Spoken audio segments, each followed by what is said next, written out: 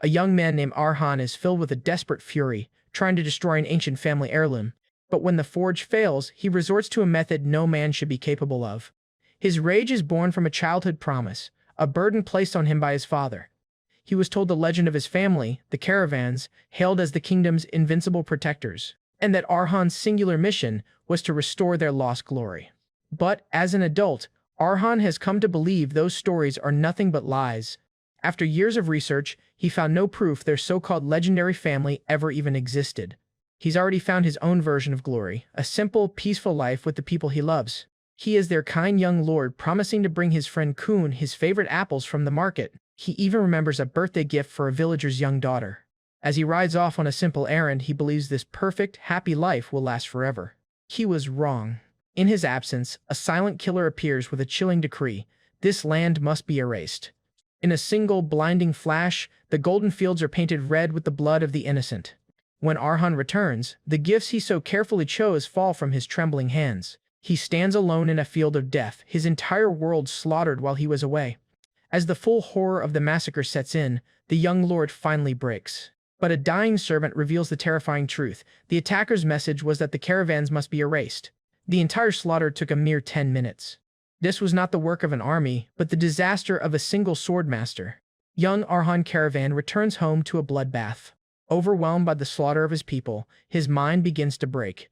This was the work of a single, mysterious swordmaster who spared his parents' lives, for now. The man delivers a chilling ultimatum: he will return in 1 month to finish the job. And when asked why, he gives no reason, only that he is following orders.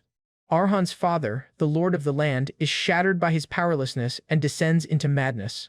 His mother reveals they cannot flee. As lord and lady of Caravan, they are honor-bound to stay and die. She confesses a painful truth: their family's heroic history is nothing but a lie. With her final words, she makes him promise to abandon vengeance and just survive. Arhan is dragged away, forced to leave his mother behind to face certain death. But as the carriage flees, the butler makes a shocking discovery. Arhan refuses to abandon his family, returning with a poison-tipped bolt, his only hope of fighting back. He arrives to a sight more horrific than he could ever have imagined. The Swordmaster stands over the body of his mother, their resistance deemed foolish. The sight of his murdered mother finally shatters what little is left of the boy's sanity. But as he takes aim, the killer's sheer aura of death paralyzes him with absolute terror. His one chance at revenge slips through his fingers as he collapses in fear. The Swordmaster decides to spare the boy, leaving him to drown in his own despair. He issues one last command: if Arhan ever continues the caravan bloodline, he will return to finish it. Broken and alone, Arhan can only cradle his mother's body, his failure absolute. But in his darkest moment, a mysterious power awakens within his family's ancestral sword. And from a time long past, a legend returns to answer his descendants' desperate cry. For 1 year, Arhan has hunted for a single name: Carlos, the man who slaughtered his family. He is lost in grief, haunted by the graves of everyone he failed to protect. But in his darkest hour, a miraculous light offers a glimmer of hope. From a portrait of his ancestor, a spirit of immense power emerges. It is Liam Karavan, the legendary founder of his house, returned from the grave. But Arhan meets this miracle not with awe, but with a year of pent-up rage. The spirit reveals he has been watching, testing his descendants' will for revenge. And now, Liam's own murderous intent can no longer be contained. He reminds Arhan of an unbreakable rule: only a swordmaster can kill a swordmaster. And their target, Carlos, is a transcendent being, a monster even among them. Faced with impossible odds, Arhan's hope begins to crumble. But Liam offers a path to power with a single bizarre command: eat my sword. He reveals the family's secret: they can consume swords to absorb the power and memories of their wielders. The method is simple and horrifying: heat the blade and swallow it. With revenge as his only guide, Arhan makes his choice. He bites down, shattering steel and his own humanity with a single crunch. The power that floods him is agonizing, a fire that threatens to burn him to ash. But through the pain, he is forced to remember exactly why he's doing this. To kill the monster, he will devour the steel and become a monster himself. The morning after Arhan's ordeal, the sun rises peacefully over the caravan estate, a stark contrast to the darkness within. Suddenly, Arhan jolts awake with a scream, the phantom pain of consuming his ancestor's sword still fresh in his mind. Gasping for air, he realizes with a start that he is alive. He checks himself over, astonished to find not a single wound on his body despite the vivid memory of the agonizing process. The entire experience was so surreal that for a moment he almost believed it was all just a nightmare. However, the sight of the sword's hilt lying on the ground serves as undeniable proof that his ordeal was very real. Just then, the spirit of Liam Caravan materializes, commending his descendants' admirable mental fortitude. But Liam's praise is short-lived as he immediately follows up with a harsh critique of Arhan's hopelessly weak body, and explains that even among his direct ancestors, many couldn't withstand the searing pain of consumption and simply gave up. Now that Arhan has passed the test, Liam confirms that all the legends his father told him about the Caravan family are true. Arhan stares, finally convinced that his ancestor's spirit is no mere hallucination. Accepting the reality of the situation, he formally presents himself to his ancestor. With due respect, he kneels and greets him as the progenitor of the Caravan line. Liam laughs heartily, instructing his young descendant to dispense with the formalities and simply call him Master. Arhan readily agrees, acknowledging his new teacher. Eagerly, he then asks if this means he has successfully inherited his master's great power, and he recalls Liam's promise that he could gain power by consuming swords. However, he is perplexed, admitting that despite the excruciating process, he doesn't feel like much has changed. At this, Liam awkwardly clears his throat and explains there's a problem and it's not with him, but with Arhan. Confused, Arhan asks his master what he could possibly mean. Liam explains that his original plan was for Arhan to consume his sword and instantly be raised to the level of a Swordmaster, but unfortunately, due to the Caravan bloodline thinning over generations, his innate ability to digest a sword's power has weakened considerably. His master delivers the bad news. In his current state, it's impossible for him to fully digest the essence of a sword as powerful as Liam's. As if to illustrate his point, a core of swirling blue energy appears in Arhan's chest, the undigested power from the sword. Arhan processes this new, unexpected limitation. Yet instead of despairing, he calmly accepts the situation, stating that if his master says it's true, then it must be so. Liam is taken aback by his descendant's surprisingly placid reaction. Arhan then explains that he was already well aware of his body's weakness, so while the result is disappointing, it's not entirely unexpected. And optimistically points out that his master said it was impossible in his current state, implying it's possible in the future. With a look of sheer determination, Arhan concludes that he just needs to start with a sword he can handle and work his way up. A slow smile spreads across Liam's face, deeply impressed by his descendant's insight. He praises him, noting that the young man already possesses the sharp intuition of a true swordmaster. To begin, Liam advises that the more worn out and handled a sword is, the better it will be for him to consume. He then guides Arhan to a vast wasteland piled high with the refuse of old battles, a perfect place to find a shabby weapon. Liam stands with Arhan before the mountain of scrap, promising to pick out the perfect starter sword for him. Looking over the gloomy landscape, Liam jokes that it's the kind of place a necromancer would love. At this, our guy explains that this is a dumping ground for everything from worthless scrap metal to unusable weapons, and tells his master that there's no more suitable place to find a sword that meets his conditions, and Liam agrees it's a good start. The sight brings back memories for Liam, who recalls that he too began by devouring swords on bloody battlefields.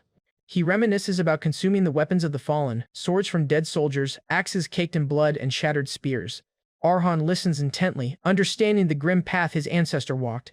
Liam explains that he did it all for one simple reason: to grow stronger and survive. The vast junkyard serves as a powerful reminder of the harsh beginnings from which his power grew. He then describes a past filled with endless clashes where people fought desperately to guard the sparks of their lives. His ancestor speaks of the battlefield's truth. In the midst of countless struggles, most lives are simply extinguished without a trace. However, he continues, a select few manage to leave behind a single, dazzling point of light. As if summoned by his words, a faint light begins to shine from within a pile of wreckage. Liam's eyes narrow with focus as he spots the source of the light, declaring, he has found it. He points toward a specific spot in the debris, directing his young descendant to the target. The object is a simple, unadorned training sword, which Liam proclaims is the one Arhan must devour as his second sword. 1 month passes and a band of thieves arrives at the caravan mansion, noting that the entire village appears to be abandoned, just as they'd heard. As they cautiously enter the estate, one of them nervously wonders if a warlock once used it for dark experiments. However, the group's leader dismisses the idea, reasoning that if a warlock lived there, they would have been killed the moment they stepped inside. Instead, they figure the mansion is likely just a hideout for a fallen noble. Despite its abandoned state, the bandits can still smell the lingering scent of wealth. 2 of the thugs celebrate their good fortune, believing the job will be an easy score with no one around. Suddenly, one of the men freezes, realizing something is out of place. He discovers a wardrobe and lecherously assumes a noble's daughter must be living there. He then pulls out a freshly laundered dress, confirming for the others that someone is indeed still in residence. After that, he inhales its scent with a creepy grin. One of them begins to get excited, suggesting that if they play their cards right, they might have some fun.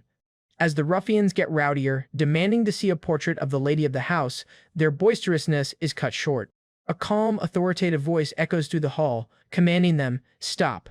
From a darkened doorway, Arhan Karavan, the young lord of the manor, emerges. He coldly informs the intruders that his mother cherished tidiness and orders them to put down her belongings. Stepping into the light with a stern expression, he suggests they all have a conversation. The bandits are stunned into silence, surprised by the sudden appearance of the young man. They quickly size him up, while one of them mutters his disappointment that it's a boy and not a woman. Arhan calmly asks the men if they came seeking food or simply a place to stay. He then offers them an out, stating he's willing to accept them as guests if their intentions are benign. The bandit leader just scoffs at the offer, mockingly asking the young lord if he's lost his mind, and insults him further, sneering that nobles like him must not have any common sense. He advances menacingly, telling Arhan he should have stayed hidden instead of crawling out to make a fuss. Arhan remains perfectly still, closing his eyes as if bored by the man's threats. Enraged by the apparent disrespect, the bandit leader roars, "Is he that eager to die?" as he raises his axe at Arhan's head. But Arhan's eyes snap open, now glowing with a faint, otherworldly light. His pupils morph into fiery red slits, a sign that his newfound power has been unleashed. Before the bandit leader's axe can hit him, he pierces the man's gut instantly with his needle-like sword. As blood erupts from the leader's mouth, he finally understands their fatal mistake, just as Arhan states coldly, "So they were intruders," and completes his statement, "Not guests." The scene shifts back to the past. Before the Roaring Forge, Arhan stands ready for his next lesson from his ancestor, Liam. The two of them prepare for the next step in his training. Liam presents him with his next meal, a bizarre, needle-thin sword. Arhan examines the blade, noting that it looks less like a sword and more like a simple needle. He voices his concern that the fragile weapon might snap, but his ancestor assures him this is by design. However, the spirit explains that this sword was never meant for conventional slashing or crushing. Instead, it's a specialized weapon forged for a single, deadly purpose. In a life-or-death battle, its design is for one thing only, piercing an enemy's vital points. It's meant to deliver a swift and decisive end to a foe's life with a single, precise strike, and declares that this is a sword meant only to thrust. Bewildered, Arhan questions the utility of a sword designed exclusively for thrusting. Ever perceptive, Liam correctly guesses that his descendant is wondering why one wouldn't just use a spear instead. And that question is not without merit. However, he tells him that the memories dwelling within that sword are the most useful thing for Arhan's weak and fragile body. To illustrate his point, he then reveals a staggering fact about the sword's history. Its previous owner, before her death, single-handedly used it to end the lives of over 2,000 enemies. More shocking still, this legendary warrior was a woman with a body even more slender than his own. He instructs him to show the weapon the respect it has earned, and to consume it with gratitude for the power and experience it holds. Resolute, Arhan steps toward the forge, ready to consume the blade and its history. As he heats the sword, Liam warns him that while its sins are light, the life it carries is immeasurably heavy. His ancestor promises that Arhan has much to gain from inheriting the memories of the woman who once wielded this rapier. As the sword is consumed, he is flooded with memories of its previous owner, starting with the image of a burning mansion. It's a memory of a massive fire that consumed everything. And he sees a young girl named Mary, barely 10 years old, waking up covered in bandages and scars. In that inferno, her parents had been burned to unrecognizable ashes. Learning she was the sole survivor of the tragedy, the child is overcome with grief. Lying in her sickbed, she whispers her deepest desire, to have died with her family. Orphaned and alone, she was sent to live in an old orphanage that worshipped a goddess of fire. In a cruel twist of irony, the place meant to be her sanctuary viewed the very element that had destroyed her life as salvation. Having lost everything to fire, she found herself trapped in a place that revered it, a constant, painful reminder of her trauma. She realized then that she hadn't escaped the flames at all, and her suffering was far from over. The days that followed at the fire-worshipping orphanage were horribly peaceful. The other residents gossiped behind her back, wondering about her scarred face and whispering that she was cursed by the goddess. They saw her burns not as a sign of tragedy, but as a disgusting mark of a divine curse. She was ostracized and tormented, branded as creepy, a monster disgusting and horrible by those around her. Broken by the constant hatred and her own grief, her will to live shattered, and once again she wished for death. Every day she prayed for an end, desperate to escape the phantom flames of her past and the very real fire of hatred that surrounded her. Her despair continued, unchanging, until one fateful day altered her path forever. One night she witnessed an old man practicing with his sword under the moonlight. Though his swordsmanship was crude, it possessed a raw beauty that, for a fleeting moment, made her forget the hell she was living in. The man was Heckle, a former wandering knight who had been working at the orphanage for a long time. Normally, to an old man with such a harsh face, she wouldn't have even dared to say a single word. But something compelled her to approach him as he stood alone in the woods. With newfound courage, she asked the old swordsman how she can become like him. Declaring she wants to learn, Mary takes her first defiant step towards wanting to live again. Heckle looks down at the small, scarred girl with a stern, dismissive expression. He tells her that learning the sword won't be of much help in life, especially for a girl. The old knight warns her that a blade like his will only end up hurting her in the end.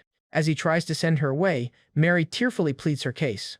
She vows that if she can just learn to fight, then no fire in this world will ever be able to scare her again. Her desperate conviction gives the old swordsman pause. Later, in a storage room, Heckle makes his decision. He presents her with a barrel of heavy training swords and issues a challenge. If she can even swing one, he will teach her. Mary silently observes the heavy blades, her expression unreadable. Mary asks, does she have to swing at Heckle? If not that, then what? Ignoring the broadswords, her hand reaches for a different kind of weapon, and she chooses the thin, needle-like blade, declaring that as long as she can fight back, nothing else matters. In a stunning display of intent, she points the blade directly at her would-be master's throat. With fierce determination, she proclaims that she will become whatever she needs to be. The memory of Mary's past concludes, a story of her first act of defiance. And, as Arhan's consciousness returns to the present, he unleashes his own first thrust, recognizing the bandits as intruders. The bandit leader chokes in agony as the needlesword finds its mark. With a single perfect strike inherited from Mary's memories, Arhan fells the hulking man. He stands over the corpse of his first kill while the remaining bandits look on. The intruders are paralyzed with shock, unable to comprehend what just happened. Their easy raid has turned into a nightmare as they stare in disbelief at the seemingly weak boy who just killed their leader. Seeing their fear, he decides there's no need for further conversation and prepares to eliminate the rest. Watching from the shadows, Liam's spirit observes the scene with a knowing look. He reflects that over the past month, he only taught his descendant one thing. That one thing was a rigorous physical training method to build Arhan's stamina, allowing him to run for hours without tiring. And he proudly notes that he taught the boy absolutely nothing about actual swordsmanship. The fact that Arhan could execute such a perfect thrust is proof that he is properly digesting the sword's memories and skills. With pride, he urges his descendant to show him what he's truly capable of. Holding the needle sword with newfound resolve, Arhan prepares to show his ancestor and the remaining bandits his first true step as a caravan. He reflects on the fatal blow he has just landed, a precise strike aimed at the intruder. The thug collapses, his lungs fatally pierced, a feat of incredible precision between the ribs. Our guy acknowledges that as an unskilled novice he could never have performed such an expert thrust on his own. And he realizes the only reason for his success is the power inherited from the needle, the sword he consumed a month prior. The memories of Mary, the needle's original wielder, flood his mind, revealing the source of his newfound skill. He recalls that Heckle taught Mary how to stand straight and hold the sword, and even how to survive. While his methods weren't based on a formal, established theory, they were practical and effective. His swordsmanship was a free-spirited style born from a life as a wandering knight. For Mary, who had always feared fire, the dance of Heckle's blade was a beautiful and captivating sight. She trained relentlessly in the snow, mastering the quiet toughness inherent in his fighting style. Proudly, she came to call this unique style Heckle's blade, a tribute to her beloved mentor. And she loved the swordsmanship he taught her with all her heart, and their bond deepened over the years. A few years later, a frail Heckle lies on his deathbed, telling her the day will come for her to leave. He holds her hand, urging her to go out and see the wider world when the time is right. And this is the last lesson he leaves for her, his final lesson. Mary weeps as he tells her he is glad she is there for the end of his journey. As he passes away, she holds his hand, overcome with grief for the man who saved her.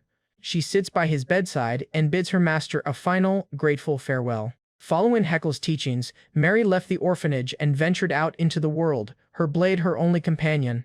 It wasn't long before she made a name for herself as a skilled and well-known mercenary. Whether it was her peculiar, needle-thin sword or the rarity of a young woman in her profession, she quickly drew attention. On the battlefield, she became known by a unique and fearsome moniker. Her enemies came to know her as the Sewing Gypsy, a testament to her deadly, precise strikes.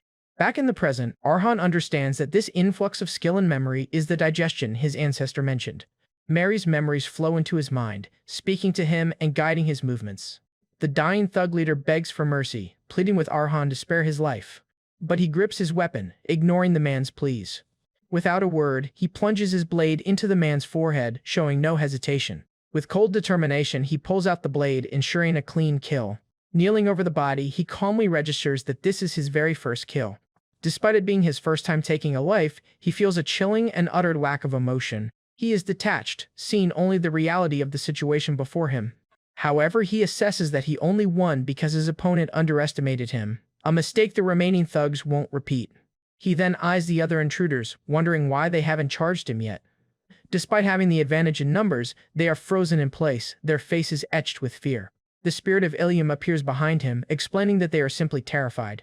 Ilium notes that his movements were far too skilled for a beginner, which is why they are so afraid. The thugs panic among themselves, paralyzed by a fear that clouds their judgment, and explains that this level of fear is tricking them into seeing Arhan as a much more powerful being than he actually is. He then tells Arhan what he has become in the eyes of his terrified enemies. To them, he is no longer a boy, but a sword-wielding fiend. Accepting this new identity, Arhan launches himself forward. His cold gaze fixes on his frightened targets. Now is the time to strike. One of the thugs musters his courage and swings, screaming that he'll kill the boy. Arhan effortlessly dodges the clumsy, fear-driven attack, pivoting on his heel. With his opponent wide open, he prepares a counterattack, his eyes glowing with deadly intent. He executes a swift, lethal strike, and blood erupts from his victim's neck. As another foe falls, his mind fills with the voice of Heckle, echoing from Mary's memories. Heckle's lesson surfaces: as a woman without brute strength or stamina, she could not afford prolonged fights. Another thug screams as he strikes with a spear, putting all his strength into the blow. Arhan leaps and easily dodges the powerful but slow attack.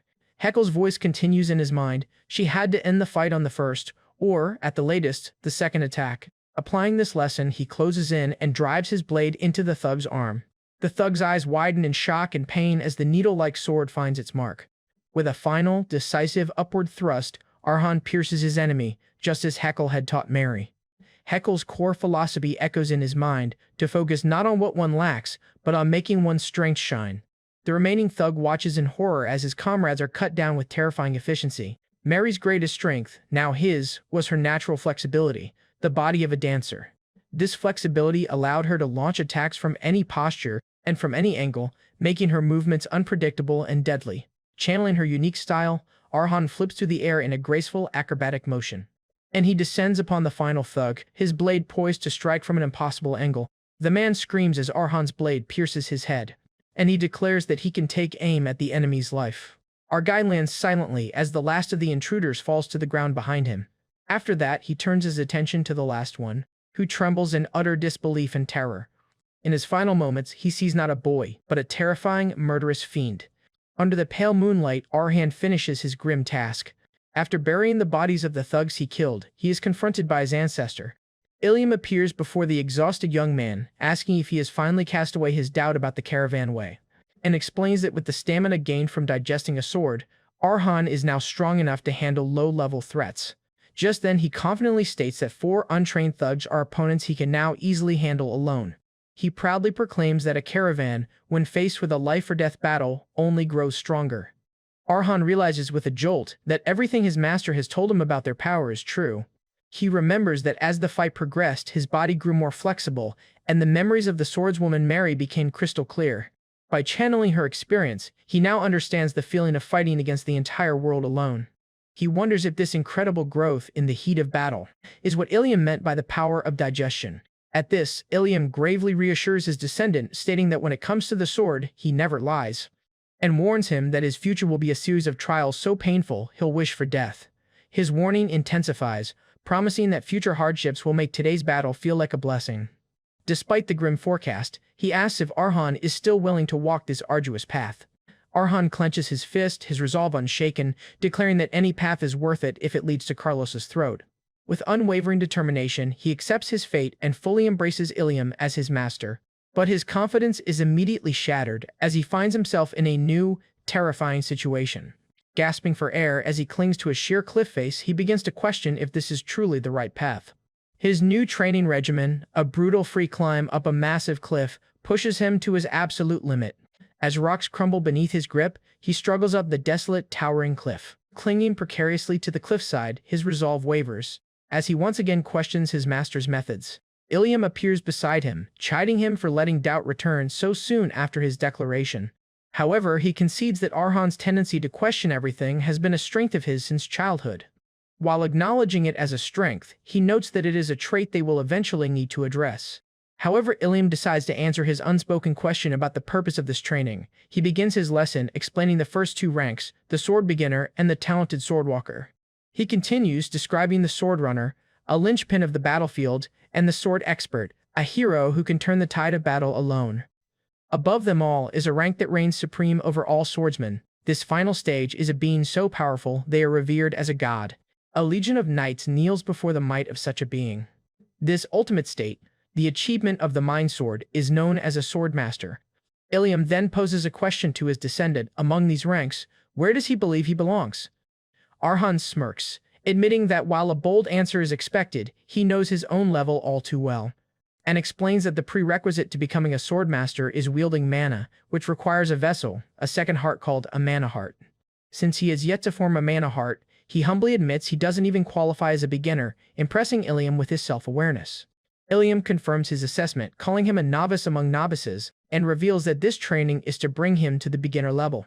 Arhan is stunned to learn that this life-threatening climb is just to form a mana heart. He yells in disbelief, questioning why he is risking death just to form one. Clinging on for dear life, he can't comprehend why they are taking such a dangerous route for this basic step. He argues that in the current era, one can simply drink an alchemist potion to achieve the same result. Alternatively, a walker-level knight can infuse a person with mana to awaken their senses and form a mana heart. He then points out the method is so simple that even noble ladies who only learn self-defense can easily form one. Frustrated, he demands to know why they are sticking to this archaic and dangerous method instead of taking the easy path. The sheer absurdity of his life-threatening training for such a common goal leaves him utterly bewildered. Ilium calmly agrees that forming a mana heart isn't difficult and that the normal methods would work. However, he explains, the blood of caravans is imbued with the unyielding power of steel, requiring an equally tough vessel. His ancestor reveals that an ordinary heart will not suffice for a caravan, as it can only reach the level of a human. To truly reach the level of a swordmaster, he insists, a caravan must have one thing, an essential component that can clash with the world itself and remain unscratched, a heart of steel. And he declares there is only one way to forge such a powerful heart. The body must be endlessly pushed to the brink of death, forcing it to feel the need for a mana heart and create one on its own. This training is so grueling that even among Ilium's descendants, very few have ever completed it. The process is so painful and terrible that most either give up or perish. However, the few who endured to the very end became true swordmasters.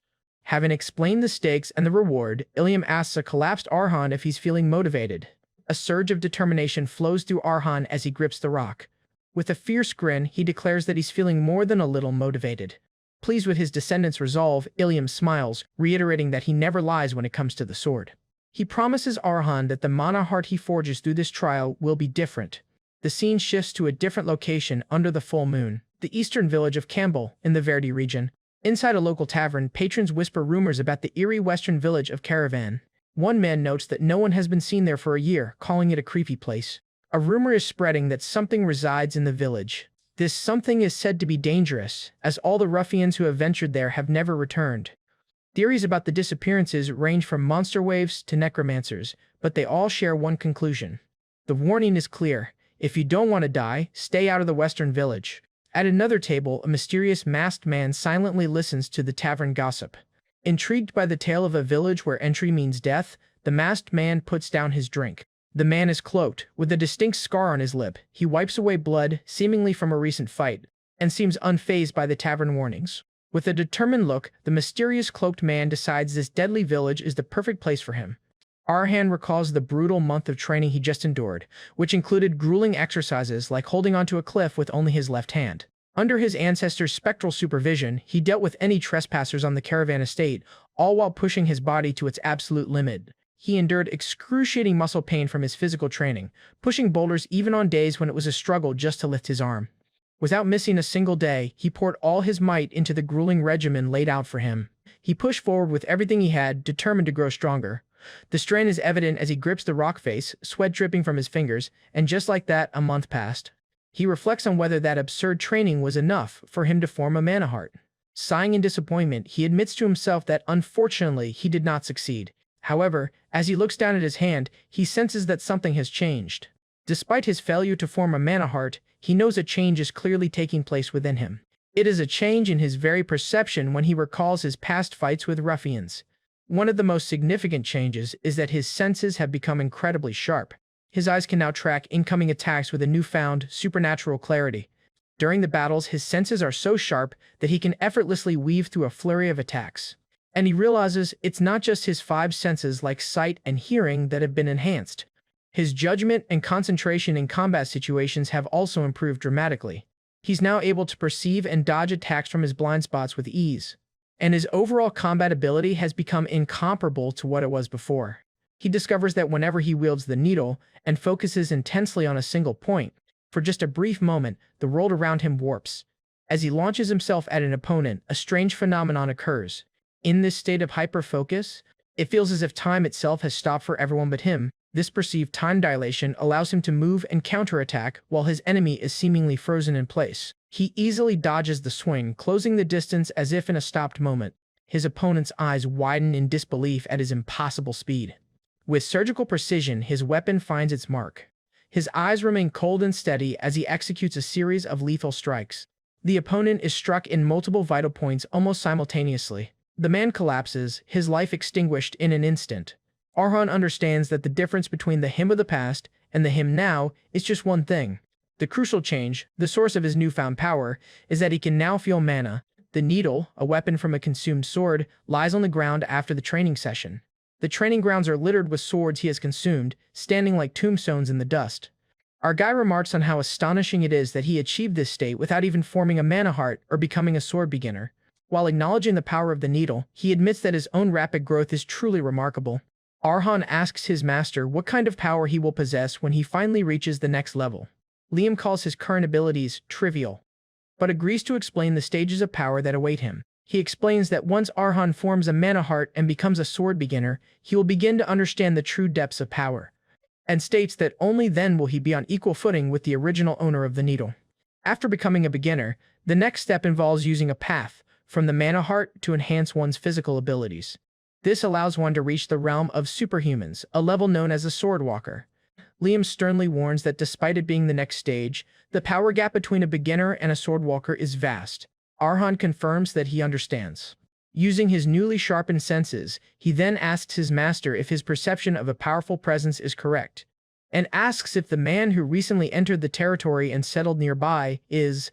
A mysterious cloaked man sits among the ruins, his sword lying on the ground before him, and he unleashes a powerful red and blue aura. The mysterious swordwalker reveals himself, his weary but intense gaze fixed forward. Liam confirms his fears, stating that the man is on a completely different level and that Arhan wouldn't last a single second against him in his current state. Despite the overwhelming difference in power, Arhan steels himself, deciding to observe the situation and prepare for the worst. Liam suggests the most logical course of action: abandon the territory to avoid a fight he cannot possibly win. But Arhan firmly rejects the idea, declaring that's not an option. He looks out over his desolate, ruined home, acknowledging its tragic state. Yet he declares that this is the only place that holds everyone's memories, and he will not abandon it. Liam falls silent, a slight smile on his face as he recognizes his descendants' unyielding will. With his resolve set, Arhan turns to face the approaching threat. His ancestor offers words of encouragement, telling the young man to grow stronger, and delivers a harsh truth. In this kingdom, only the strong have answers, and his simple wish to protect this home is a luxury he can't yet afford. Liam advises him to use the emotions he feels now, his resolve, his grief, his anger, as the driving force to obtain what he desires. He must feed on this new trial and forge himself to be as hard as steel. And he must become so powerful that no one will ever dare to laugh at his words or challenge his will again. He wonders whether it was because his master's words reached him as he faces a sword glowing with a blue aura. Just then, the Swordwalker appears before him, pointing his sword, and warning him not to even think about running. The powerful intruder's sword glows with an oppressive mana. The Swordwalker delivers a chilling ultimatum. Show me your back, and I will cut you down on the spot. Faced with an opponent far beyond his current abilities, Arhan realizes an unexpected and deadly trial has arrived. After a mysterious man took up residence in his desolate territory, Arhan began a new daily routine. And so, his days consisted of observing the strange man from afar as he moved through the ruined village. Through this constant surveillance, he learned a few things about the stranger's habits. For one, despite the abundance of empty houses, the man never touched a single item, respecting the property of the absent owners. And he lived a Spartan life, subsisting only on the few belongings he had brought with him. Arhan also noted that the man would often lose himself in thought while watching the sunset each day. At other times, he would go into the woods to pray, leading our protagonist to a single conclusion. Watching from the shadows, he whispered his deduction to himself. The mysterious guest seemed to be a knight. Liam's spirit agrees, identifying the man as a swordwalker who strictly adheres to rules and manners even when no one is watching. His ancestor notes that such inflexible people are rare, usually found only among the ranks of knights. At this, Arhan optimistically suggests that a knight who upholds justice might not be such a bad first neighbor to have. But Liam scoffs at his naivety, warning him that while knights pursue honor, it is misleading to call them righteous. He explains that a knight's honor is highly subjective, and ultimately defined by the one they have sworn loyalty to. Ultimately, he states, a knight's code is dictated by the will and wealth of their employer. With a harsh glint in his eye, the spirit prepares to teach Arhan the true, brutal meaning of the word knight. He defines them as nothing more than executioners who use honor as a pretext to exercise violence. And clad in expensive gear, they're simply enemies who are annoyingly difficult to kill. He then warns him not to be fooled by the title, but to instead observe and judge the man's true essence. And he reveals what he believes to be Arhan's most precious and unique talent, the ability to doubt. Taken aback, Arhan questions how doubting could possibly be considered a talent. Liam explains that even as a child, while pretending to listen to his father's legends, he was secretly investigating their truth. Even after gaining power, he wasn't intoxicated by it, instead using observation and a morbid sensitivity to find answers, just as he did with the bandits.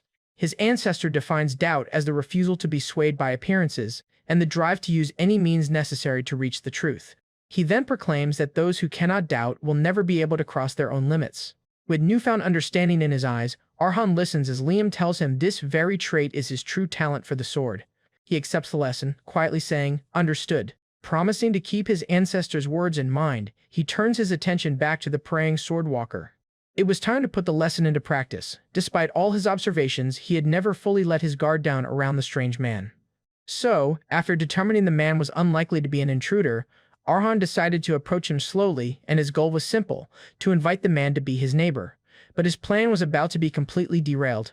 Before he can even speak, the swordwalker turns, revealing he was aware of his presence all along and warning him not to run. At this, our guy is sweating with fear. The swordwalker's blade glows with a menacing blue aura as he issues a dire warning. He warns Arhan that if he dares to show his back, he will be cut down on the spot. Gripping his rapier, our guy realizes his attempt at a peaceful introduction has gone completely sideways. The tense situation triggers a memory from the rapier's previous owner, Mary, a woman once known as the Sewing Gypsy. In her memories, that alias brought her fame, with well-known mercenary groups trying to recruit her. However, that same reputation also attracted thugs and challengers who wanted to test the rumors for themselves. And as she dealt with these endless fights, a certain arrogant thought began to take root in her mind. As she effortlessly defeated her opponents, she started to believe she was more than just a peculiar mercenary. With a confident smirk, she came to believe that she had become a truly strong swordswoman.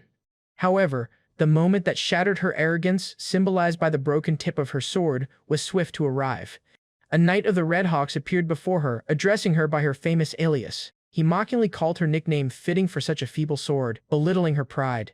Her confidence evaporated as she stared up at the imposing, fully armored knight.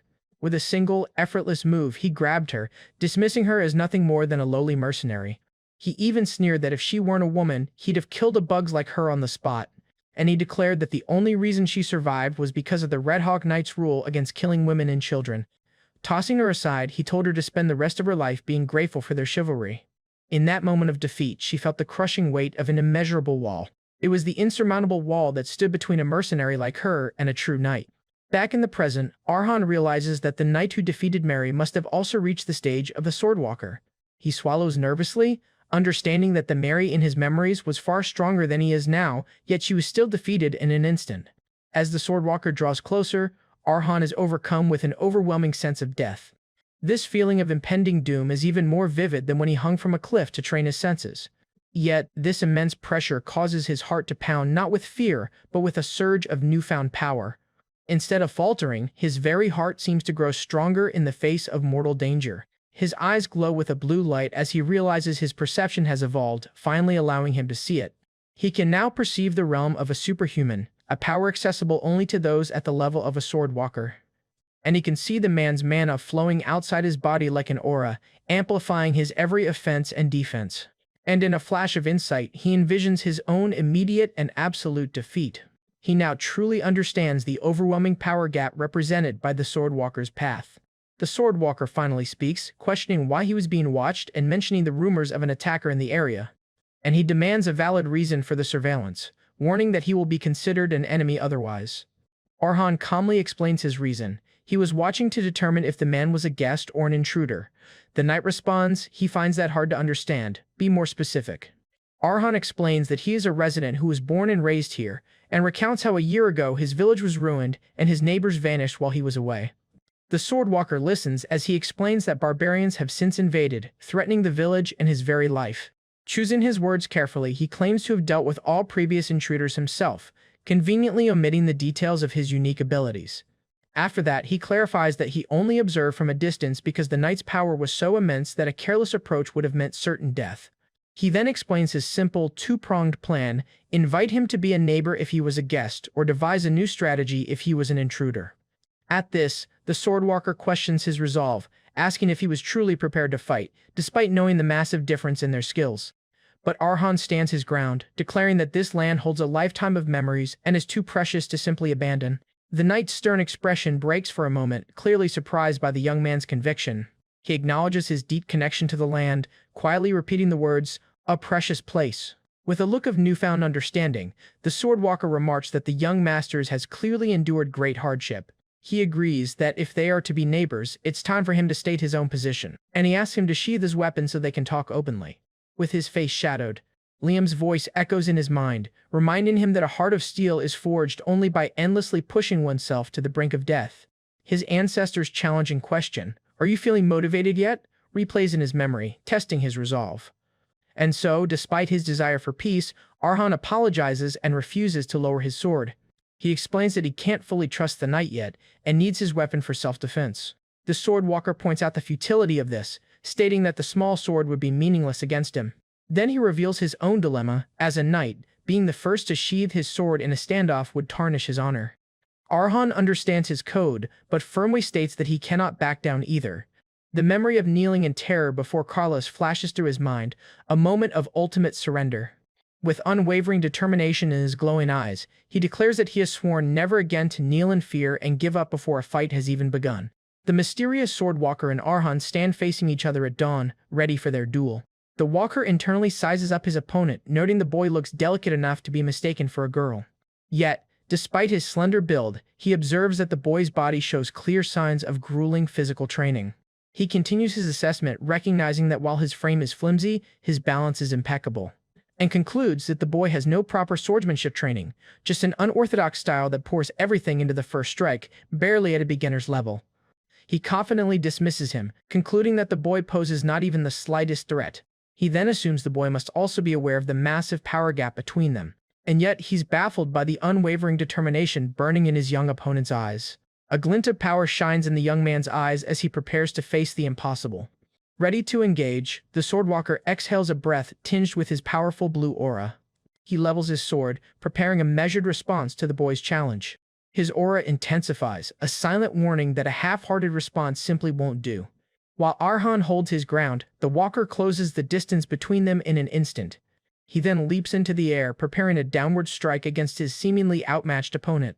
The knight decides on a non-lethal approach, aiming to strike the boy's wrist and disarm him immediately. and he believes this is the best way to end the fight without causing serious injury. But just as his attack is about to land, he sees something unexpected. The clash of steel rings out as, against all odds, the boy successfully parries the Swordwalker's attack. The walker's eyes widen in absolute shock at this impossible turn of events. He can't believe his sword was just deflected by someone who isn't even at a beginner's level. Arhan, far from being overwhelmed, immediately repositions himself. And in the wake of their clash, the walker senses a powerful surge of mana radiating from him. Mana swirls around the young man like powerful waves, a phenomenon that shouldn't be possible for a beginner. The knight wonders in disbelief if he somehow managed to form a mana heart in that single split second. His suspicions are confirmed as he witnesses the raw power of an abnormal mana heart blazing to life within the boy. He is rattled. Deflecting his sword should have been impossible, yet it happened. He then questions if this feat was due to the boy's mana heart, which he notes is unlike any normal, flexible one.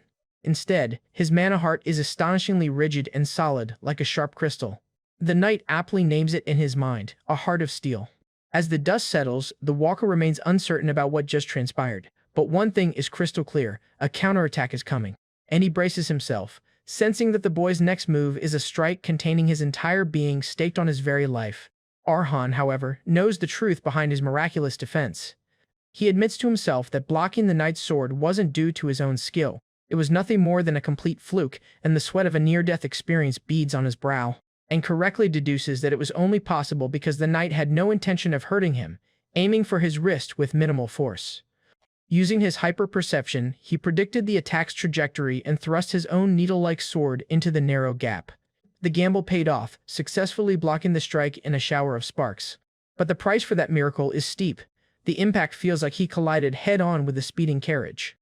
He grits his teeth through the agony ravaging his body, feeling as if every bone has been shattered. He faces the despairing gap in their power, a chasm as wide as a small child standing before a monstrous beast. And yet, a slight determined smile spreads across his face. Despite the pain, he is victorious in his own way, having finally awakened the heart of steel he so desperately longed for. However, he acknowledges his reality. Even with this new power, he's still a beginner, and his thrust will never reach such a skilled knight. Realizing a direct confrontation is futile, he concludes there is only one way forward. He must create a path of his own. He resolves to forge a unique fighting style, leveraging his newfound heart of steel and his specialized needle-like sword. To do this, he will use another's painful memories of defeat as a stepping stone, Mary's memories. He recalls the day she collapsed before the overwhelming wall of a swordwalker. As she faced that insurmountable limit, her body trembled with fear. But in that moment of despair, a memory came to her. It was the voice of her mentor, Heckle. The memory shows a sick and dying Heckle, sharing his final wisdom with her. He explained that while most swordsmen see a wall as an insurmountable limit, it's merely an excuse for those who lack courage. Walls, he declared, exist solely to be overcome, and told her that the fear she feels is the fate of all who hold a sword, and that it is merely a stepping stone to greater heights. His voice echoes, "Don't look away. Stand tall instead, and face it head-on." In her memory, Mary faced that Red Hawk Knight, her own formidable wall. The knight's overwhelming presence seemed impossible to overcome. Heckle's voice continued, warning that she would be cut and torn apart miserably, and that she would fall to her knees in helplessness. "But if you don't give up and continue to strike against it," his words continued, "your sword will surely surpass that wall." Mary recalled the words with fierce determination, her mentor's wisdom giving her strength. "So believe in yourself," was his final piece of advice. Inspired by this philosophy, passed down through Mary's memory, Arhan stands resolute, his heart of steel glowing, ready to overcome his own wall. The mysterious swordwalker watches with intrigue, surprised by the young man's resolve in the face of such overwhelming power, and muses that every swordsman who has lived a fierce life will eventually face an insurmountable obstacle. For Arhan, this obstacle manifests as a massive, metaphorical wall representing the immense power gap between them. Yet despite the crushing pressure and a deep sense of hopelessness, he readies his stance, refusing to yield. The walker notes that his aura alone should make a single step feel like an impossible burden for the boy. And he had fully expected Arhan to be overwhelmed by the instinct to turn his back and flee from certain defeat. And yet, the experienced knight is shocked to see that he shows no signs of backing down. Fueled by sheer determination, the seemingly unbreakable wall in Arhan's path begins to crack. Instead of running, he prepares to defy the odds and clash directly against the insurmountable wall before him. Our guy internally acknowledges that while this may seem like youthful recklessness, it's a trial he absolutely must overcome. He then reasons that his path to victory doesn't need to be perfect, Even a clumsy and incomplete plan is enough to begin. As long as there is even a sliver of a possibility of reaching his goal, he believes that alone is motivation enough. Harnessing his unique family ability, Arhan focuses his mind, beginning to doubt and analyze every aspect of his opponent. He observes every minute detail, the muscles his opponent uses, the rhythm of his breathing, and the intended trajectory of his blade. With intense focus, he gathers every clue, eliminates all unnecessary information, and begins to forge his one chance. Through this intense analysis, a single, shining path to a potential opening begins to form in his mind. With his target clear, he visualizes the one path he must take to reach that specific point. And he has successfully forged a single path, a sliver of hope against an opponent he should have no chance against. At this, the spirit of Liam smiles, saying, "That's a descendant to advance without yielding before any adversity," and proudly affirms that this indomitable spirit is precisely what it means to be a caravan. His ancestor's voice echoes in his mind, encouraging him not to fear shattering, and willingly throws his whole body into the trial and forges himself. He then urges his descendant to display this power for the world to see, the flow of the caravan's will. Channeling this newfound will, Arhan explodes forward, charging directly at the Swordwalker. But as he runs, a flicker of memory surfaces, and he admits to himself that a part of him was deeply afraid.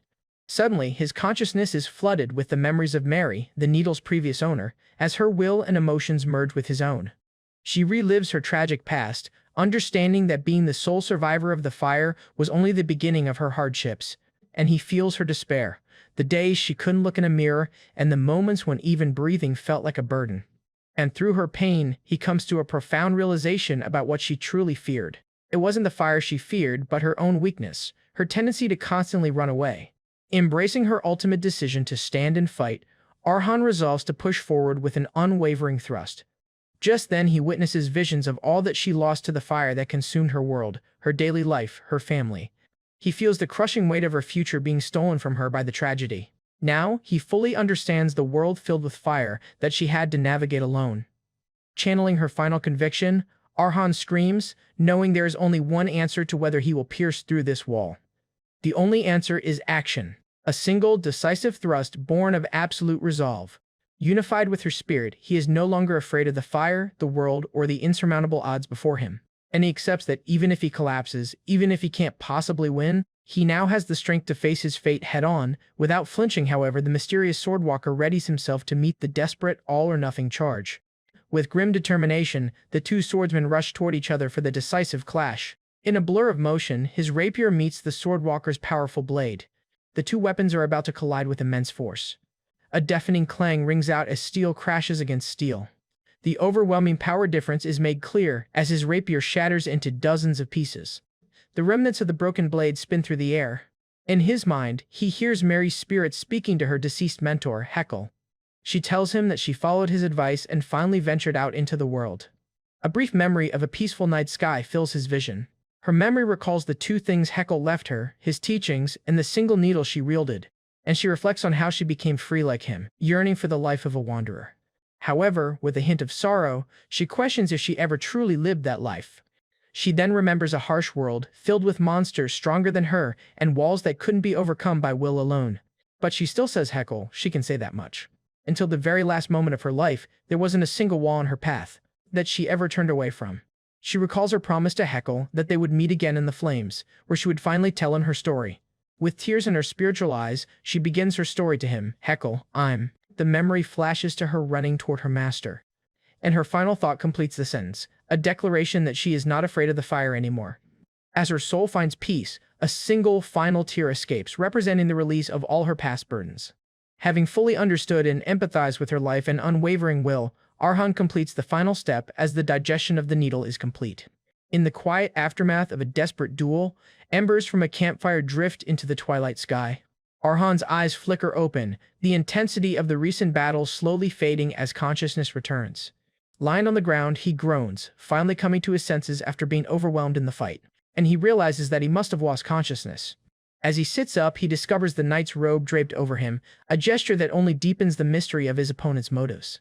His gaze falls upon the shattered remains of his rapier, and he concludes that, in the end, he had failed to break through the man's defense. He picks up the broken hilt of the needle, his expression hardening with resolve despite his defeat. Just as despair threatens to set in, the spirit of his ancestor, Arhan Karavan, appears, telling him not to be disheartened, and reassures his descendant, proudly stating that his effort was a struggle worthy of the Caravan name. With a knowing grin, Liam teases him, asking if he has yet to notice the profound change that has occurred within him. His ancestor reveals the incredible upside to the defeat. The life-or-death struggle has caused Arhan to completely digest Mary's rapier, the needle. Arhan clenches his fist, marveling at his newfound flexibility, and senses now so sharp they rival a wild beast's. As he processes the change, he feels as if he has become a veteran mercenary who has lived his entire life on the battlefield. He thinks he now understands the master's intention in choosing the sword.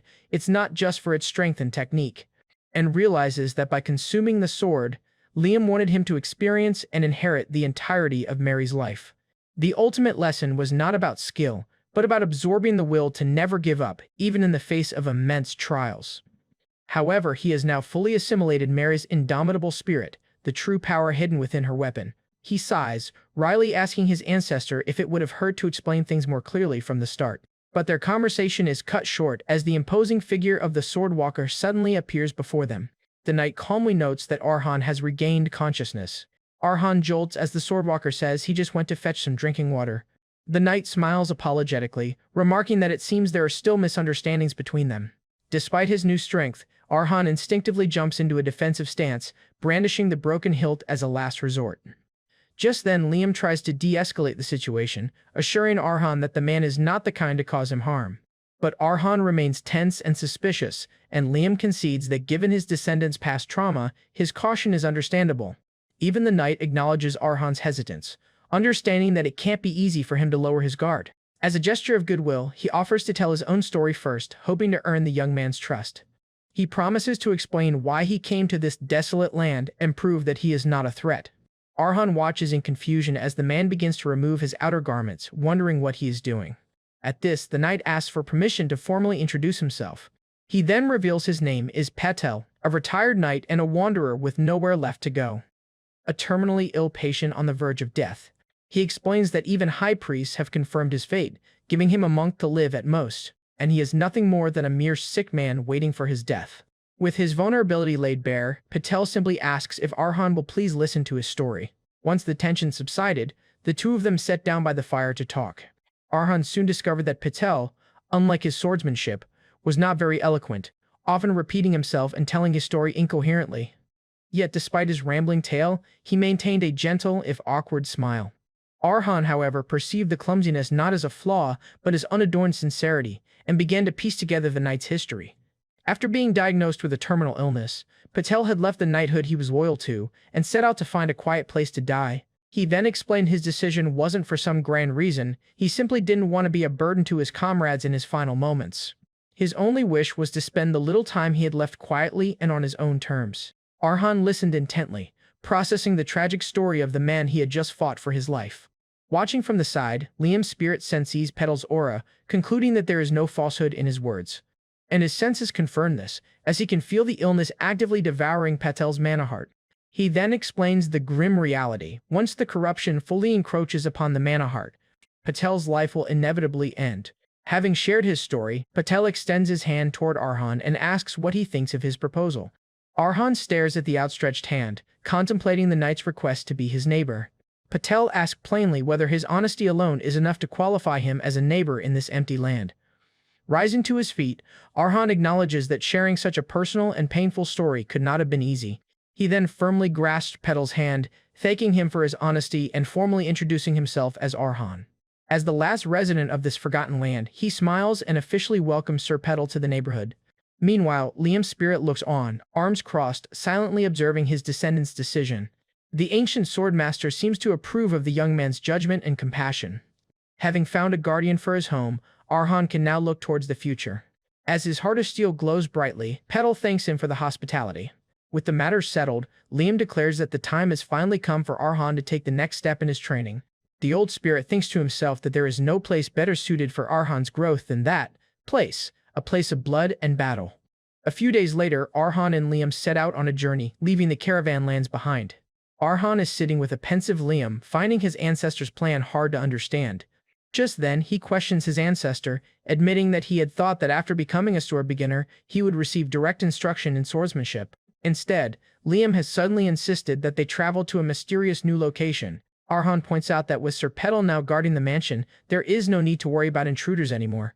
Liam simply chides his descendant for still possessing the mindset of an ordinary person, and sternly reminds him that the caravan lineage is special, different from anyone else in the world. He then explains that for someone with the blood of steel, conventional training is secondary to the endless struggle that pushes the body to its absolute limits. His ancestor asserts that the true priorities for a caravan's growth are real combat and the digestion of new swords. With a grim smile, he promises that their destination is the perfect place for Arhan to find the growth he needs. At this, Arhan immediately grasps the nature of their destination, a stage for life-or-death duels, where only those who crave battle gather. Liam declares that back in his era, this legendary battleground was given a name. A vision of brutal combat flashes before Arhan's eyes, warriors clashing in a fight to the death, and he can hear the roar of a bloodthirsty crowd, hungry for a violent spectacle. The vision reveals a massive, Colosseum-like structure, built for glorious and deadly combat. Finally, Liam reveals their destination, a place where legends are forged and broken, the arena. Arhan and his ancestor Liam arrive at their destination, the renowned City of Steel, Firma. As a key city in the Iron Kingdom, its reputation is built on highly developed metallurgy, supplying equipment across the entire nation. The city is a bustling hub for warriors and adventurers, earning it the moniker, the Holy Land of the Sword. However, Liam reveals that the true driving force behind Firma's growth wasn't its forges, but something far more brutal. He points towards a massive coliseum, identifying it as the infamous and blood-soaked arena, and nostalgically remarks that while the arena has changed over time, the name itself still carries a powerful weight. Even he can still feel the palpable heat radiating from the stadium, a familiar sensation that reminds him of the countless struggles that once took place within its walls. He then recounts the various types of duels from his era, from beast versus beast fights, to humans being pitted against wild animals. There were even vicious species duels to decide the superiority between different races like elves and beastmen. But among all the brutal contests, Liam declares that the most violent of them all was the simple combat duel. These weren't mere spars, they were unforgiving brawls where survival was the only prize. Gladiators possessing a variety of techniques would be thrown into the ring to fight like beasts in the dirt, and the rules were simple and merciless. The victor claimed the loser's life and everything they owned as spoils of war.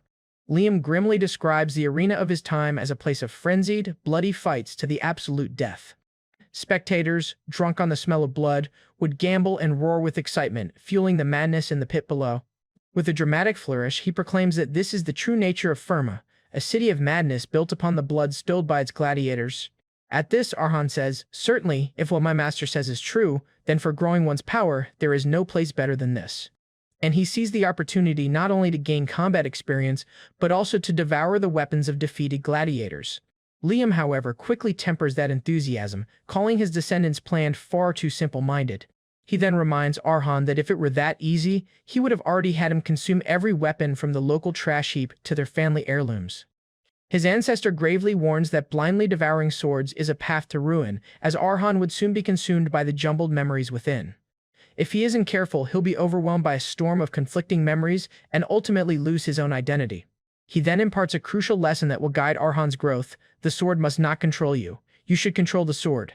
Therefore, until Arhan learns to master this process on his own, he must strictly consume only the swords that Liam chooses for him. With the lecture over, the ancient spirit eagerly declares it's time to head into the hot place of struggle. 3 hours later, Arhan finds himself navigating the chaotic entrance to the now organized arena. A smiling receptionist says that since this is Arhan's first time, he will need to register first, who informs him he must get a medal issued before he can enter. Surrounded by intimidating, seasoned gladiators, Arhan is completely taken aback by this unexpected layer of bureaucracy. Confused and out of his element, he mutters to himself, "A medal? What the?" It seems Arhan isn't the only one out of the loop, as his ancient ancestor is just as baffled by the concept. Indeed, the legendary Swordmaster, founder of the caravan line, is completely stumped by this modern development. Liam insists that such a system never existed in his day, leaving both him and a flustered Arhan at a loss. However, the receptionist tells the confused young man to get back in line. These medals, it turns out, are the arena's official ranking system, an indicator of a gladiator's fame, status, and martial power. This new, structured system has a clear hierarchy of classes, starting from the very top. The ranks descend from the prestigious black, white, and platinum medals down to the more common gold and silver. As a complete newcomer with no record, Arhan naturally receives the lowest possible rank, a simple bronze medal. He stares blankly at his less than impressive medal, while Liam observes that a lot has certainly changed over the years. When Arhan says, "Quite unlike your sentiment from a few hours ago," Master Liam defensively retorts that the arena's atmosphere wasn't always so tame and organized. He fondly recalls his era, where anyone, from a helpless scholar to a massive barbarian, was simply shoved into the ring to fight for their life. As they walk, Liam grumbles about the preposterous idea of weight classes, while Arhan correctly deduces it's all been commercialized. Our protagonist reasons that the old way was unsustainable. Endless death matches would deplete the gladiator pool and bore the gambling spectators. And he concludes that for the sake of entertainment and profit, it's better business to match novices against novices and experts against experts. Looking at a posted fight schedule, he accepts that, for better or worse, the times have simply changed. He then reluctantly admits that because of these changes, the arena has transformed from a bloody pit into a symbolic landmark that draws in tourists. He concedes that this shift, however distasteful, was a successful change that allowed the metropolis of Firma to flourish. Walking on, he mentions another new development, an unspoken rule among gladiators that you generally don't take the loser's life. Liam scoffs that while a loser won't be left in one piece, this new civilized approach is a far cry from the lethal brawls of his time. However, he stops complaining as an idea strikes him, admitting this new system might actually be fortunate for Arhan, and explains that a confrontation with an equal enemy will provide good experience and teach a different lesson than his previous, overwhelming fights. Until his first match, Liam suggests they browse the local smithies, noting the quality will be far superior to what Arhan is used to. He suddenly halts mid-sentence, remembering that Arhan's current sword is prone to breaking and that they should prepare spares. But before he can finish his thought, his keen senses are drawn to something else nearby. Turning to his descendant, the ancient spirit asks Arhan just what it is they're looking at. Arhan, completely oblivious to what has caught Liam's attention, looks back at him in confusion. Following his ancestor's gaze, Arhan's eyes widen as he finally sees the source of his curiosity. Before them stands a long, ornate wall with dozens of unique and legendary weapons displayed in individual niches. Arhan stares in wonder at the beautifully crafted armaments, each one a work of art. He wonders aloud why so many weapons are being displayed in the middle of the street like monuments. Lost in thought, our protagonist is startled when a man suddenly appears behind him and speaks. An older gentleman with a monocle chuckles, correctly guessing that this is the young man's first time seeing the Hall of Fame. Arhan turns to face the well-dressed and polite stranger. The man introduces himself as Tom, the manager of the hall, and graciously offers to explain the display. Caught off guard by the formal introduction, Arhan hesitates for a moment before responding. Beside him, Liam's spirit studies the manager with a calculating and thoughtful expression. Composing himself, Arhan introduces himself by name and gratefully accepts Tom's offer for an explanation. Tom explains that the armaments on display belong to legendary gladiators who achieved outstanding accomplishments in the arena's past, and clarifies that the weapons are now old and worn, having lost their function as tools of combat, but they are displayed to the honor their fighting spirit. As Arhan quietly takes in the information, Tom kindly offers to answer any other questions he might have. The manager adds that sharing the history of this glorified place is one of his small joys in life.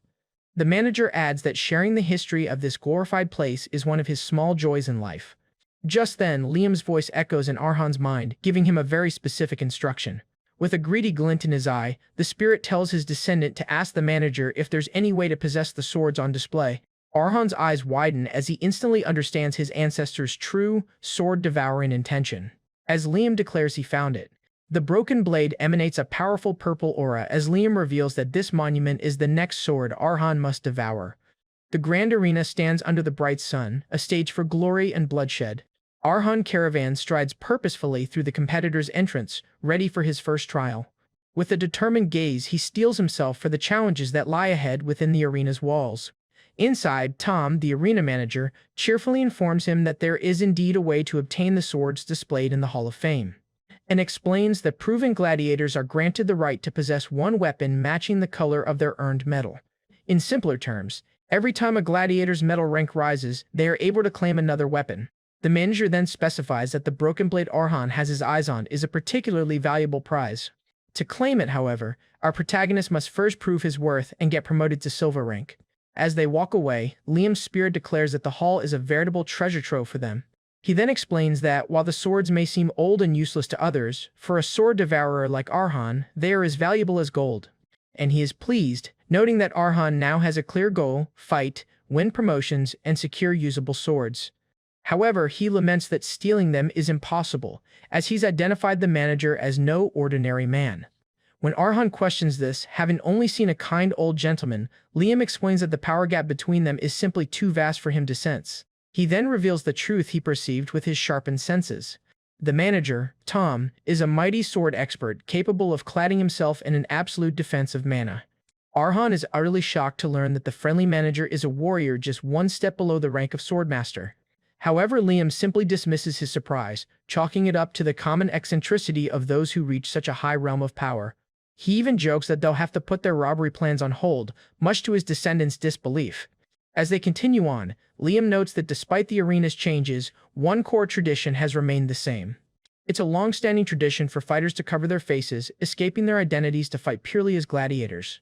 Arhan finds merit in this, realizing that anonymity will allow him to fight without hesitation. By facing opponents only as a gladiator, he can be free from the personal burdens that might otherwise hold him back. Before the match, a hooded official approaches and asks what alias he will be using in the arena, and explains that no one uses their real name, as outside identities only become a hindrance to a gladiator. He then instructs the young man to choose a name he can be proud of, one to carry throughout his life as a gladiator. Just then, Arhan's mind flashes to memories of his father and the powerful portrait of his ancestor, Liam Karavan. Standing before the massive gates to the arena floor, he declares the name he has chosen. However, the matchmaker finds the name unfamiliar, musing that it might be from a night novel. Dismissing its origin, the old man simply wishes the young gladiator victory in his first steps. And so, stepping into the light of the stadium, Arhan announces his chosen alias, Liam. Now masked, he prepares to fight not as himself, but under the weight and honor of his ancestor's name. He finds himself in the vast, intimidating expanse of the combat arena. Since he's in the lowest bronze rank, the only spectators are a handful of petty gamblers. These initial matches are nothing more than filler to pass the time between the major events.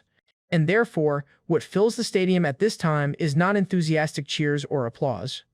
Instead, he is met with a barrage of terrible boos and harsh criticism from the bored crowd. The gamblers shout angrily, demanding the fight get started and finished quickly. And they heckle him, calling him a beanpole and telling him to just die if he's going to be weak and boring.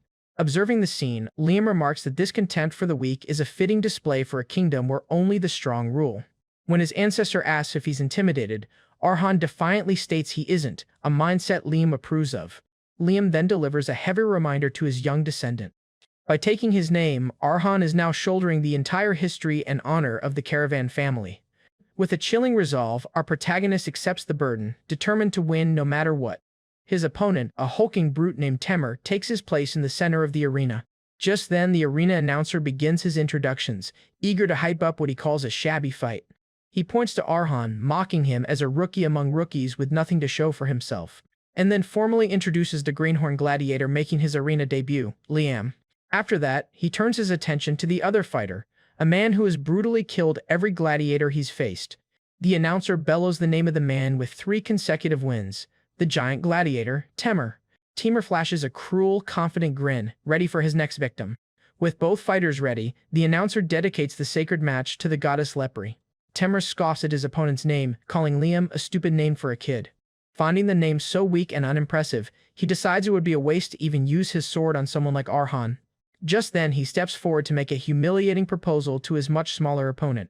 Temur tells him to take off his mask, drop his sword, and dance to the beat of his clapping. If he complies, Temur promises that out of special generosity, he will preserve his slender neck.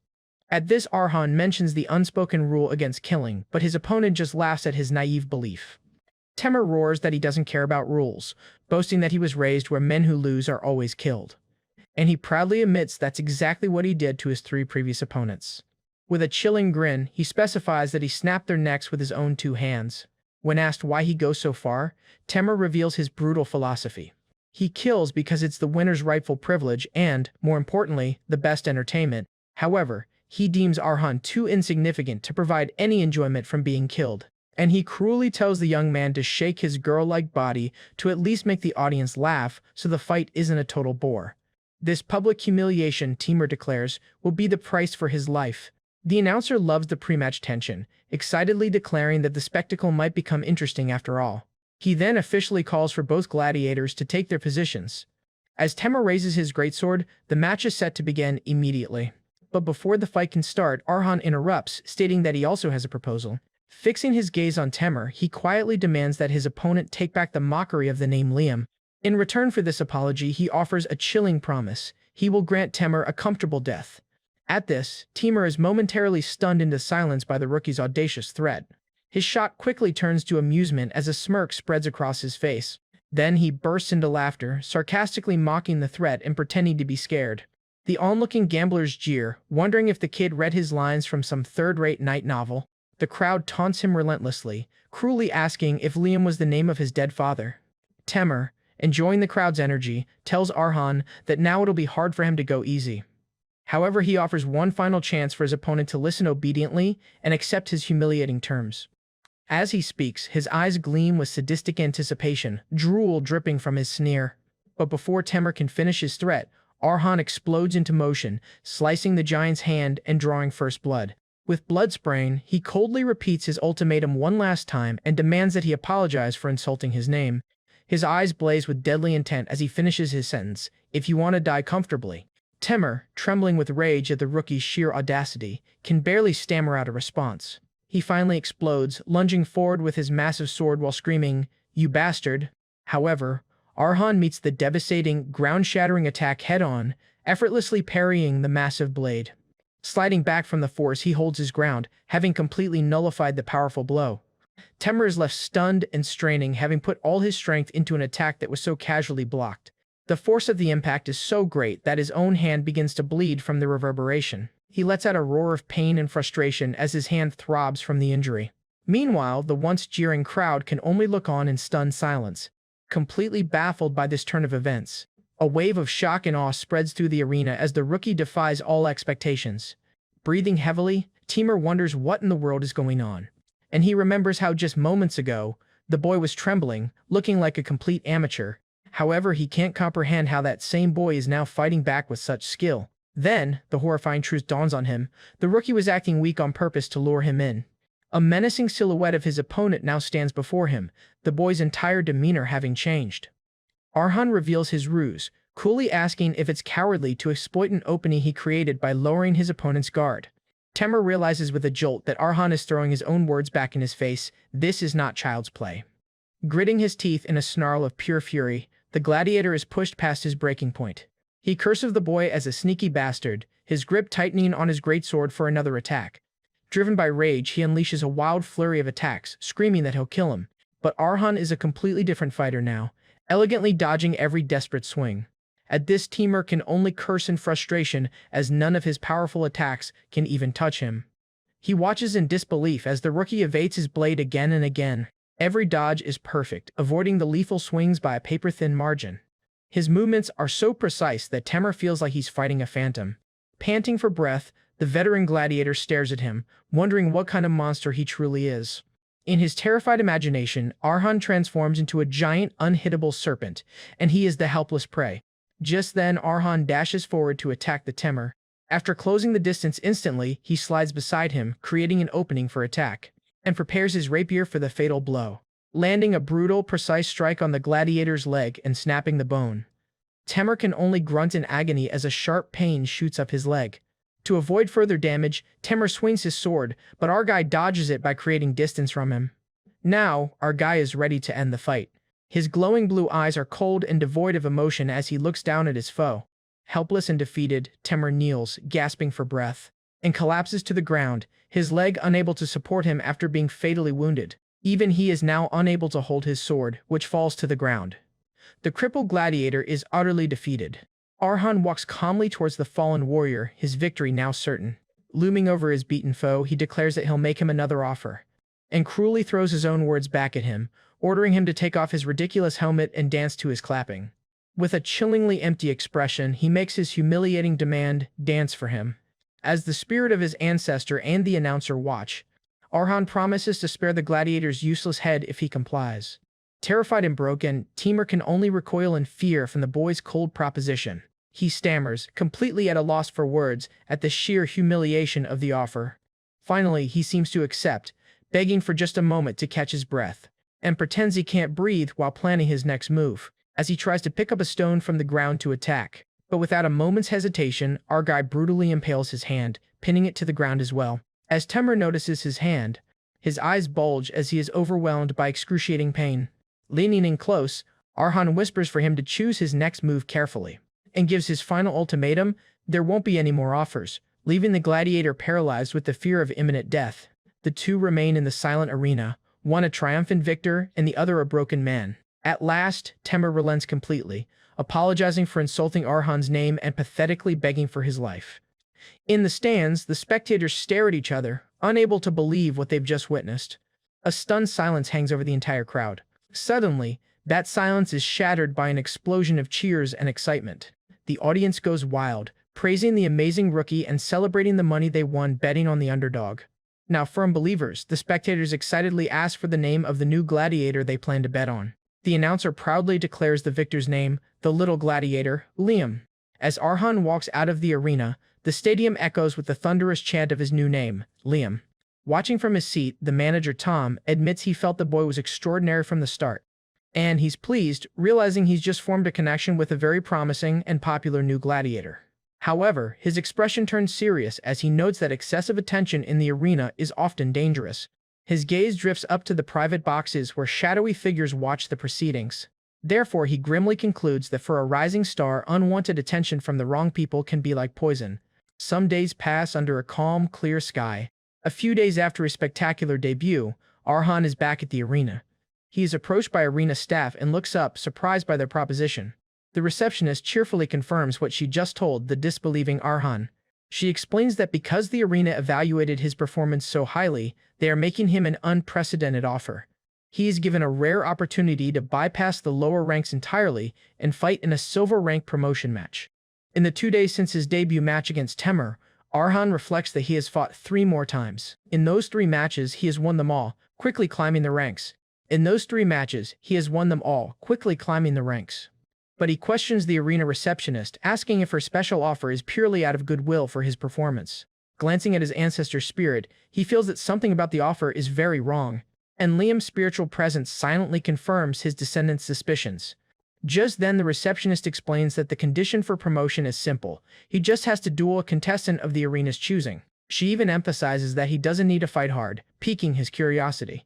The victory condition, she explains, is simply to endure for 3 minutes after the match starts. She then adds a bit of pressure, remarking on how rare and special this opportunity is. She explains that the perks of becoming a silver rank fighter include facing incomparably stronger opponents and receiving much higher match fees, all for just surviving for 3 minutes. She concludes her tempting offer, asking Mr. Liam for his decision. Yet, a sinister glint in her smile reveals the offer is not as good as it sounds. After that, she leans in, pressing the deal by asking if he truly realizes what a tremendous opportunity he's being given. Liam's spirit immediately identifies this scheme as rookie stomping, an old, cruel tradition from the arena's past. He then explains that it's a procedure designed to publicly break cunning and efficient rookies like him. The whole point is a special event for the cruel entertainment of the audience, who delight in watching promising newcomers get crushed.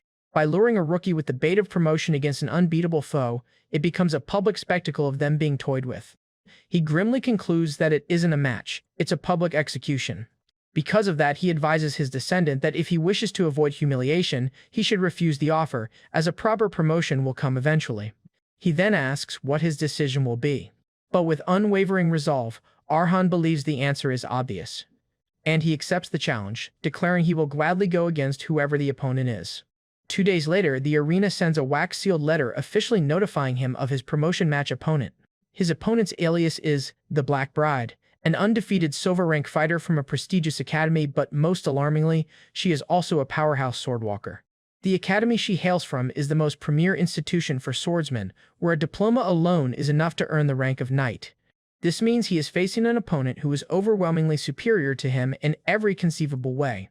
After doing some research, our guy tells Liam that the Black Bride is notorious for her overwhelming skill. Worse still, it's said that every single opponent she has faced has been rendered unable to recover from their injuries. Liam scoffs, realizing the arena management is so determined to make an example of him that even surviving for 3 minutes seems impossible. He struggles to recall the modern slang for such a dire situation. Then, much to Arhan's annoyance, his ancestor declares, "They say you're screwed." When Arhan questions the assessment, pointing out that she is likely no stronger than Petal, the swordwalker he already faced, Liam concedes the point but reminds him that Petal, though frail, was a powerhouse who had reached the pinnacle of swordwalkers. The critical difference, he explains, is that Patel held back out of honor, tailoring the fight to Arhan's level. The Black Bride, on the other hand, will offer no such tolerance and will aim to utterly destroy him. At this, Arhan can only dryly thank his ancestor for the encouraging reality check.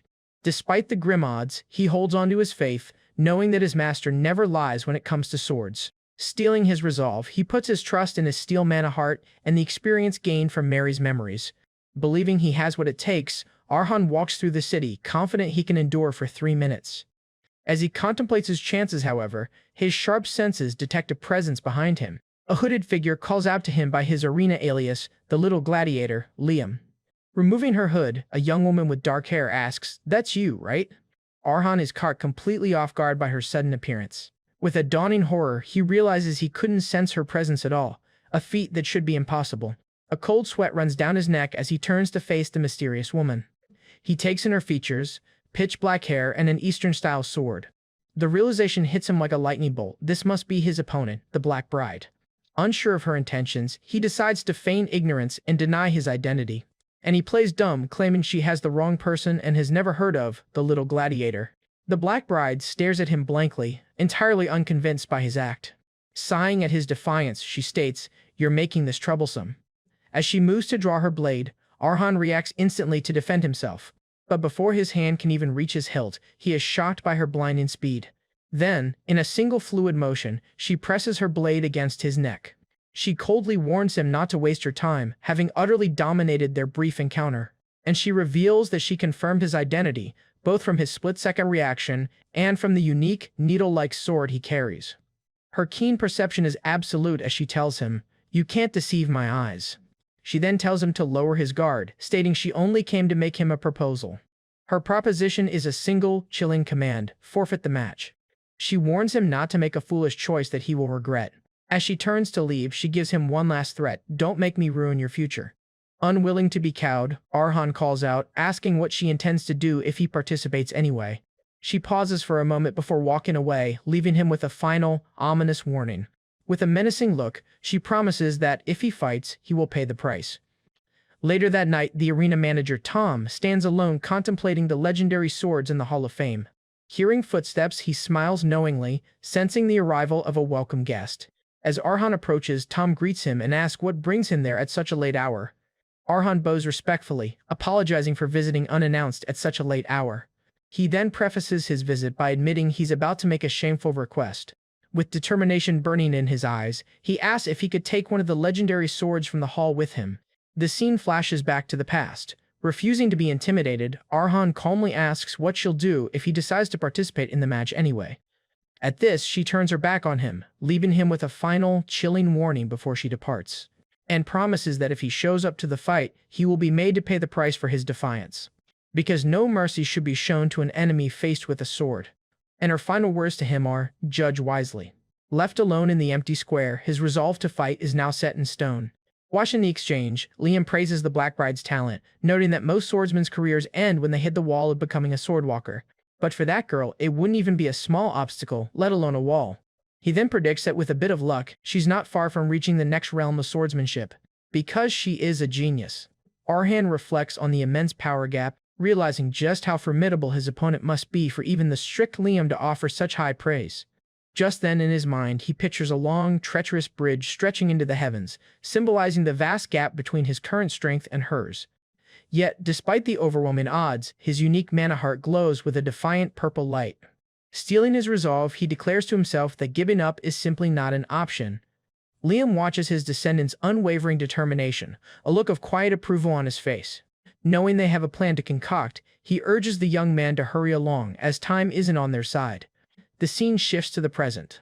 That night, Arhan and Tom stand before the Hall of Fame, where Arhan hopes to find a second sword to even the odds. and he makes an unprecedented request, boldly asking the arena manager if he can borrow a sword from the hall. Tom is stunned into silence by the audacious request to take a legendary weapon. He silently contemplates what could possibly drive the young gladiator to ask for such a thing. He then quickly puts the pieces together, correctly deducing that the request is related to the young man's promotion match against the Black Bride. Arhan confirms, and the manager notes that news of the high-profile match is already making waves everywhere. However, Tom shrewdly assesses that the arena planners have played a nasty trick on the promising rookie. Out of genuine concern, he strongly advises Arhan to reconsider participating in the fight, and explains the Black Bride's intimidating background, revealing she hails from the East Continent, a land famous for its supreme martial talent. He continues, stating that she graduated at the top of her class from one of the Iron Kingdom's 3 great academies, proving her talent. Having overwhelmed countless gladiators in the arena, she is, as he puts it, a genius in both name and reality. While he acknowledges Arhan's own excellent qualities, he warns that it's far too early for him to face such a raging wave. After that, he suggests that Arhan gain more experience and strength before challenging the torrent that is the Black Bride, and guarantees that if he waits, he'll be able to display an even more splendid match in the future. At this, Arhan respectfully thanks the manager for his sincere advice, but his decision is already made. Despite knowing the overwhelming danger, he calmly states his intention to face the challenge head-on. But he admits his body trembles in fear, and that he cannot even fathom the height of the wave he is about to confront. However, as a follower of the goddess Lepri, he declares that avoiding combat due to fear would be a betrayal of his faith. In a passionate speech, he claims that backing down would be a betrayal of his very own gladiator heart. He then explains that he came to the Hall of Fame, despite the shame of asking, to borrow courage for the fight, and he hopes to receive energy from the legendary swords of the gladiators who fought so greatly in the past. So he lays out a simple proposition: if he survives, he earns the right to the sword; if he dies, Tom can simply retrieve it. He humbly concludes, telling the manager to simply shake his head if the request is too much trouble. With a disarming smile, he brushes off his own passionate speech as mere greed for a bit of courage, a move that clearly moves the old manager. Tom turns away for a moment, silently processing the young man's earnest and heartfelt plea. He begins his reply by stating that, according to the official rules, granting the request is absolutely impermissible. However, as the manager entrusted with the souls of the enshrined gladiators, he cannot ignore Arhan's sincerity, which he deems more gladiator-like than anyone he's ever seen. Moved by the young man's unwavering spirit, he extends his hand and declares that he will grant his request. When a shocked Arhan worries that Tom will get in trouble, the manager confidently reassures him that he has plenty of authority to gift him this courage. He then wipes away a tear, admitting that seeing such a wonderful gladiator after so long has made him emotional. Arhan bows deeply in gratitude, profusely thanking him for his kindness and support. As Arhan continues to thank the manager, Liam watches silently from the side. He chuckles to himself, realizing his descendant is overflowing with more talent for persuasion than for swordsmanship, and muses that if the boy had chosen to be an actor, he would have found success long ago. With the conditions met, all that remains now is for Arhan to consume the broken sword's power before the match. The next day arrives, and the city awakens to the looming shadow of the arena where the promotion match is set to take place. The crowd roars with excitement on the day of the match between the up-and-coming Little Gladiator and the undefeated Black Bride. The Black Bride makes her grand entrance, adorned in her signature veil and ready for combat. She recalls the conversation she had with the arena staff before the match. They had informed her that her opponent would be the rookie known as the Little Gladiator. However, she had scoffed at the request to trample someone who is merely a sword beginner. The arena receptionist cheerily confirmed the request, adding that the planners also want her to cut off one of the rookie's arms or legs. The planners, the receptionist relayed, believed that brutally crippling him would make for a good spectacle.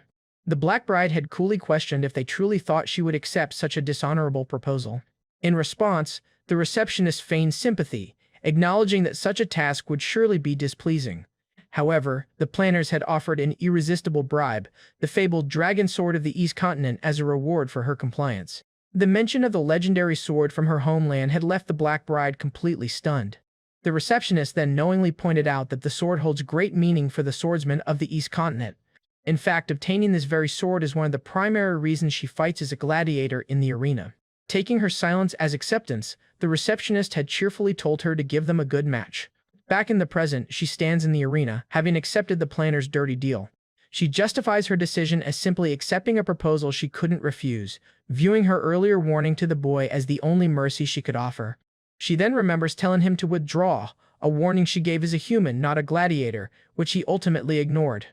Arhan makes his entrance, walking slowly and deliberately onto the arena floor. She stands her ground, ready to face the opponent she has been paid to destroy, and addresses him coolly, remarking that in the end, he came anyway. Our guy approaches, now blindfolded and wielding the broken sword he was given. The Black Bride unsheathes her sword, her eyes flashing with menace as she warns him that what happens next is his own fault. Her eye glints with killing intent as she prepares to strike. But suddenly, an explosive wave of terrifying red energy erupts from Arhan, catching her completely off guard. She is shocked by the sudden, overwhelming pressure emanating from the supposed rookie. As she's confronted by the immense, terrible smell of blood as a demonic visage forms in the air behind him. Because of that, she stares in disbelief, wondering how such a terrifying aura could possibly come from that boy. Channeling the power of the consumed sword, Arhan's single visible eye glows with an eerie purple light. Speaking with a voice not his own, he introduces himself as a resident of the Free City crowd. He fully embodies the spirit of the sword's previous owner, a freedom fighter who willingly stained himself with blood to reclaim freedom. Arhan experiences the memories of the consumed sword, which begin with a serene sunrise over the once beautiful city of Crowd. This city, once known as a paradise, is the setting for a tragic history. Established as one of the 6 free cities after splitting from an ancient republic, Crowd's origins were noble. Its stunning beauty earned it the name Paradise, a vibrant land cherished by its people. However, the freedom fighter's memory clarifies that this idyllic past is long gone, and the present-day Crowd is a city where all hope has vanished. Its citizens are shown living in destitution, suffering under the rule of wealthy nobles. The beautiful paradise has degenerated into nothing more than a terrible, oppressive land. The fall of Crowd began with the insatiable corruption and bottomless greed of its nobles. Blinded by their lust for luxury, they sold the city's territory to a foreign power, the Golden Empire. Eventually, they stooped so low as to use the citizens' own human rights as collateral for massive loans. As a result, the people of Crowd lost their rights and dignity, as seen through the eyes of a young boy, and this corrupt deal sealed their fate, reducing the entire populace to the status of slaves. The young freedom fighter recalls constantly questioning the horrific reality he was forced to live in. He remembers his father being beaten to death simply for begging for food. Then he witnessed his mother selling her body just so her children wouldn't starve. And he grieved for his sister, who died from a fever because they lacked the few copper coins needed for medicine. The memory shows the young boy sitting alone in a dark room, mourning by his deceased sister's bedside. Overwhelmed by loss, he desperately questions why his people are forced to live such a miserable existence. However, he found his grim answer in an unexpected place, the public execution grounds. There, a crowd gathers to watch another soul be lost to the state's cruel justice. A terrified man is locked into a guillotine, awaiting his sentence. His charge was assault. A drunken tourist had tormented him until he could no longer endure the abuse. In a moment of desperation, the citizen chose to resist his tormentor. While bloodshed was common, an outsider becoming the victim was an unprecedented crime in the city.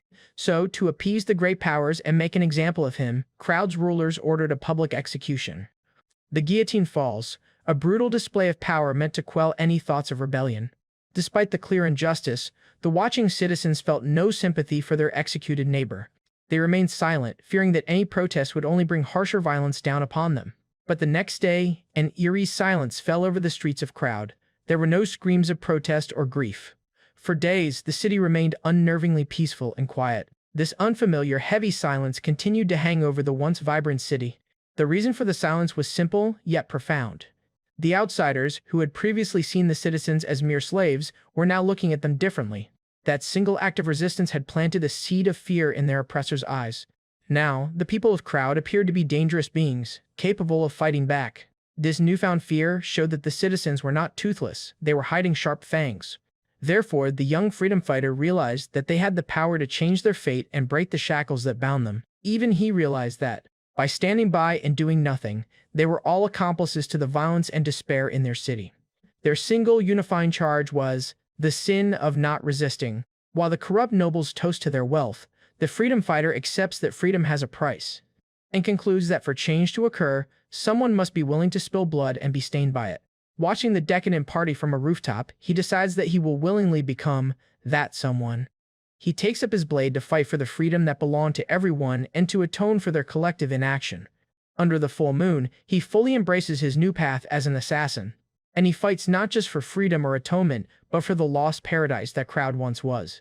As the memory of the freedom fighter's resolve fades, Arhan finds himself back in the arena, clutching the assassin's dagger. Just then, the announcer kicks off the duel between the Black Bride and the little gladiator, Arhan. With a roar from the crowd, the announcer declares the match has begun. The Black Bride observes her opponent, sensing a dramatic shift in his aura, and recalls that he initially had the air of a simple mercenary, but now he stands before her completely changed. She now sees someone who has been stained with blood in the shadows. In her eyes, Arhan is no longer a rookie gladiator, but a deadly assassin. She is momentarily taken aback by this sudden transformation. Shaking off her confusion, she resolves that while the situation is difficult to understand, ultimately, nothing has changed. Just then, she dashes forward to strike. Confident in her attack, the Black Bride believes Arhan won't be able to react. But Arhan, channeling the assassin's reflexes, meets her blade head-on. With newfound agility, he slips past her guard and effortlessly dodges her sword, a feat that should have been far beyond his capabilities. The Black Bride is stunned, unable to comprehend how he dodged an attack that was impossible to avoid, because she knows that with his previous movements and reactions, he shouldn't have even been able to respond. Arhan gracefully lands, his movements precise and controlled like a seasoned killer. She realizes with a jolt that she is facing a completely different person. Arhan smirks as he readies himself to attack her. He tightens his grip on his sword, preparing for a true battle. As he attacks, his speed and ferocity completely catching her off guard. To deflect the attack, she also swings her sword. As the swords clash, the force of their exchange sends sparks flying across the stage. However, the Black Bride recognizes that his breathing and movements now belong entirely to someone else. Staring at him as he leaps for the attack, the utterly bewildered Black Bride demands, "Who on earth are you?" The battle between Arhan and the Black Bride begins, with he launching the first swift attack. But she swiftly dodges it. He then launches a flurry of attacks. As she easily dodges them, she notes that fighting him feels like taking on an assassin and a mercenary at the same time. And while she acknowledges his relentless and unpredictable stances, she ultimately dismisses him as a mere beginner. His varied fighting style makes him hard to read, adding a level of extreme unpredictability to his moves. However, as his blade nears, she realizes with a shock that he has long surpassed the level of a beginner. As she deflects the attack with her sword, a spark erupts in reaction. He, however, remains unfazed, glaring back at his opponent with cold determination. The impact of the blow leaves a smoking scar. Surrounded by a menacing red aura, she dismisses his tenacity as nothing more than foolhardiness. Suddenly, a flash of bloodlust from the consumed sword overwhelms Arhan's senses. Just then, he leaps back as the assassin's memories start to take control. The Black Bride calmly prepares for his assault, challenging him to show her more of his hidden cards. The whole arena ground is filled with the roars of the audience because of the fierce match. One spectator shouts in disbelief that a low-ranked bronze gladiator is putting up such an incredible fight against the Black Bride. Another fan who bet his entire fortune on Arhan screams in vindication, his gamble paying off spectacularly. In the stands, the crowd buzzes with the possibility of an upset, though some remain confident in the undefeated Black Bride. A fan yells out, urging the little gladiators not to have a boring death, encapsulating the arena's thirst for a good show. Inside his own mind, he desperately fights to control the assassin's overwhelming killing intent. He's assaulted by a killing intent so cold it could freeze the very soul. The phantom scent of blood fills his senses, seeming to blanket the entire arena, and he realizes that he's seeing the world through the eyes of Fang's old master, the assassin of crowd. Liam's spirit appears before him, explaining that he is experiencing the lives of both the mercenary swordswoman and the assassin. His ancestor knows that both of their swords were forged in the crucible of battle against enemies far stronger than themselves. He then calls them swords of struggle, and worries that accepting an assassin's brutal life may be too overwhelming for a novice like Arhan. Therefore, his ancestor's spirit delivers a stark warning: do not be consumed. Liam instructs him that he must fully understand and accept the assassin's life to make that power his own. Taking a deep breath, Arhan focuses his mind and begins to regain control from the sword's memories. His eyes regain their clarity as his own will suppresses the borrowed bloodlust.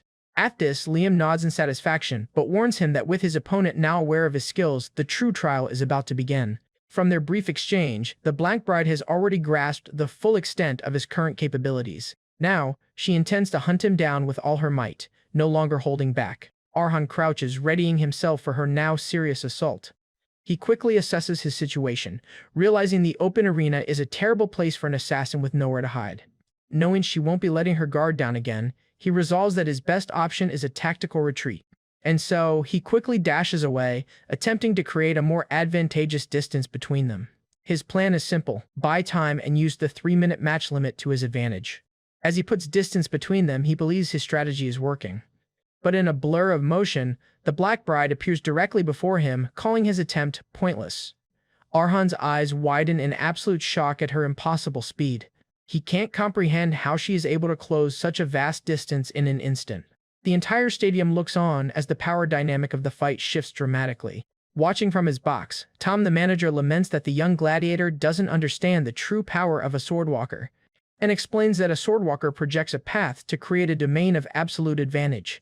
Furthermore, they expand that path internally to wield tremendous superhuman power.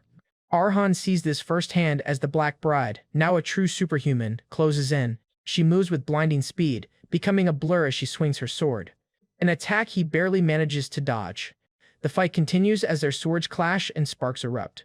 However, our guy realizes this is her true power, completely incomparable to her strength at the start of the match, and explains that ordinary swordsmanship always leaves openings between attacks. There is meant to be an unavoidable gap, a moment of weakness, when one resets their stance.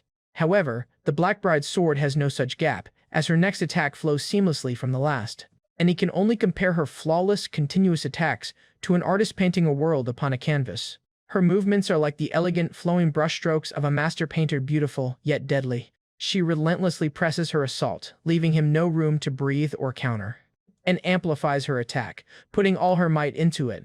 Gritting his teeth, he desperately holds his ground, blocking her powerful blow.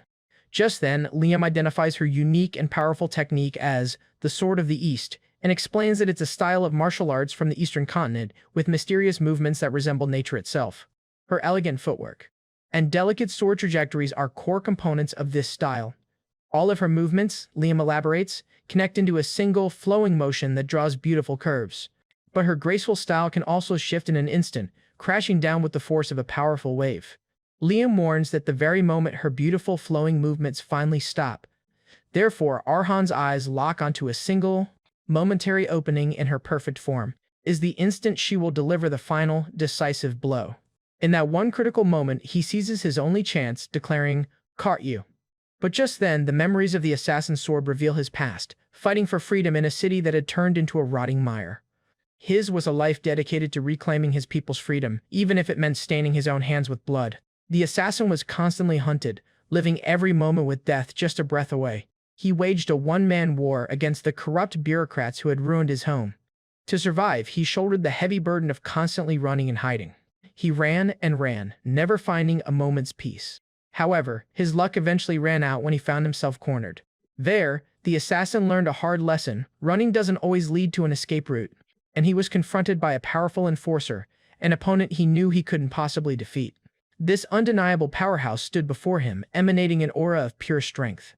His attack was a whirlwind of motion, seemingly impossible to escape. In that moment, the assassin instinctively knew his life had reached its end. As the final, lethal blow descended upon him, his fate seemed sealed. But then, in the path of the attack, he noticed a tiny, almost imperceptible circle. This strange circle felt oddly familiar, a flicker of recognition in the face of death. It reminded him of the twisted back alleys of the city, the secret paths that had always let him escape overwhelming violence. Using his unique street smarts, he kicked the wall and leapt, evading the strike. And the attacker's sword got stuck in the wall. He then stood on the attacker's sword that was pinned into the wall. Using the wall for leverage, he spun his knife.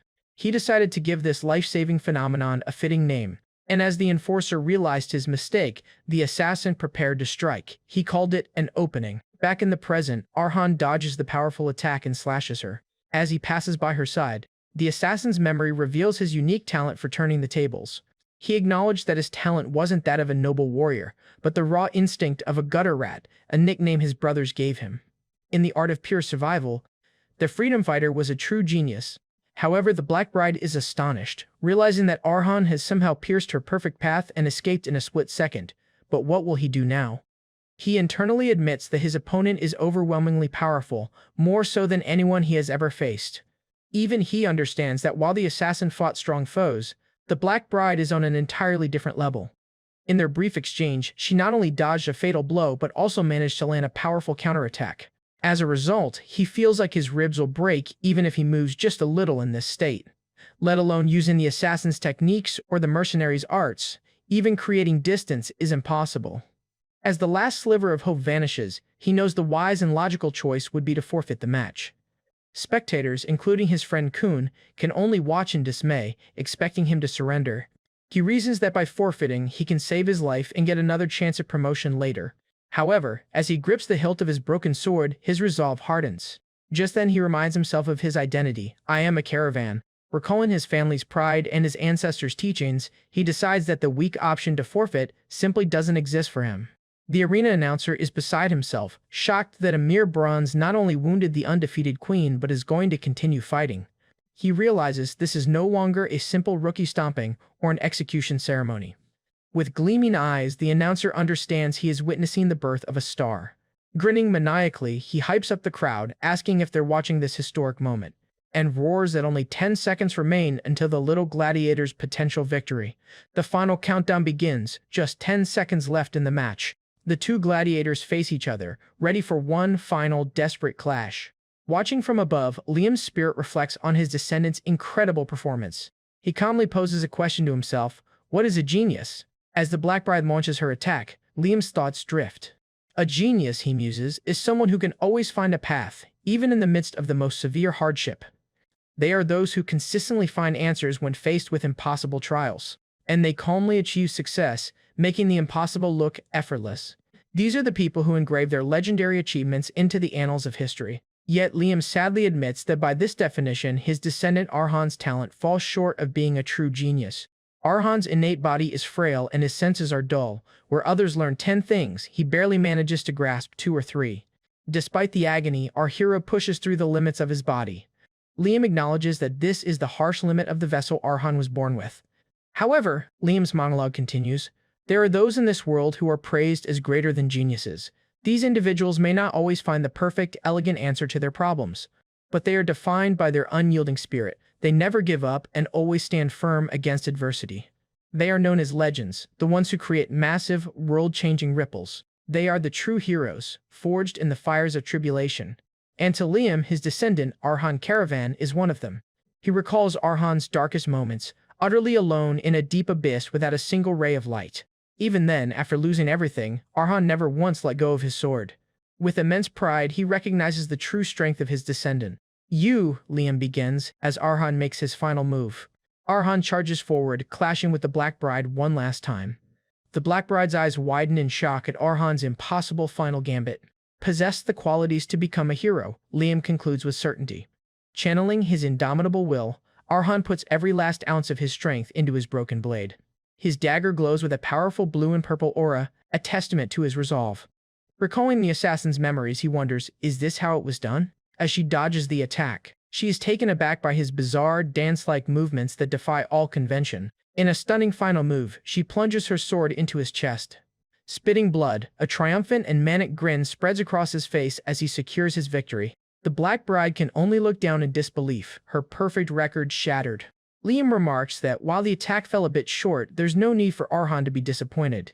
The announcer's voice booms across the arena. M-Match and Liam's spirit proudly proclaims, today you have once again overcome. The crowd erupts as the announcer declares the little gladiator, Liam, the victor. As the crowd roars, the arena announcer declares that the little gladiator has won and is being promoted to the silver rank. And in response, the entire stadium erupts in celebration of his shocking victory. Meanwhile, battered and bloodied, our protagonist lies unconscious on the arena floor after his hard-fought win. His opponent, the Black Bride, stands silently over him, contemplating the outcome of their duel. She reflects on her own nature, admitting that when she holds a sword, it's difficult to suppress her violent instincts. It's a dangerous combination of what some would call talent, and what others would call madness and violence. Gripping her sword, she admits to herself that it's been a long time since a fight has excited her this much. Her curiosity piqued by the boy who managed to defeat her, she looks down at his broken weapons and defeated form. She then addresses the unconscious boy by his gladiator alias, Little Gladiator, Liam. Suddenly, a voice from a magical orb interrupts her, chastising her for not crippling her opponent as their contract stipulated. The shadowy arena official on the other end gives her one last chance, ordering her to cut off the boy's arm as a trophy. With a menacing tone, he reminds her that the legendary dragon sword is on the line. His command is clear and ruthless: finish the job, right now. But the Black Bride quietly scoffs at the demand. Disgusted by the arena's vile politics, she sheathes her sword, deciding it's best to stay away from this place for a while. However, her thoughts are cut short as a mysterious and powerful aura begins to manifest nearby. A massive surge of blue energy erupts, taking her completely by surprise. Her eyes widen as she feels the immense power wash over her. Caught in the ethereal blue winds, she readies herself for whatever comes next. Stunned, she questions the source of this immense aura, wondering if she's hallucinating. Then, her eyes lock onto the source, the ghostly spirit of Arhan Karavan floating beside the unconscious boy. The spirit chuckles, finding it unexpected that someone can perceive him, and he speculates that she can see him either because his descendant is unconscious or because their fierce battle somehow connected them. Confirming her senses are real, he formally addresses her as the young girl from the East. Just then, he recalls that in the East, rare individuals called shamans could sense spirits and wield divine power. Having an aptitude not only for martial arts but also for that is truly surprising. At this, she confirms to herself that this is no illusion. She is truly seeing a spirit. Moreover, she recognizes his aura as a realm of power that can only be reached by those who have truly mastered the sword. And it is the legendary pinnacle of swordsmanship known as the Mind Sword. This power is the undeniable symbol of a true swordmaster. After that, she recalls the legend of Carlos, who became a swordmaster by manifesting 10 swords. His power was so immense it left a permanent scar upon a city, cementing his title as the era's greatest swordsman. But the power she senses from this spirit is on an entirely different scale. She perceives not 10, but tens, hundreds, even thousands of mind swords swirling around him. The sheer number of spiritual blades fills the entire sky, a display of power far beyond any legend she has ever heard. Overwhelmed, she can only wonder what kind of divine entity is standing before her. The spirit tells the awestruck girl that while she isn't ready for answers yet, she has the potential to reach the ultimate destination. So he gestures towards a metaphysical realm, beckoning her towards the ultimate goal for all swordsmen, the land of the sword. As his spiritual form begins to fade, he bids her a temporary farewell, and before disappearing completely, he reveals he knows her true name, Seo-yun. Seo-yun is left stunned as his voice echoes in her mind, prompting a memory of her father. And she recalls her father telling her the legend of swordsmen who ascend to the land of immortals when their mastery reaches the heavens. He had promised her that in that paradise, they would be welcomed by their precious loved ones. And if someday their family could be together in that place, he would have no regrets. Now, standing in the arena, she sees her father's words not as a simple story, but as a tangible path forward. Her eyes widen as she realizes the legend was true all along, and she has just witnessed the power of a true god of swords. Sometime later, after the excitement of the match has died down, the arena stands quiet. Inside, a sign marks the recovery room. Seo-yun, now unmasked, enters the room where Arhan is resting. A bandaged and confused Arhan sits up, demanding to know what she means by her sudden proposition. She then reveals her real name, Seo-yun, and states her desire to follow him, to see, hear, and feel everything by his side, and explains that following him is the fastest path to her dream, reaching the pinnacle of the sword. Looking him directly in the eyes, she formally asks, "Will you allow it?" Arhan is completely bewildered, wondering if this is some kind of trick from the powerful warrior who nearly defeated him. Just then, Liam's spirit appears, telling his descendant not to be confused, as this is a natural course of events. The spirit explains that during the brief moment Arhan was unconscious, Seo-yun was able to sense his presence.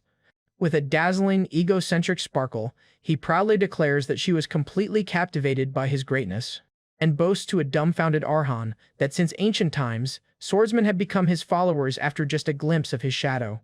However, his tone shifts to one of somber reflection. He admits that sometimes, when looking at his young descendant's path, he feels a deep sense of pity, because at an age meant for sharing love and experiencing life's joys, Arhan's reality is far different. Instead, the boy is forced to live a cruel life of struggle and death, burdened by a past stained with blood. His young descendant is tied to a dirty destiny, with no choice but to cling to vengeance. But Liam acknowledges that this is the path his descendant has chosen, and reminds him that to walk this path, he must cast aside all lingering attachments and regrets. Liam reaffirms his identity, not as a boy who trembles, but as a descendant of Karavan, Arhan the Avenger. With that, he tasks Arhan with judging for himself whether the swordswoman before him is a worthy ally. Arhan analyzes the offer. Seo-yun is a genius whose talent was recognized by Liam, and a highly skilled expert who holds goodwill toward him. and concludes that just as she will help him achieve his goals, she will serve as a powerful inspiration for him in return. Having made up his mind, he addresses her by her true name. He then introduces himself as Arhan and, instead of accepting her as a follower, shrewdly proposes a partnership, welcoming her as a neighbor. A slight, genuine smile appears on Seo-yun's face as he agrees to work with her. And with their new alliance forged, the scene transitions to outside the walls of the arena. Arhan and Seo-yun begin their journey back to the caravan territory, riding in a simple horse-drawn cart. During the ride, Arhan awkwardly decides to clear the air with her about their new arrangement. He prefaces his talk by asking her to listen without misunderstanding as he tries to address their new status as neighbors. He then vaguely explains that he has complicated, unspeakable circumstances, attempting to set some boundaries. Flustered, he finally blurts out his main point, that he cannot become her lover. An incredibly awkward silence descends upon the cart as his declaration hangs in the air, and he continues his clumsy explanation, rambling that while he knows she's not interested, the future is unpredictable for a young man and woman traveling together. Finishing his speech, he asks for her understanding in advance, just in case. Seo-yun calmly acknowledges his concern is reasonable but assures him he has nothing to worry about. She then delivers a devastating blow to his ego with 4 simple words, "You're not my type." As Arhan reels from the brutal rejection, Liam's spirit smirks in the background while Seo-yun confirms it will never happen. She elaborates on her preferences, tall, muscular, rugged men, and states that she absolutely hates scrawny, weak-looking guys. She even calls his impression too soft, noting that he seems like the type to apologize first in a fight, much to the coachman's visible discomfort. With a chillingly sweet smile, she asks if she needs to continue listing the reasons he doesn't meet her standards. A defeated Arhan insists that's more than enough, as Liam's spirit literally vanishes from second-hand embarrassment. Eager to change the subject, she quickly pivots to a new question for him. When she asks if there are other neighbors besides her, Arhan confirms that a knight moved in not too long ago, and cheerfully tells her that she should get along well with the knight. He describes their new neighbor as having not only great skill, but also a wonderful personality. The scene ironically cuts to this supposed kind person, Petal, standing over a field of slaughtered bandits. Eventually, Arhan and Seo-yun arrive on foot in the caravan territory. As they walk, he notes her remarkably light luggage, to which she simply replies that she doesn't carry much, and explains that a sword and a day's worth of food are all she needs, as she can procure anything else along the way. She then turns the question back on him, noticing that his own luggage has increased. She points out the new set of daggers he's carrying at his waist. At this, he explains that his blade was damaged in his last arena match, so he took the opportunity to buy some spares. He adds that his increased winnings from reaching the silver rank also allowed him to finally purchase some much-needed armor. He can't help but praise the excellent quality of metallurgy in Firma, the city of steel. As he sighs about the high cost, Liam's spirit appears to remind him that for a novice, good equipment is a crucial investment. Announcing their arrival, he gestures towards his home, the caravan mansion. Seo-yun is momentarily surprised to see that his residence is such a large, stately mansion. However, their arrival is immediately met with a shocking and bloody sight. They find Petal standing calmly in the courtyard, surrounded by the corpses of numerous slain intruders.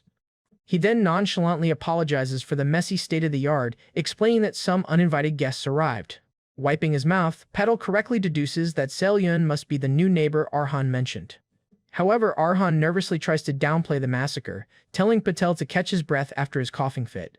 Meanwhile, Seo-yun silently takes in the bloody scene, observing the aftermath of the battle. Her gaze falls upon one of the dead bandits, a clear sign of Petal's deadly efficiency.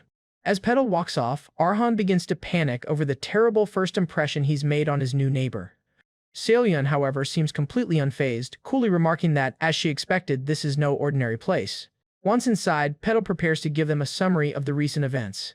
He explains to Arhan and Seo-yun that quite a few uninvited guests have visited while Arhan was away, and clarifies that most of them were easily scared off, so things never escalated into a major fight. However, the situation changed about a week ago when more persistent intruders began probing their defenses. A new, more aggressive group started targeting the village, and at first, he simply tried to warn them off. Today, however, the intruders launched a full-scale, determined attack. Faced with their aggression, Petal explains that he inevitably had to shed some blood.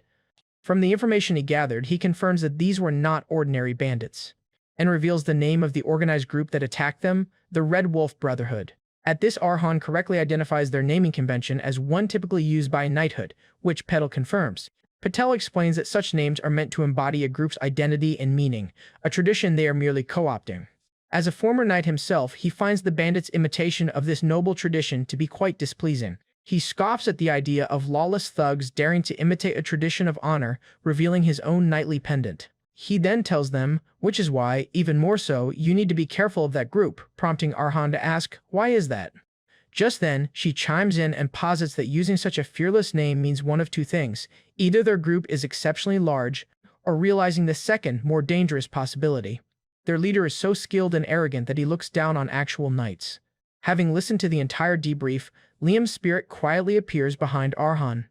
The spirit comments with a grin that this sounds like a perfect opportunity, and declares that the Red Wolf Brotherhood is nothing but a feast prepared specifically for his descendants' growth. With a fierce glint in his eyes, he commands Arhan to wipe out the arrogant bastards. Arhan sighs, having anticipated the catch. He must do it solely with his own strength, without any help from his new neighbors. However, he expresses his hesitation, pointing out the recklessness of facing a group that was bold enough to attack a swordwalker like Patel. Liam counters that a body of steel is forged only by being beaten, and there will be no better condition than this for digesting Fong's power. Then, the spirit makes a powerful guarantee to his descendant if he accomplishes the task alone. He promises that by succeeding, Arhan will finally be able to stop imitating others and forge his own unique path of the sword. With the new mission set, Arhan, Solyun, and Petal sit together in the mansion.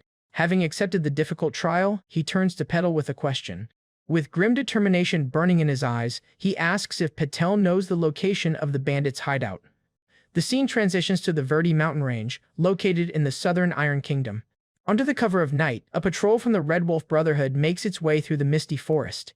One of the bandits complains about their captain's eccentric taste, questioning why they would set up camp in such a backwater area. His companion simply chalks it up to their captain's odd personality, noting that this isn't the first time. However, they speculate that their captain might have been drawn in by local rumors of necromancers, a claim one of them scoffs at. Looking at the dilapidated ruins, the bandits agree it's just a crumbling, abandoned village with nothing left to loot.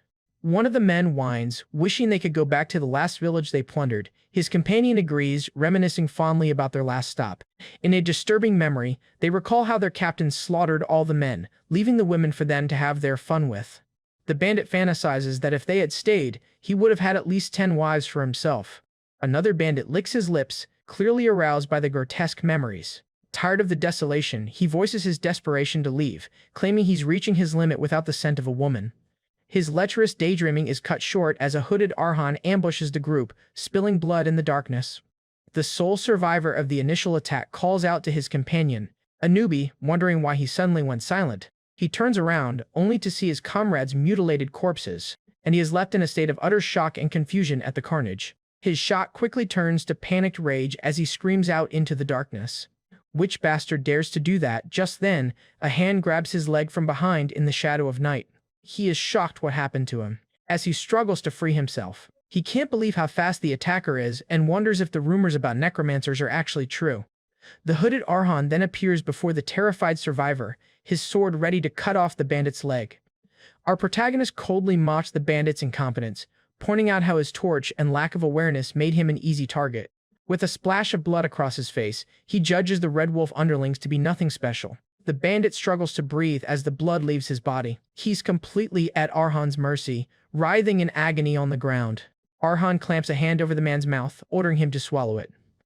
With chilling indifference, he silences the man, stating he has no desire to hear the screams of trash. In his final moments of terror, the bandit realizes his assailant isn't a monster, but just a kid. Arhan's glowing eyes fix on him as he delivers a brutal ultimatum: cooperate with his questions to keep his remaining ankle. Under the moonlight, he begins his interrogation of the last surviving bandit. The scene shifts to the past. Patel is stunned, asking Arhan to confirm that he just requested the location of the bandit's hideout. He then calmly elaborates, stating he also wants to know their combat styles and characteristics. A concerned Patel asks if he's truly planning to wipe out the entire Brotherhood by himself. Arhan's grim silence serves as confirmation of his deadly intent. At this, Patel slams his hands on the table, trying to snap the young man out of his foolish thoughts, and argues that defending the mansion is the smarter play, and that a proper knighthood will likely handle the bandits eventually. Nearby, Solyun observes the tense exchange in silence, offering no opinion. In the middle of his passionate plea, Patel is suddenly struck by a debilitating coughing fit. The violent sound echoes through the room, highlighting the severity of his illness. As Solyun helps him up, A winded Patel continues to beg Arhan not to be reckless, acknowledging how important the village is to him. Gasping for air, he warns that this isn't an average bandit group and that they surely have a few tricks up their sleeves. As he leaves, Seo-yun helps him to his room. Arhan apologizes to Petal, but his resolve remains unchanged. Pulling up his hood, he firmly states that he can't promise to stand down. Back in the present, the now-dead bandit lies in a pool of blood, his information having been extracted. Arhan stands over the body, his interrogation complete. Liam's spirit observes his descendants' ruthless efficiency, and he wryly comments that Arhan seems to have adapted well to the brutal laws of the Iron Kingdom. Just then, our guy spins his dagger and explains his actions to his ancestor, stating that he doesn't want to leave any loose ends. Yet, despite his ruthlessness, he shows a moment of doubt, asking Liam if this is truly the right way to proceed. He tells him that if the information he extracted is correct, then their captain is no ordinary bandit. Learning that the Red Wolf Brotherhood's captain is a deserting knight commonly known as a runaway dog. More importantly, he discovered that this deserting knight is also a formidable swordwalker. At this, he voices his concern to Liam, reminding him that he has already been defeated by swordwalkers twice before. Liam just grins, completely unfazed, and asks his descendant if those past defeats truly matter now. After that, Arhan readies himself to depart, his hesitation gone. Liam confidently states that it doesn't matter at all, as Arhan walks away from the carnage, determined to face the challenge head-on. Later, Petal rests, but the purple, corrupted mana of his illness is still visible spreading across his chest. Asleep on a couch, he's trapped in a dream of his past. The dream appears to be a troubling one, filled with memories he can't escape. He remembers being appointed as an escort knight for a young noblewoman who sweetly tells him that everyone said he was someone she could trust completely. So she looked up to him as the ideal knight, one who is absolutely loyal and would never betray his duty. A younger, armored Patel solemnly accepted his charge, vowing to stay by her side and protect her. In the present, Patel sweats in his sleep, haunted by the memory of being hailed as a chivalric hero. But the idyllic memory begins to blur and distort into a nightmare. Seo-yun urgently wakes him from his tormented sleep. As Petal groggily opens his eyes, she calmly informs him, "We have guests." When he remarks how troublesome the timing is, given his condition, but she tells him not to worry about it. She then bluntly states that his presence wouldn't change the outcome even if he were healthy, leaving Patel utterly shocked. Outside, the banner of the Yellow Elephant Knighthood flaps in the wind. A formidable squadron of knights on horseback has completely surrounded the caravan mansion. The armored knights sit ready, their formation tight and intimidating. From outside, their leader addresses Petal and Seo-yun, demanding they answer his questions. The knight in ornate armor announces his objective. He is looking for a runaway dog. The vice-captain of the Yellow Elephant Knighthood, Meekin, glares intently, making it clear that his target is Petal. Patel and Seo-yun are confronted by the entire Yellow Elephant Knighthood, who have completely surrounded the caravan mansion. After a long conversation, Petal tells Vice-Captain Meekin that this is all he knows about the Red Wolf. However, he then questions whether they truly traveled all this way just for a simple group of bandits. At this, Meekin confirms their mission is to hunt down a runaway dog of the Yellow Elephant, whose banditry has become infamous enough to reach the capital. And he scoffs at the bandits for daring to call themselves the Red Wolf, claiming the name has tarnished the knighthood's reputation. Turning a cold shoulder, the vice-captain tells Patel his information is utterly useless for their mission, because he complains that simply knowing the bandits are somewhere in the mountains is no help at all, as his knights will still have to do the hard work of finding them. Outmatched and unable to contribute, Patel can only offer a humble apology to the imposing man. Suddenly, Meekin's demeanor shifts as he recognizes Patel, recalling that the disgraced knight was once his senior at the academy. He feigns a moment of thought before condescendingly uttering his name, Petal. With a cruel grin, he remarks on how famous Petal used to be, even though he was nothing more than a swordwalker. And always an honorable, just paragon of knighthood who would execute any command of his lord without fail, the loyal Petal of the Green Deer. Meekin's taunts turn vicious as he sneers about how Petal was abandoned by his master after contracting an incurable disease. The vice-captain delivers the final insult, branding his former senior as nothing more than a sick dog. After that, he callously remarks that their little encounter will make for great gossip in the capital's taverns. Meekin then confronts Petal directly, accusingly asking why he's staring so intently. Sweating nervously, Petal quickly denies having any grievances. Meekin continues his psychological assault, asking if the disgraced knight is jealous of his wings, a clear metaphor for his own power and success. Looking down on him, he chides his former senior for dreaming of such things while standing at death's door. and cruelly speculates that if Petal had only managed to become a sword runner, he might have avoided this miserable fate. Surrounded by his knights, he tells Patel it's time to accept the fate he's been given. As a final, cutting remark, he advises him to give up his delusions before he becomes any uglier. Hearing this, Seo-yeon's patience finally wears thin, her hand twitching towards the hilt of her sword. But sensing her killing intent, Patel stops her, firmly telling her not to intervene, and demands that she acknowledge the reality of their situation. In the Iron Kingdom, might makes right. Just then, Meekin smirks at the exchange, calling her an excellent nurse and mocking that at least Patel won't be lonely before he dies. However, his cruel entertainment finished, he mounts his horse and announces his departure. He then rallies his troops, ordering the Yellow Elephant Knighthood to move out and hunt the runaway dog before sunrise. As the knighthood thunders away, Petal is left watching them disappear into the night. He looks at Meekin, silently pondering the power and status, the wings, that he has lost. Therefore, he remains still, lost in bitter reflection. Letting out a sigh of defeat, he laments his own pathetic state. Suddenly, a disturbing thought strikes him as he glances around. He turns to Seo-yeon, urgency in his voice as he asks where young Master Arhan is. Her silent, grim expression is all the confirmation he needs. The realization dawns on him, his face contorting in panic, as he connects the dots with horror, exclaiming that Arhan must have gone to the bandits' hideout all by himself. Meanwhile, at the Red Wolf Brotherhood's camp, the guards remark on their terrible luck. They complain about their boring patrol, completely unaware of the approaching threat. One of them yawns, noticing what he assumes is just the night patrol returning to camp. But as the lone figure approaches, the guard wonders aloud why he isn't carrying a torch.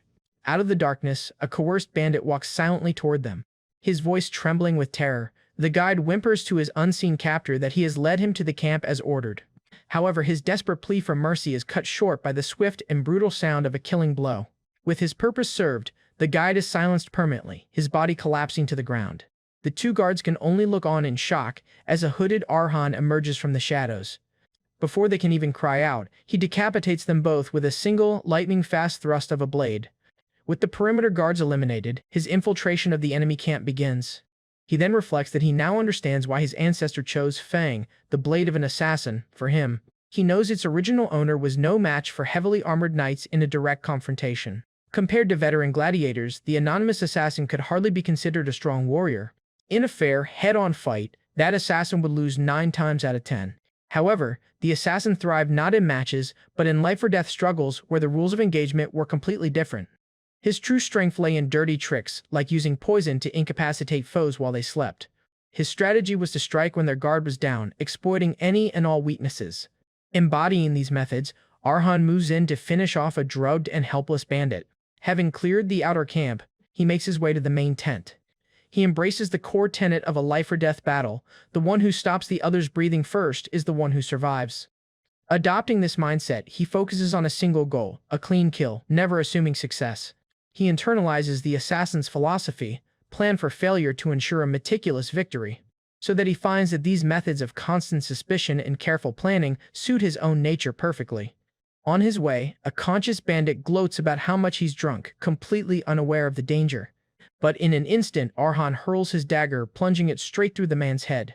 From the victim's perspective, he is a cold and efficient executioner standing over him. The bandit slumps over dead, and the ground is littered with his blood. Arhan takes a moment to survey the bloody scene he has created. Elsewhere in the camp, the leader of the Red Wolf Brotherhood rests, just as Arhan declares, "Now, I hunt the wolves." Suddenly, the leader's eyes snap open, his senses on high alert. His instincts prove correct, for he detects the distinct and terrifying smell of blood hanging in the air. The night is quiet at the Red Wolf Brotherhood's camp, but a silent massacre is already underway. Returning to his tent, a lone bandit is stunned by the horrific scene that greets him. He stumbles back in shock, discovering his comrades have been slaughtered in a river of blood. The guys he was just drinking with, why are they all dead? His horror grows as he realizes the carnage isn't confined to his tent. The entire camp has been silently purged. There are no signs of a struggle, meaning his brethren died without even knowing what hit them. Panic sets in as he understands they're facing an unbelievably skilled and stealthy killer. But just as he decides to flee, the imposing figure of his captain, Murphy, appears behind him, and nonchalantly asks why he is making such a fuss. Their captain is Murphy of the Red Wolf Brotherhood. His blood-red eyes narrow as he begins to survey the scene of the massacre. Standing amid the carnage, the overwhelming stench of blood pierces his nose, and mockingly commenting that someone has been having some fun. At the same time, Murphy's senses flare as he realizes some kind of rat has crawled into his camp. Unfazed by the slaughter, he grins, declaring they will be fun to bite to death. He channels his full power of blood senses to sense the assassin. At the same time, our guy channels the spirit of the assassin to calculate the skill path of his opponent. From a high vantage point, he calmly tallies 4, 5. With his 6th, he prepares to confront the leader. Liam's spirit quizzes him, asking for his assessment after observing Murphy's path. A confident Arhan confirms to his master that he has found his answer. With chilling certainty, he declares to him, "I can kill him." A path is the core power that turns a swordwalker into a superhuman. It grants them immense physical abilities by circulating energy throughout their body. By projecting their path outward, a walker can create a domain to detect enemies and amplify their own power. A path is therefore both a sensory organ and a powerful tactical weapon. Therefore, the level of a swordwalker is directly indicated by the perfection and complexity of their path. He then recalls his training. By observing an opponent's path, one can gauge their true level and skill. And he confidently tells Liam that compared to the powerful paths of Patel and Seoyun, Murphy's is pathetic. He remembers Petal's path, which was complex and solid like a massive, impenetrable wall. And he also recalls Seoyun's, which was elegant and surged like a powerful, raging wave. In contrast, Murphy's path has only 6 weak and unstable branches. He concludes that the man barely even qualifies as a swordwalker compared to the true masters he's faced. Liam's spirit smugly agrees, noting that it's only natural. The spirit reminds him that he has faced a once-in-a-century genius and a swordsman at the pinnacle of power. Chuckling, he praises his descendant, admitting it's a feat that Arhan even survived fighting such opponents. However, he cautions him that raw power isn't the only factor that determines victory in a fight to the death. Arhan, his eyes glowing with focus, reassures his ancestor not to worry. Vowing not to let his guard down, he descends to confront the bandit leader directly. Inside his tent, Murphy listens as his last 2 terrified men give their report. One nervously asks what their next move should be. The other trembles in fear, suggesting the rumors of necromancers in the area must be true, and they need to get out of here as soon as. Murphy furiously silences his subordinate, threatening to tear him in half for his cowardice. He then glares at his men, calling them incompetent bastards for their foolish assumptions. At this, they recoil, terrified by their captain's violent outburst. Their captain tells them to look closely at the bodies, pointing out that this is clearly not the work of black magic, and explains that every victim was killed with a single, precise stab to the vitals, a feat necromancers couldn't mimic. With chilling accuracy, he reveals his deduction: they are being hunted by a single, highly skilled assassin. He notes the assassin is skilled enough to hide from his path's senses. So, he orders his remaining men to gather everyone left and track the killer down immediately. With a menacing glare, he threatens to feed them all to the dogs if they fail. The terrified bandits hastily agree and promise to find the assassin. As they rush out into the night, Murphy is left alone with his thoughts. He ponders who could have hired such an expensive and skilled assassin to come after him. However, he considers his countless enemies, starting with the family of a woman he wronged in a previous village. Then he recalls a merchant group he slaughtered for fun, realizing he's made so many enemies that the list of suspects is endless. Laughing it off, he decides it doesn't matter who the client is, as this just means more entertainment for him. But as he plots to capture and torture the assassin, the corpse of one of his men is unceremoniously tossed into his tent. The dead eyes of his subordinates stare up at him from the blood-soaked ground. Murphy is shocked that the assassin has brought the fight directly to him. His eyes widen as he senses the imminent danger approaching from the darkness. Just then, he grips his sword tightly and rushes out of the camp. Looking toward the corpses, Murphy realizes the 2 men he sent to hunt the assassin are now dead. He's stunned by the killer's speed, wondering when he could have possibly struck. Looking around, he realizes he's been completely enveloped in pitch-black darkness. Even the assassin has systematically put out every fire in the camp, creating the perfect killing ground. Enraged and blinded, Murphy roars into the darkness, calling out the little rat.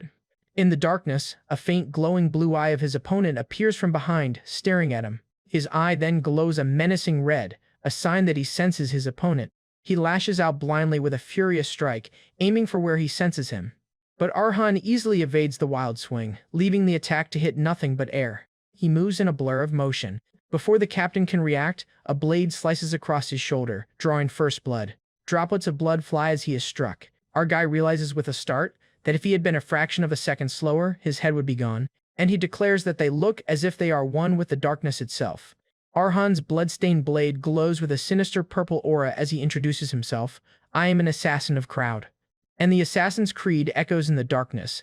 A wanderer who walks through the night towards the light of freedom, fully embracing his role, he declares that the darkness of the world is his ally. Under the light of a full moon, two figures move swiftly through the wilderness. Following close behind Arhan, Petal and Selyun race through the night, but Petal is clearly beginning to feel the strain. He pants heavily, his worry for the young man growing with every step, and urges his companion to hurry, explaining that if the bandits are deserter knights, the situation is far more dangerous than they first thought. He fears that the Red Wolf leader is an enemy Arhan absolutely cannot handle on his own. In his eyes, despite Arhan's dazzling talent, he's still a mere seedling who needs more time before facing a fully fledged swordwalker. While he worries, Selyun listens to his frantic concerns with a calm, almost dismissive expression, and states that she doesn't think so. With unwavering confidence, she corrects him, stating that the boy is no mere seedling. Instead, she declares that his talent has already begun to bloom, her faith in him absolute. Meanwhile, the bandit leader, Murphy, confronts a cloaked Arhan, cynically judging him to be a rather expensive assassin, and demands to know who hired this mysterious figure to come after him. He then cycles through a list of potential clients, from a merchant group he robbed to women he's wronged.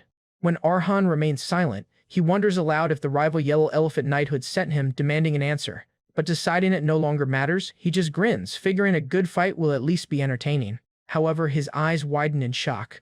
As Arhan appears from the darkness, Murphy stares down his surprisingly young opponent. Then, the bandit leader begins to laugh, finding the whole situation utterly ridiculous. That the one who wiped out his entire brotherhood was just a kid, a greenhorn still wet behind the ears. Clutching his face in disbelief, he calls the situation truly absurd. His disbelief quickly turns to rage, and he abandons all pretense of a game, shouting, "Change of plans, you little shit." He lunges forward, assuming the boy has just been using simple tricks to evade his men.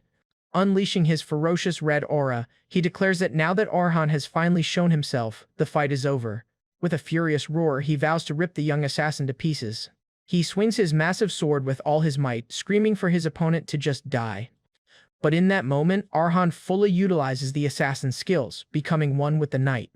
He then coolly declares that the darkness is his ally, while effortlessly sidestepping the furious attack. Murphy is stunned, unable to comprehend how he could have missed when he never took his eyes off his target. Before he can even process it, he feels a sharp sting as blood splatters from a fresh wound. Arhan has already moved past him, leaving a series of deep, bleeding gashes in his wake. The bandit leader grunts in pain, shocked by the speed and precision of the counterattack. Just then, he swings wildly again, calling the boy a rat, but his blade only cuts through empty air. Baffled, he thinks this is impossible. His path as a swordwalker should have been overwhelming. Then, he realizes with dawning horror that Arhan isn't using a path to counter him. He's literally disappearing from his senses. He struggles to understand how his foe pierces his defenses and slips through the gaps, as if tearing an opening in reality itself, a realization that comes just as Arhan lands another clean strike. Channeling the crowd freedom fighter's memories, Arhan recalls the assassin's core philosophy: he was never the stronger combatant. Therefore, to face countless superior foes, a different strategy was always needed.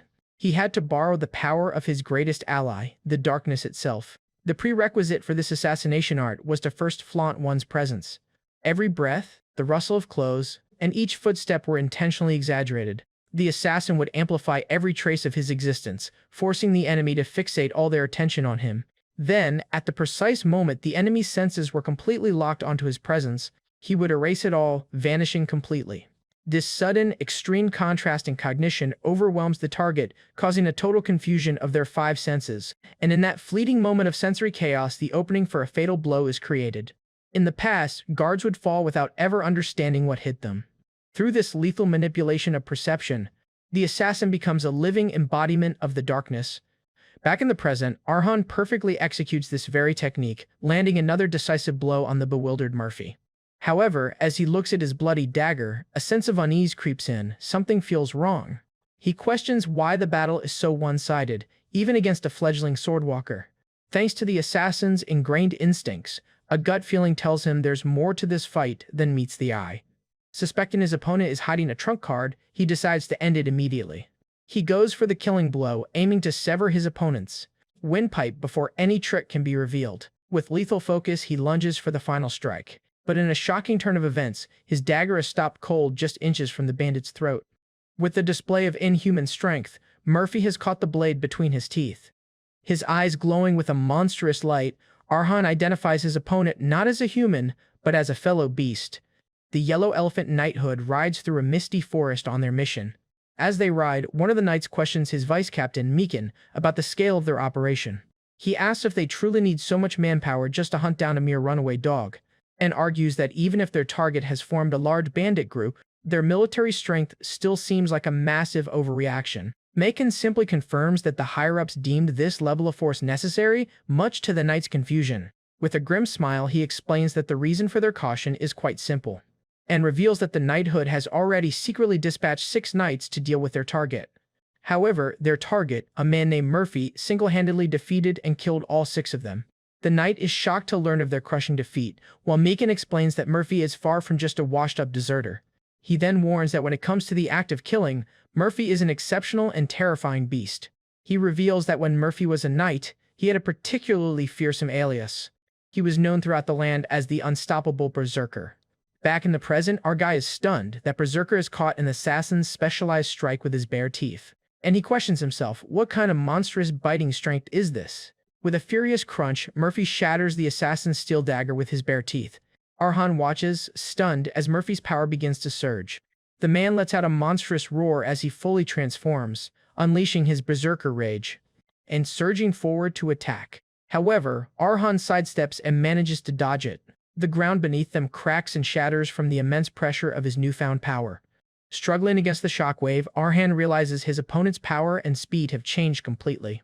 He knows that if he hadn't instinctively dodged that first explosive outburst, he would have been split in two.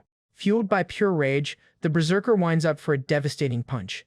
Arhan grits his teeth, bracing himself for the impossibly fast and powerful blow. He uses his sword to block it. Blood flies as his sword pierces the berserker's hand. An overhead view shows the sheer, overwhelming power of the berserker's strength. Arhan's eyes widen in shock as his sword shatters into pieces. However, he manages to dodge it by using the speed of an assassin. He leaps back, unable to resist the monstrous strength. A moment of stillness falls over the ravaged clearing. Arhan struggles to catch his breath, analyzing the dire situation. He can't believe the transformation, noting how ferocious his opponent's fighting style and aura were even before this. Now, however, Murphy has transcended his limits, a bloodthirsty grin plastered on his face. Arhan concludes that his opponent is no longer a man, but a terrifying, bloodthirsty beast. As his opponent's physical abilities and his path become more ominous, Liam's spirit appears to offer guidance. Liam explains that mutants like Murphy, who lose themselves to their power, occasionally appear. He then elaborates that a berserk state is the result of a warrior who lacks conviction and is driven solely by murderous intent. They trade their reasoning for immense power, and Liam warns Arhan that to win, he must fully digest the assassin's memories and complete his own path. Taking a deep breath, Arhan prepares himself for the grueling battle ahead. He drops his daggers, accepting that this fight is a necessary trial for his growth. Liam explains that there's only one way to truly temper immature iron, and that is to force it to clash directly with a worthy opponent. Arhan meets the berserker's charge head-on, their weapons clashing in a shower of sparks. With glowing red eyes, Murphy glares down at him, intent on crushing him. However, Arhan uses his superior agility to dodge the wild, powerful swings. The berserker launches another attack, forcing him back. Sparks fly as Arhan barely holds his ground against the overwhelming strength. Realizing a direct confrontation is futile, he devises a new strategy, to focus on dodging and parrying. He reasons that if he is unable to break his opponent's bones, then he will simply carve away all of his flesh first. His blade glows as he begins the new assault. He ducks and weaves around the berserker's attacks with practiced ease. Like a phantom, he dances around the raging beast, looking for an opening. He lands a flurry of shallow but precise cuts across the berserker's back, and relentlessly chips away at his opponent, drawing more blood with each pass. Enraged by the constant, stinging attacks, Murphy's fury intensifies.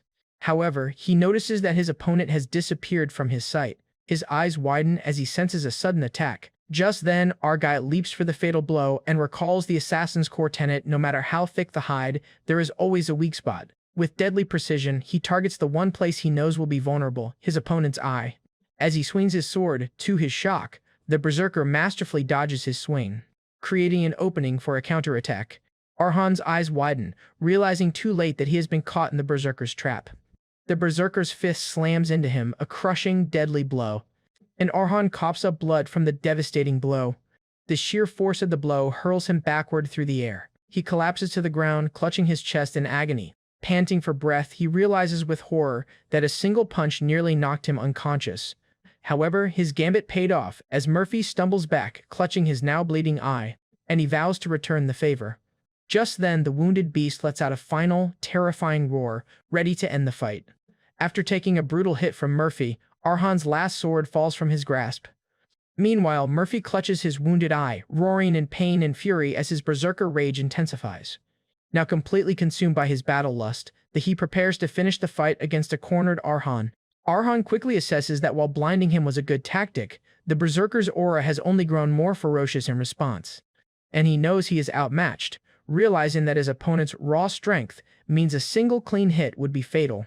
The sight of his cracked and failing sword only confirms his dire situation as his options rapidly dwindle. Every instinct screams for him to retreat and survive, to live and fight another day. However, it is this very life-or-death crisis that forces him to push beyond his limits. Murphy unleashes a devastating punch, the sheer force of which sends Arhan flying backward. Yet, even on the brink of defeat, Arhan's eyes blaze with blue energy as he resolves that he must stand and fight. This life-threatening moment unlocks the final memories of the Sword Fang, transporting his mind to the free city of Crowd. He relives the memories of the Crowd freedom fighter who recalled that to reclaim freedom, someone had to spill blood, a role he willingly accepted. The freedom fighter remembers honing his deadly skills in the Firma arena through countless life-or-death struggles. Ultimately captured, he hangs bleeding, having spilled plenty of blood and crossed every line to reach this very end. Facing his own execution, he sees no opening for escape and no darkness in which to hide, so he accepts his fate. He is led to the guillotine before a crowd and a line of enforcers, believing there is nothing more he can do. A cruel executioner calls for the crowd's attention, ready to make an example of the captured rebel, and gleefully declares this to be the wretched end for a murderer who dared to slay faithful enforcers and innocent nobles. Then, he commands the citizens to witness this miserable end as a warning against disrupting the established order. After that, he orders them not to resist, but to bow their heads and submit, telling them it is the only comfort they are allowed. With a sinister grin, he reinforces the idea that submission is their only choice. The oppressed citizens of Crowd look on, their faces etched with fear and hopeless resignation. But just then, a guard moves, and cuts the rope that binds him to the horse. In that moment, he realizes there is nothing more he can do. However, when he suddenly becomes free, he shatters the illusion of his captor's control. He flips to his feet, stunning the guards and the onlooking crowd alike. With furious determination, he refuses to let his story end so powerlessly, and in a shocking act of ultimate defiance, he sinks his teeth into the guard. Through a pained cry, he declares that he does not fear dying like trash and is willing to be trampled to dust in battle. The executioner and the crowd are utterly shocked by this brutal and unexpected act of rebellion. Standing over a fallen guard, the freedom fighter vows that he must become the darkness that resists to the bitter end. With the guard's half-torn ear in his mouth, he proclaims his goal, to become the darkest darkness in order to illuminate the light of freedom. Then, facing the executioner, he addresses the citizens in the crowd, telling them not to bow their heads. He unleashes a defiant roar, urging them to show the world that they, too, have the will to fight. His powerful words pierce the fog of fear, igniting a spark of hope in the eyes of the people. He rallies them, shouting for them to fight back when their rights are stripped away, and urges them to resist when they are being trampled. Just then, the guards move forward to attack. He dodges that attack and severs one of them. He then screams the painful truth, that Crowd no longer lives up to its name as a free city. His declaration resonates deeply with the citizens, for they all know he speaks the truth. However, he continues his fight. His final commands echo through the square: do not look away, do not submit. And though he takes a fatal wound, his resistance continues to inspire those watching. He shouts that even if they are lost in a thick fog where they cannot see an inch ahead, they must keep moving forward, and he fights on until his last breath. As chaos erupts, the executioner falls from his panicked horse. The citizens, once frozen in fear, now look on with shock and newfound resolve. Spurred by the hero's sacrifice, one man clenches his fists, ready to act. And across the square, the collective fear of the people transforms into righteous anger. Terrified, the executioner realizes he has lost all control. The dying freedom fighter stands over the cowering executioner, his mission almost complete. In his final moments, he looks out at the people he has awakened, and dies with a single purpose on his mind: freedom. Instead of letting him fall, the citizens he inspired rush forward to catch his body. One young man's face twists with determination. A torch has been passed. The crowd unites, their voices rising in a single powerful chant, "For freedom." Fists are raised in unison, signaling the start of the people's rebellion. The oppressed citizens finally fight back, attacking the enforcers who have tormented them for so long. Even the terrified executioner cannot escape the sound of the people chanting for their freedom. The rebellion explodes as the people in the crowd gather to tear the executioner apart. The freedom fighter smiles, content that his sacrifice has shown the true spirit of his city. A vision of a bright and liberated crowd fills his dying mind, a symbol of the future he fought for. Back in the present, Murphy is ready for the final, fatal attack on him. Arhan, now empowered by the darkest darkness of crowd, prepares to unleash its full might. He accepts the freedom fighter's legacy, vowing to carry on his indomitable will. A massive wave of brilliant blue energy erupts from him as he swings his sword, and blood splatters in the air. Murphy is completely stunned, unable to comprehend what just happened. In an instant he feels his own power, his path being completely shattered by Arhan's newfound strength. Just then, his head falls from his shoulders, a testament to Arhan's new power, and Arhan realizes that the sword fang has been completely digested. In the aftermath of the brutal battle, Arhan stands victorious over the fallen bandit leader, Murphy. Murphy gasps his last breath, defeated. Exhausted, Arhan lets out a sigh of relief, having survived the grueling ordeal. Suddenly, a surge of power emanates from his sword as he feels a profound change within himself. In this moment of victory, the memories imbued in the assassin's sword, Fang, are finally and completely digested. Just then, our guy recalls the moment Murphy was attacking him, and he declares that he saw it had been so faint that the straight blue line seemed within reach, yet always slipped away. However, he instinctively knew this is his path. As Arhan surveys the scene, the spirit of his ancestor Liam appears beside him. Liam proudly informs his descendant that, though still inexperienced, he can now unfold a path by his own will, officially stepping into the entry level of a swordwalker. With a smug grin, he adds that this new entry-level power is incomparable to the beast Arhan just struck down. He then explains that the caravan's path is one of steel, extending straight and true without bending before any obstacle. Theirs is the path of steel, a power that shatters all that stands in its way. He reveals that in the past, those captivated by its majesty had a special name for this power. With an intense gaze, he christens his descendants' newly awakened ability, the Line. However, the strain of awakening his new power is too much, and Arhan begins to falter. He collapses face first into the dirt, completely spent from the battle, and weakly asks his master why he has no strength left, while Liam explains it's the backlash of using excessive power in an untrained body. The ancestor cackles maniacally, gleefully telling him to look forward to the intense training that awaits him to become a mature walker. Lying in the mud, Arhan reflects that while he's still at the entry level, he has finally taken a genuine step forward. He clenches a fistful of dirt, proud that he has forged a path that is completely his own, not a half-baked imitation. A torch illuminates the darkness as a familiar voice calls out, "Young Master Arhan." Lying on the ground, he looks up to see his companions have arrived. It's Patel and Solyan, who have tracked him to the bandit camp. Completely surprised, a battered Arhan asks how they found him. After helping him up, his companions watch as he recovers. He takes a moment to wipe the grime from his face. He thanks Solyan for the cloth, and she wordlessly crumples it in her hand, disgusted by the filth. Surveying the carnage, Petal asks in disbelief if Arhan truly wiped out the entire bandit group by himself. The sheer number of dead bandits strewn across the camp is a testament to his overwhelming victory. However, he sheepishly tries to downplay his incredible feat, claiming, "Luck was just on my side," earning jealousy from Solyan. Patel listens silently, his expression unreadable as he processes the scene. "Luck, you say," he repeats, not quite believing the young master's humble explanation.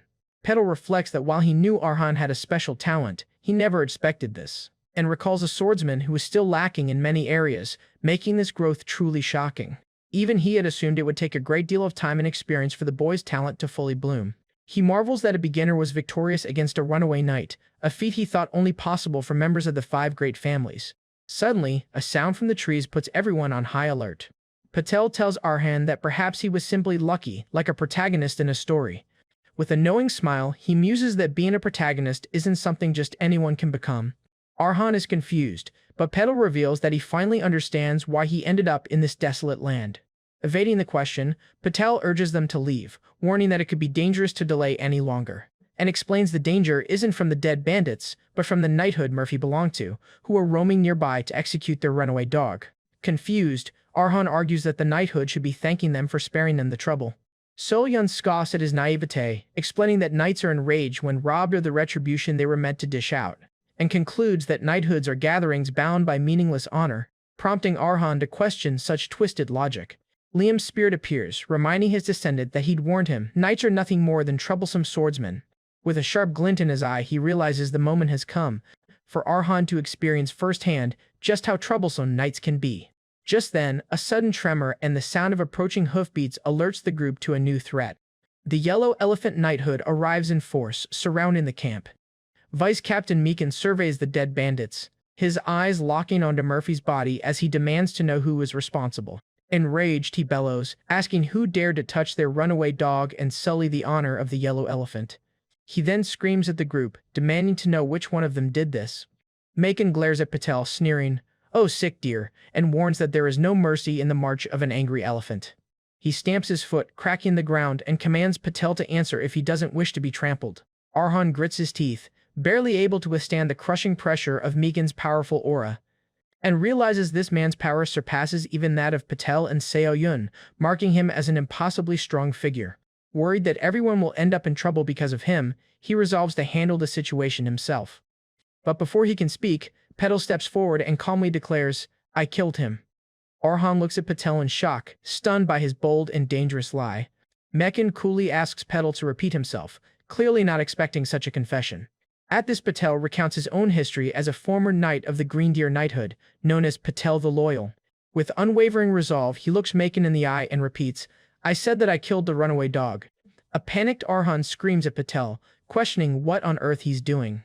As he lunges forward to correct the lie, but Seo-yun holds him back. She silently shakes her head, preventing Arhan from interfering in Patel's decision. From atop his horse, Meekin acknowledges that the sick deer was aware of their situation, and reminds him that as someone who has taken a knight's oath, he must understand the meaning of his actions. After that, he declares that Patel, a washed-up relic, has dared to openly tarnish the honor of their knighthood. A cruel smile spreads across Meekin's face as he relishes the confrontation. He addresses Patel by his former title, Knight Patel the Loyal, and states that as vice captain, he cannot overlook this behavior. With a surge of golden energy, he formally challenges Patel to an honor duel. Patel's eyes glow with a cool blue light as he gazes up at the knight and resolutely says, "I accept." An honor duel is a fight where combatants wager everything to condemn those who have tarnished their honor and discipline. The winner regains their honor and raises their prestige as a knight. The loser, however, loses everything, as their corpse is publicly displayed in the plaza. For knights who value honor above life, this public humiliation is a punishment far worse than death. Because of the high stakes, an honor duel is never a decision made lightly. Meekin rides away, having forced the duel. Such a match is especially rare between knights with a significant gap in skill. In fact, it is almost unheard of for such a lopsided duel to be arranged. Yet Patel stands silently as the knights depart, resolute in his decision. A furious Arhan immediately confronts him, demanding to know why he accepted the suicidal duel. He points out that Meekin is a sword runner, a tier of power far beyond a swordwalker, wielding the symbol of their rank, wings, and reminds Patel that even if rank isn't everything, he is still only a swordwalker. He stresses that Patel's body is so ravaged by illness that he can barely even move properly. "So how do you plan on fighting a sword runner?" Arhan yells, completely bewildered by his decision. He clenches his jaw, his anger boiling over as he recalls their first meeting. He then reminds Patel of his initial wish to spend his final moments quietly, a choice completely at odds with this. After that, he says that by accepting the duel, he is wagering not just his life, but his very honor as well, and desperately begs Patel to withdraw, even offering to take the blame for killing Murphy and the bandits himself. Patel turns and calmly thanks the young master for caring so much about him. He explains that for a knight, there is sometimes something more important than victory or honor. He confesses his dream, to be like the protagonist of a knight novel, standing tall before a powerful enemy. Clenching his fist, he declares his desire to be a man who protects his neighbors. With a gentle smile, he says that perhaps God took pity on him in his final moments and granted him this one opportunity. Looking at the conflicted Arhan, he asks, "Please, will you allow me to achieve my dream?" Defeated, Arhan can only whisper that he will regret this. Patel watches Arhan walk away before turning to leave himself, heading off to prepare for his final battle. With a final, sorrowful apology, he walks into the woods to prepare for his fate. Meanwhile, at the camp of the Yellow Elephant Knighthood, a junior knight approaches the vice captain, Meekin, inside his tent. and asks, "Did you really have to go that far?" The knight, Senior Knight Ron, confirms that he is talking about the honor duel scheduled in a week. When Mekan asks why, Ron honestly replies that he finds his commander's actions excessive. Ron points out that Patel's body is already consumed by disease and that he likely won't even last a fortnight, and also states that in a week, Patel will be a walking corpse, struggling just to move.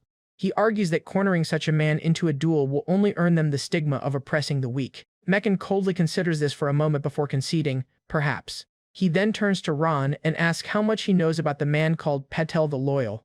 Mekan's eye glows with intensity as he states that he knows the knight very well. He recalls their academy days, when everyone mocked Patel as a talentless idiot who would never be more than a sword beginner. They called him a fool who only knew how to try hard, predicting he'd die soon after becoming a knight. Yet, against all odds, the man reached the pinnacle of a swordwalker and has managed to survive until now. Mekan recounts his legendary feats, including emerging victorious in 17 honor duels for his lord. He protected his lord on the battlefield even under a rain of bombardment, and when 500 starving refugees swarmed the castle, he defended the gates alone. He concludes that the moniker Patel the Loyal is a truly fitting one. However, Mekan sees his firm convictions not as noble, but as dangerous. A fiery aura begins to build around Mekan as he reveals his true, sinister intentions. He declares Patel's convictions are just as dangerous as his own powerful wings. He even plans to tie Patel's corpse to a wagon and parade it through the village where he lived. And he will announce Patel's death and trample on his corpse to completely extinguish whatever honor he has left. Mekan believes that if he tramples and violates this man of steel, he will reach a new state of power, and he is certain it will grant him the power to spread his second pair of wings, achieving an even higher rank. He then menacingly asks Ron if he still thinks there's nothing to gain from this duel.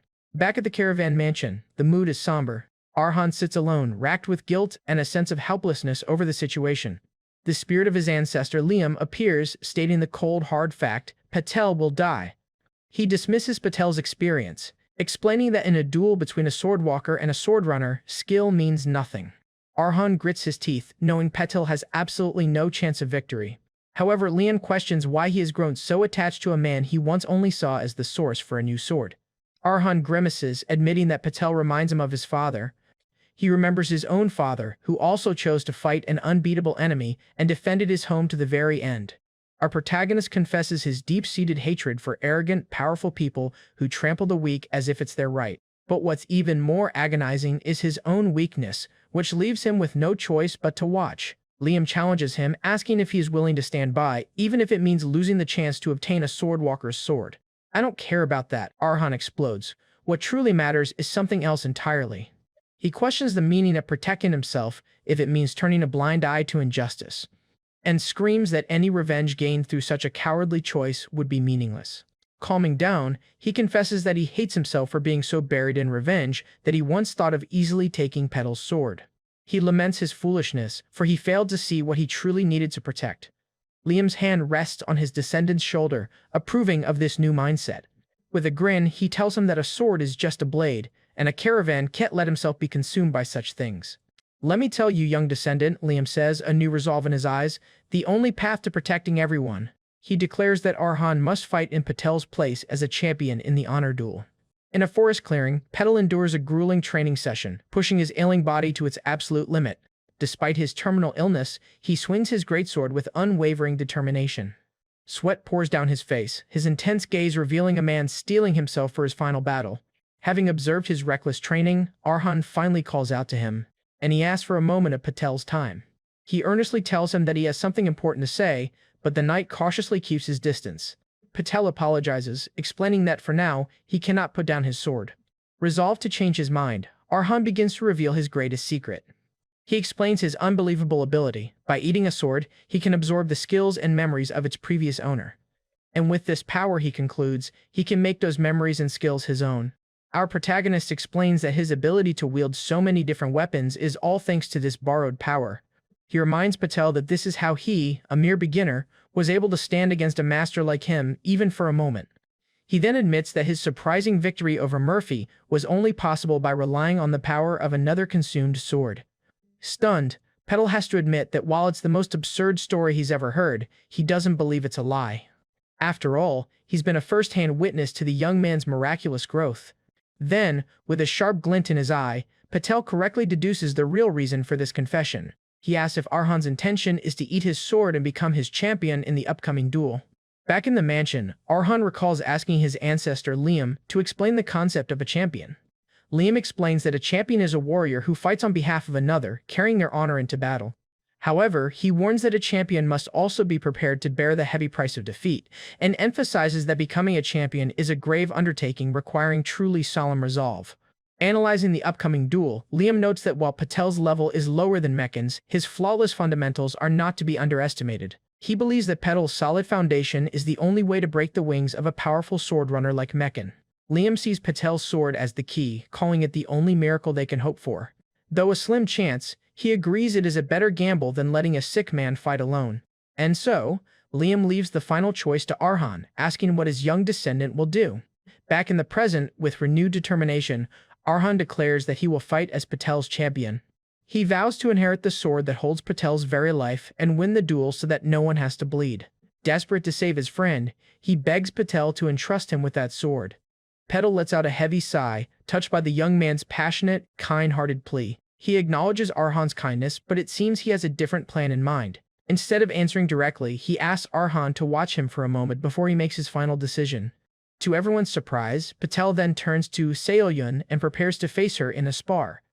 Arhan watches in confusion, wondering what his terminally ill friend could possibly be planning in protests, calling it senseless for Patel to spar in his grave condition. But Seoyun, understanding his intent, coldly tells the little gladiator not to interfere.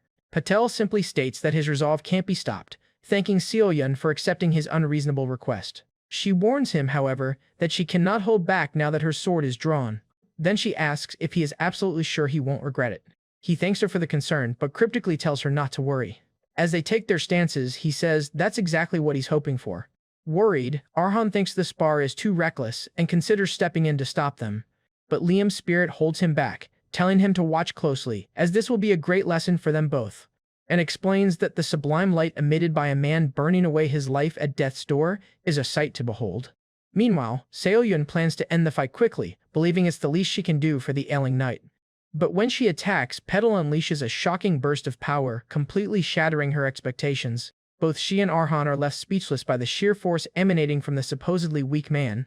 Seoyun struggles to block his attack, her sword vibrating from the immense power. She's shocked by the unexpected weight behind his sword, a force far beyond a sick man's capabilities, and can't comprehend how a man for whom even breathing should be a struggle can possess such overwhelming power. With glowing eyes, he pushes back, demonstrating an impossible level of strength. A single, overwhelming strike then sends her flying backwards.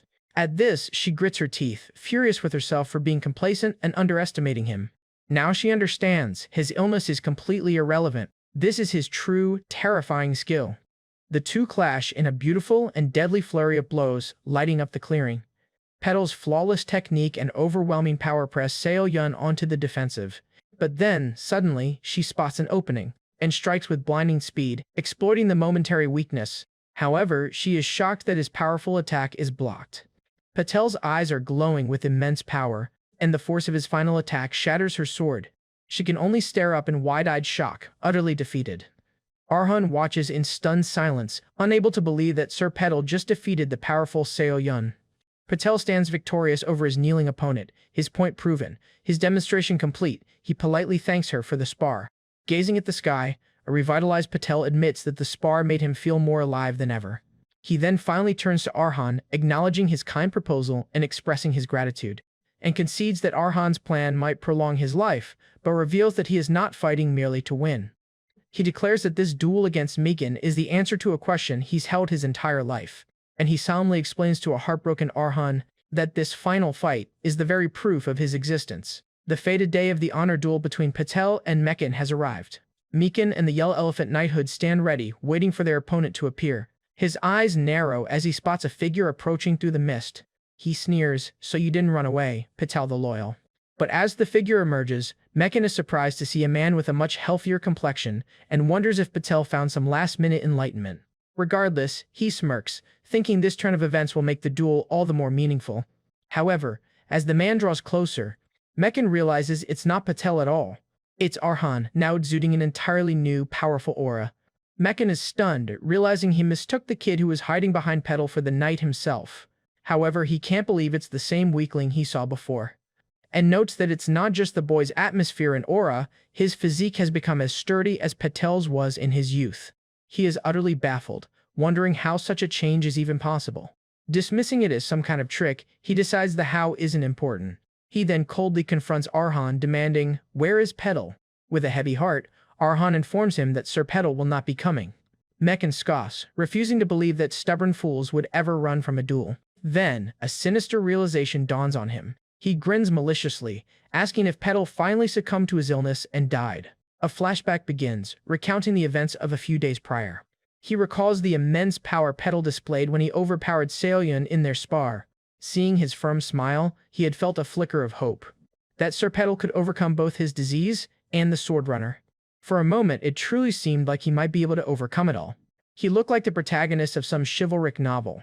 However, the harsh truth of the world soon set in. Just as Petal admits to Arhan, reality is no chivalric novel. In his final moments, a dying Patel tells a distraught Arhan, "For some reason, I thought you'd come." As Arhan rushes to his side, the knight smiles weakly, saying he's glad to see him. Arhan clenches his jaw in grief. Unable to comprehend, Arhan asks how he can possibly be glad in this situation. As Petal's illness takes its final toll, Arhan screams that he has run out of time and yells, "What in the world is there to be glad about?"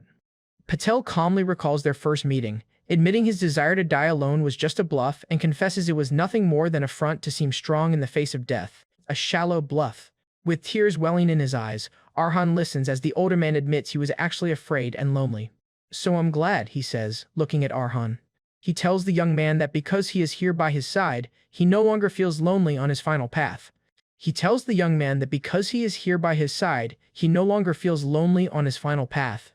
At this he pleads, insisting, "You have to live, Sir Petal." He then reminds him of the duel, the challenge that was meant to be the proof of his existence. The young man cries that for it to end like this is just too cruel. As Arhan collapses in grief, Petal rests a comforting hand on his head. Then, he says, "I like the twilight." He poetically describes it as the beautiful light that colors the world between day and night. He then compares it to one's own reflection, a final mark left before death, stating that his own twilight ends here. "But you," he tells Arhan, "are the dawn that has just risen." Petal reveals that he always believed Arhan's story about devouring swords was the truth, not just a lie meant to comfort him. Therefore, he declares, "Please take my sword." Its clunky, worn-out blade, hoping the young man will accept it. With tears streaming down his face, Arhan is asked to accept this heavy burden. His hand closes over Petal's on the hilt of the sword. Through his tears, Arhan accepts his friend's final wish, gladly. With a final, peaceful smile, Petal wishes him good luck in his battle. His last words are a prophecy, that Arhan will surely leave his name in the history of this era.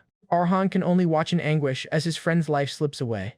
And so, his kind neighbor, Patel, quietly faded away into his own twilight. The flashback ends, and Arhan stands silently in the present.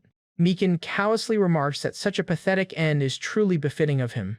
He laments that it's a pity, as he had so much to show him, while his men express their disappointment at not seeing the wings. He, however, quietly reflects that it's fortunate the knight avoided being reduced to a mere spectacle, and declares that regardless of the process, the honor duel is his victory. With a crazed look, he demands, "Hand over the corpse of the loser, Petal." He furiously declares, "It's mine now." But Arhan, his eyes now glowing with a powerful blue light, firmly refuses. "I cannot do that." Wielding Petal's sword and emanating a powerful aura, he declares, "Because the honor duel isn't over yet." He stands firm before the vice-captain, announcing his intentions. Channeling the will of the fallen knight, Arhan prepares to fulfill his friend's legacy. As Sir Patel's champion, Arhan Karavan challenges Mekken to a duel. As Arhan consumes Petal's sword, steel, he is plunged into the memories of the late knight's life. Petal reflected that from the very beginning, he had realized he could never be the protagonist of his own story. The memory begins during a game of cards, where his senior colleagues struggle to recall his name. A young, stoic Petal confirms his name, standing out from his more relaxed peers. One senior knight confronts him, mocking him for being too rigid and unhappy that their nightly gathering had turned into a gambling session. He is called out for his buzzkill face, which he has apparently worn all day. Yet finding his courage, Petal declares that he finds his senior's behavior inappropriate. He then lectures them on knightly dignity, stating that their excessive gambling, drinking, and vulgar jokes go against their ethics. But his senior cuts him off, dismissing his constant talk about being a knight as a waste of breath. He looks at him with disdain, calling him a truly dull guy. Exasperated, the senior tells Patel that he no longer needs to come to gatherings that don't suit him. Effectively ostracized, he is told that he just ruins the mood for everyone else. Humiliated and rejected by his fellow knights, a young Patel can only stand in silence. Not long after he was pushed aside, a new knight joined the gathering. This new knight echoed Patel's sentiment almost word for word, calling the senior's behavior unacceptable. Unlike Patel, however, this newcomer was a confident young man brimming with natural talent. Patel recalled how the newcomer shared many similarities with him, being just as inflexible and deeply engrossed in chivalry. And just as Patel had done, the new knight asked the seniors to exercise some restraint. However, the outcome for the talented newcomer would be drastically different. Instead of being ostracized, his criticism was met with agreement and thanks. The same senior knight who had mocked Patel now enthusiastically praised the junior's firm convictions. He continued to gush, praising the new knight's impressive spirit. The senior proclaimed that this very spirit was why the newcomer, at such a young age, had already become a powerful sword runner. The senior knights then promised to behave better and eagerly invited the talented junior to their next gathering, completely excluding Patel. From the sidelines, Patel could only force a smile, watching as the principles he was shamed for were celebrated in another. Sitting alone, he painfully realized there was only one difference between him and the new knight. That one crucial difference was talent. He remembered his youth, when he had believed in the power of patience and effort. And he thought that if he wasn't recognized, he would simply work harder until he was. So he swung his sword relentlessly, thinking that if he just got stronger, he would one day be able to uphold his convictions through sheer power. Reality, however, was far crueler. With his spirit shattering like a broken sword, Patel finally understood the truth.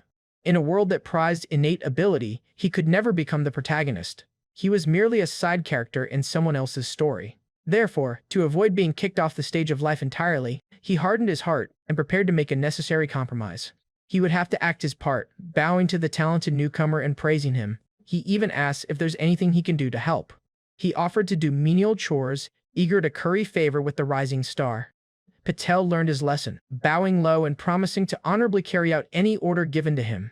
And thus, through compromise and resignation, the persona of Patel the Loyal was born. Setting his convictions aside, he began to follow his colleagues, carrying their burdens. He forced a smile and played along, his compliance a mask for his inner struggle and self-loathing.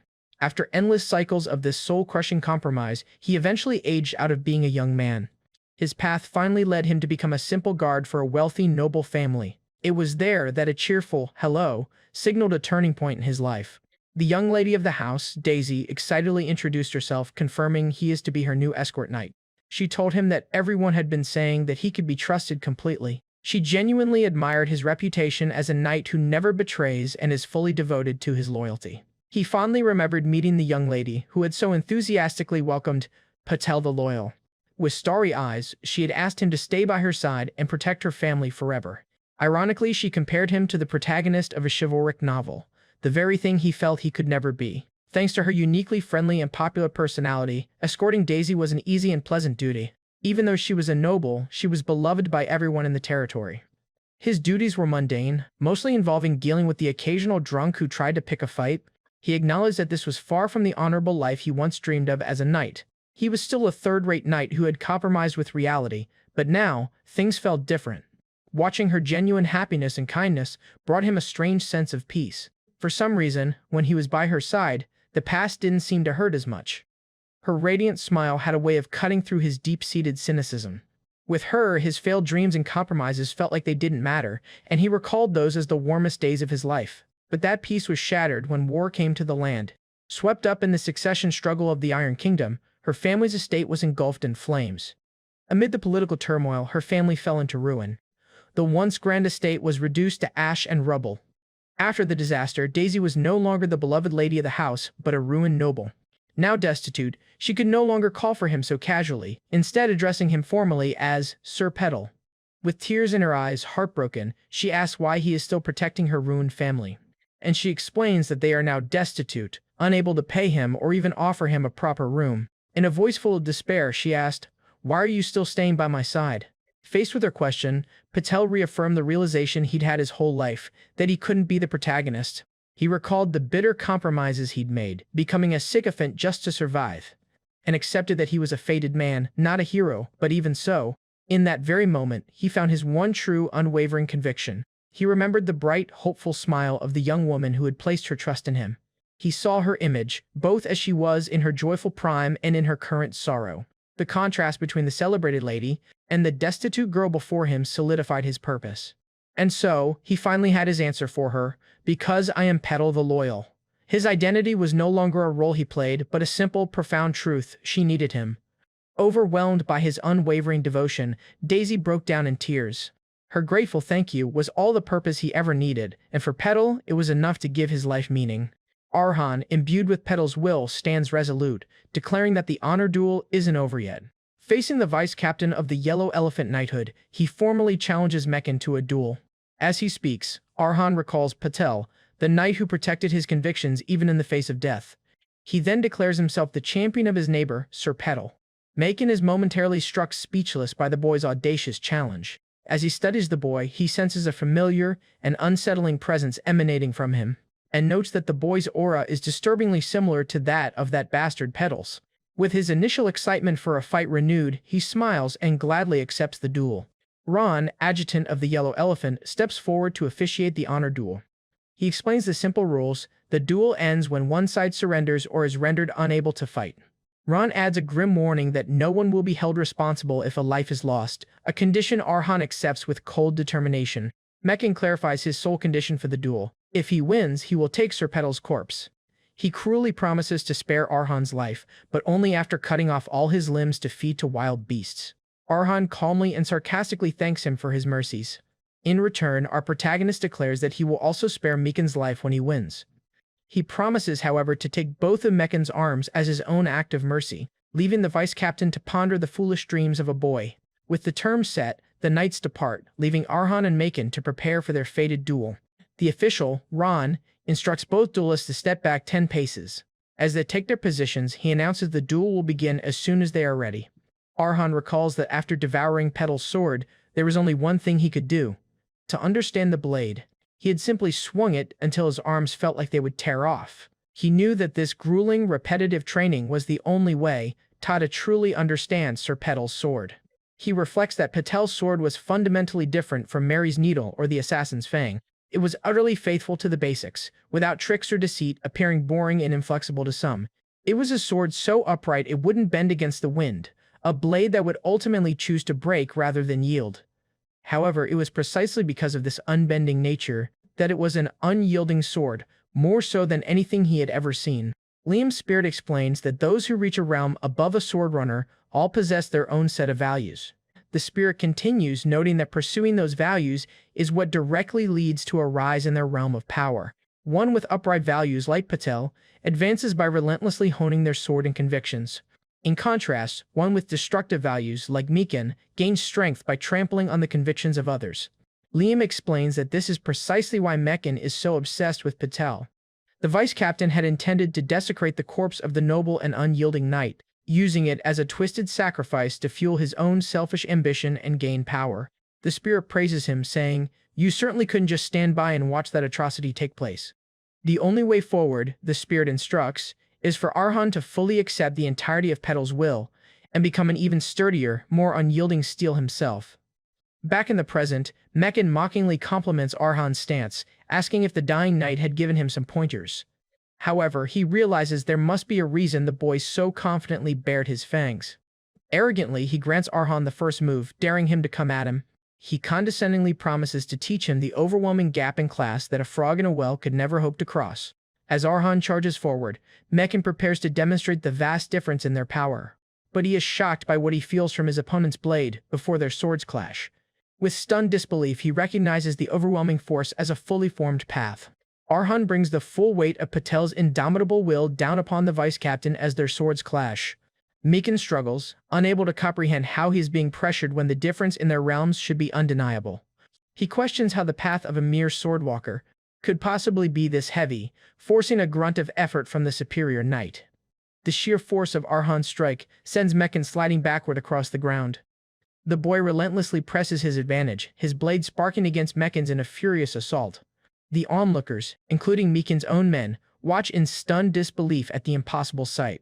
Mekin is forced to dig his sword into the ground, desperately trying to halt his opponent's overpowering momentum. Blood trickles from his lips as he struggles against the unexpected and overwhelming force. He spits blood, enraged at the disgrace of being physically dominated. His pride is shattered, as he cannot believe that a mere brat's managed to push him back. His arrogant worldview crumbles as he finds a situation impossible to accept. He, Mekin, the one chosen by the heavens, cannot fathom being pushed back by a mere swordwalker. Arhan stands over his reeling opponent, declaring that now that their swords have finally clashed, he knows the truth. "Your sword is soft," he states with cold finality, condemning Mekin's strength as hollow. Arhan declares that comparing his opponent's selfish blade to Sir Patel's unwavering resolve is an absolute insult. The duel against Mekin triggers a flashback, revealing a time when a younger, fiercer Mekin served in the same knighthood as Patel. In the memory, their captain lectures a young Mekin, warning him not to be arrogant about his early talent and comparing him to a tall tower built without a sturdy foundation. The captain continues, assuring the young knight that one day he will come to resent his own negligence of the fundamentals.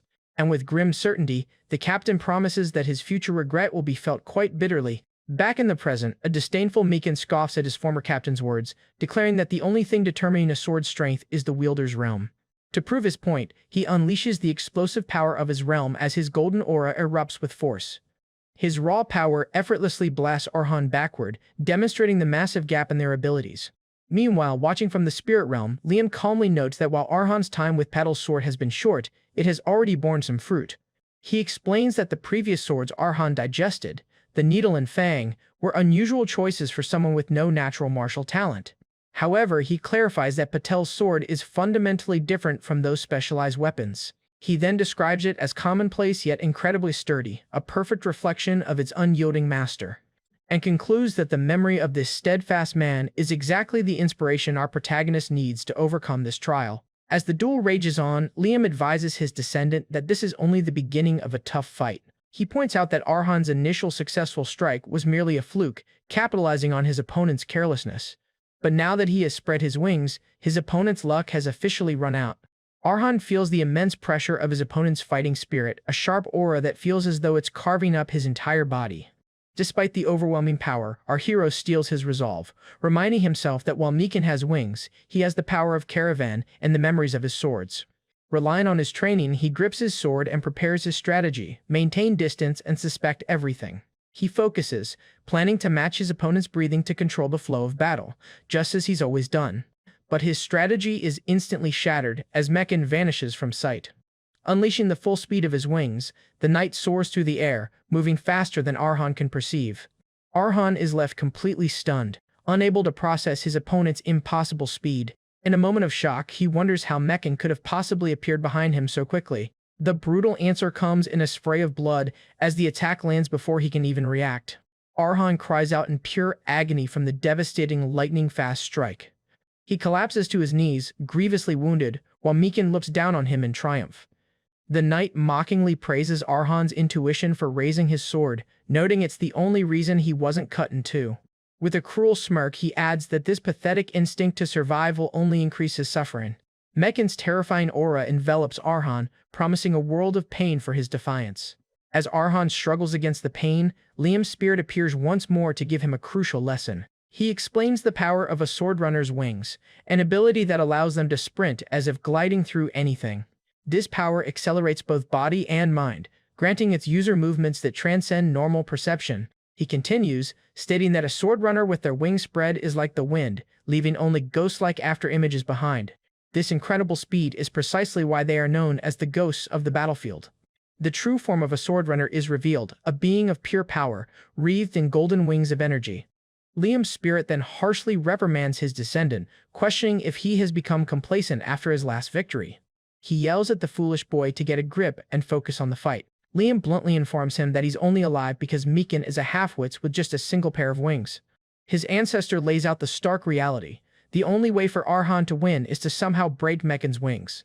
Arhan falls into despair, realizing his opponent is incomparably faster than even the superhuman Patel or Solyun. Overwhelmed and trembling, he desperately searches for a method, any method, to fight back.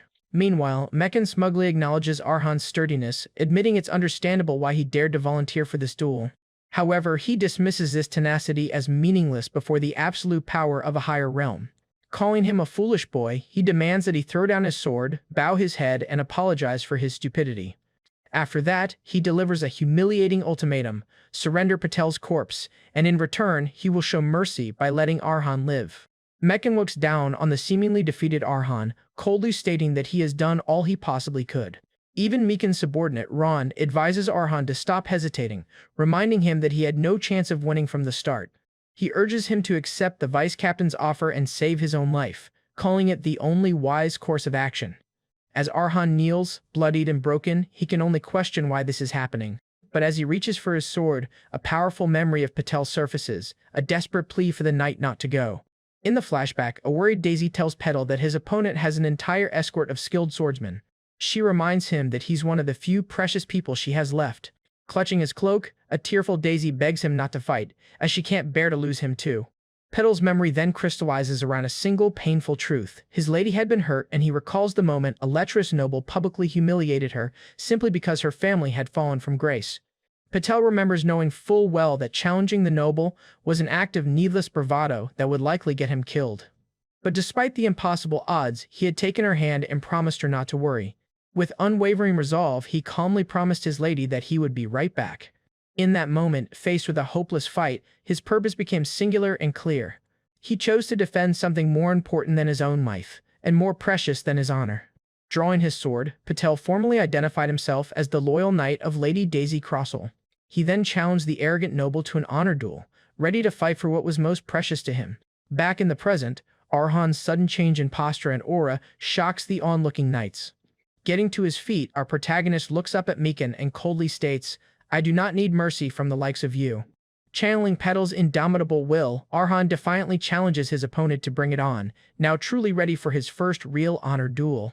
Watching from the sidelines, Mekin's subordinate Ron looks on with growing apprehension. Infuriated by this defiance, the vice captain gathers his power, his sword-runner aura flaring with rage. With a malevolent gleam in his eye, he snarls, promising to make Arhan beg for death. Arhan realizes Mekin has abandoned his flashy wings for raw superhumanization, a clear declaration that he intends to trample our protagonist's conviction without pity. Switching tactics, Mekin lunges forward, intending to overwhelm Arhan with maximum unrestrained violence. Arhan barely manages to parry the explosive attack, his blade straining under the immense pressure. The force of the strike is overwhelming, sending him skidding backward across the shattered ground. The vice captain relentlessly presses his advantage, forcing Arhan into a desperate, defensive struggle against his superior strength. Yet, despite being overpowered, his gaze remains locked on his opponent with cold, unyielding determination. Mekin unleashes a devastating blow that craters the earth, confident that he has crushed his opponent. Smirking at the destruction, he callously comments that it would be a problem if Arhan couldn't even withstand that level of attack. But to his surprise, Arhan is still standing, prompting the vice captain to declare that his execution has only just begun. He sneers at the battered young knight, vowing to slowly crush both his body and his convictions. Mekin's goal is now clear: to make Arhan experience the soul-crushing reality of overwhelming despair. As he prepares another devastating blow, he shouts for Arhan to get ready for what's coming. But Arhan sidesteps and dodges it, and coolly states, "That's exactly what I was hoping for." The two swordsmen are locked in a furious struggle for dominance, their blades clashing with blinding speed. However, unable to match Mekin's raw power, Arhan is once again sent skidding back by a powerful strike. The relentless assault takes its toll, as his body is now seriously injured. Despite his grave injuries, his eyes burn with a defiant, unwavering resolve that refuses to be extinguished. Mekin roars in frustration, enraged by the damned look of defiance in Arhan's eyes. Losing his composure, he grabs Arhan's head and strikes his face with his knee, trying to physically crush his spirit. Spitting blood, Arhan collapses, his sword falling from his grasp. Mekin stands over him, mocking his audacity for looking down on a superior swordrunner. He then mercilessly kicks the fallen knight, calling him a dime a dozen, Walker who is nothing more than fodder. Completely enraged, Mekin screams, questioning how Arhan dares to look down on him, the chosen one. Ron can only watch in dismay as his captain rants that Arhan's knightly convictions are nothing but irritating relics of the past. Observing the scene, Liam's spirit notes that Mekin is projecting his own insecurities, angered that Arhan's unwavering attitude denies his perceived talent. And, at his lowest point, the silhouette of Patel, the very man whose honor he fights for, appears in Arhan's consciousness. Suddenly, a powerful light emanates from Arhan's eyes as he taps into a deeper source of strength. Mikan screams in fury, declaring that the young knight's unwavering defiance reminds him of that damn old man, Arhan Karavan. In that moment, Arhan's consciousness is flooded with a critical memory from Patel's sword, steel. The flashback reveals Patel's thoughts before a past duel he had no intention of winning. He recalls the hopeless honor duel he fought against an arrogant noble to defend Lady Daisy's name. Even as their blades were locked, Patel knew it was not a fight he was meant to win. His goal was far greater. It was a fight to never lose, a battle to uphold his conviction, even in death. The entire duel was for Daisy's sake, a final act of loyalty to protect her honor. Filled with this profound understanding of Patel's will, Arhan slowly pushes himself back to his feet. He meets Mekan's next attack, his parry now strong enough to halt the vice-captain's blade, making him grunt in surprise. Enraged by this sudden resistance, Mekan screamed at the insignificant worm to know his place. With a powerful counter, Arhan's blade clashes with Mekan's, eliciting a furious, "How dare you?" from the vice-captain. Watching this incredible turnaround, Liam's spirit smirks, noting that it's not a mere fluke. He explains to himself that in a duel between a swordrunner and a walker, there is simply no room for chance, and reflects that what his young descendant truly needed was not an easy victory, but a desperate life-or-death trial to forge his own true strength. As Arhan attacks Mekan's face, Liam concludes that the arrogant vice-captain was simply too careless. A trickle of blood runs down Mekan's cheek as he struggles to comprehend the overwhelming power now pushing against him. His eye widens in pure, unadulterated shock at the impossible situation unfolding before him. Screaming at the lowly bastard, he gathers every last bit of his power for one final desperate attack. Arhan, however, dodges the attack by leaping into the air. Mekan leaps into the air, declaring, "Playtime's over," before attacking, and screams, "I'm going to kill you right now." But now, channeling Patel's absolute conviction, Arhan vows that while carrying Daisy's honor, he will never lose, even in death. He brings his sword down, his body glowing with the indomitable blue light of Patel's will, now fully manifested in the sword's steel. With a final, guttural roar, he unleashes the full, awakened power of that conviction. Mekan can only stare in disbelief and ask, "What is this?" But as the attack connects, it hurls Mekan downward, crashing into the ground and shattering it like an explosion. In a flashback, Patel recalls winning his first honor duel. Even then, he sensed that his lady, Daisy, would face endless scorn from aristocratic society. For her, a fallen noble, this victory was not the end of her suffering but only the beginning. He knew that despite his victory, nothing would truly change for her. And so he gripped his sword, ready to defend her honor no matter the cost. In a show of defiance, a sneering noble throws wine on Daisy's dress.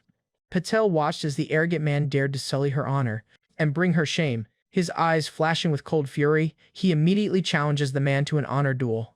After swiftly defeating the noble, Patel stands over his fallen opponent. As the price for victory, he makes a simple demand of the defeated man.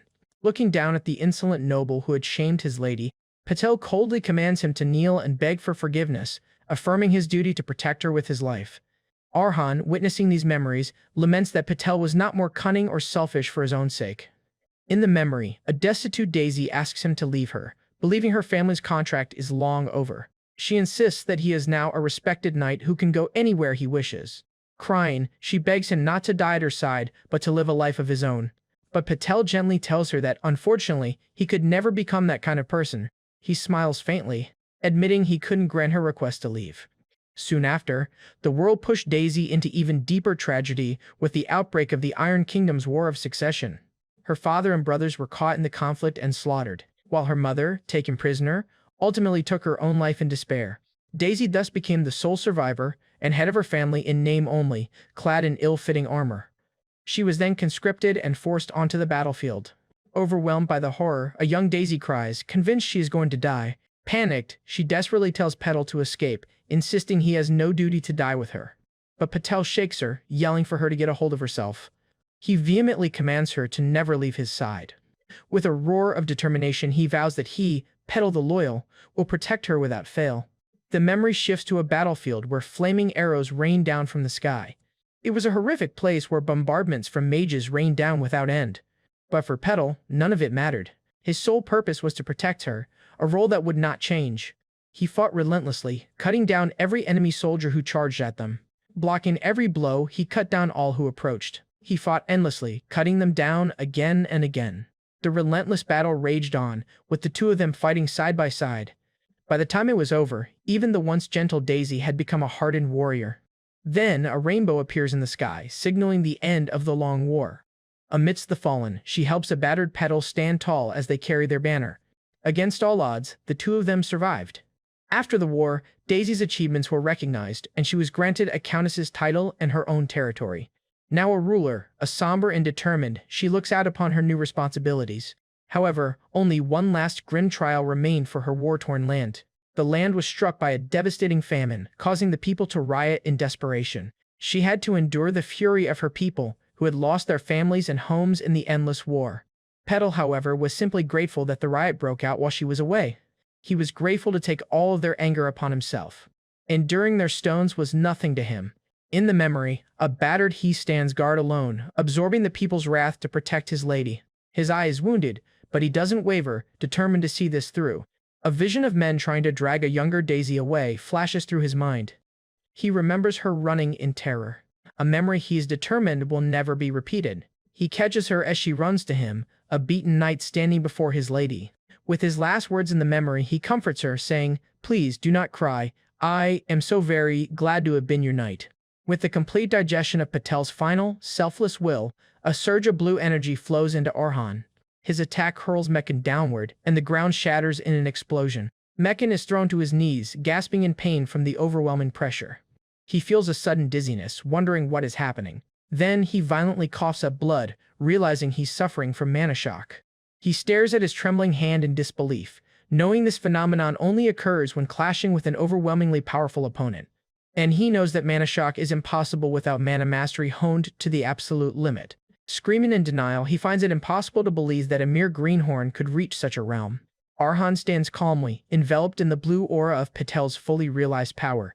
Desperate for an explanation, Meccan wildly accuses him of making a deal with a witch of the Sky Empire and using a wicked magic tool.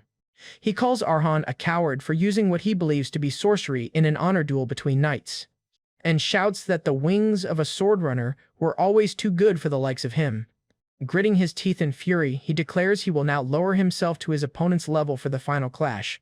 Meanwhile, Arhan reflects on his own stubbornness and inferiority complex, the feelings that drove him along the Swordwalker path. He believes no other swordsman has clung so miserably to the end of that path as he has. Because of this unique and arduous journey, he is certain of one thing. Brimming with hard-won confidence, he declares that in a fight against another walker, he will never be defeated. The duel between Arhan and Meccan reaches a fever pitch, their swords clashing with explosive force. The honor duel continues in a blur of motion, locking both warriors in a desperate struggle for dominance. Arhan skillfully deflects a powerful, mana-infused swing from the vice-captain.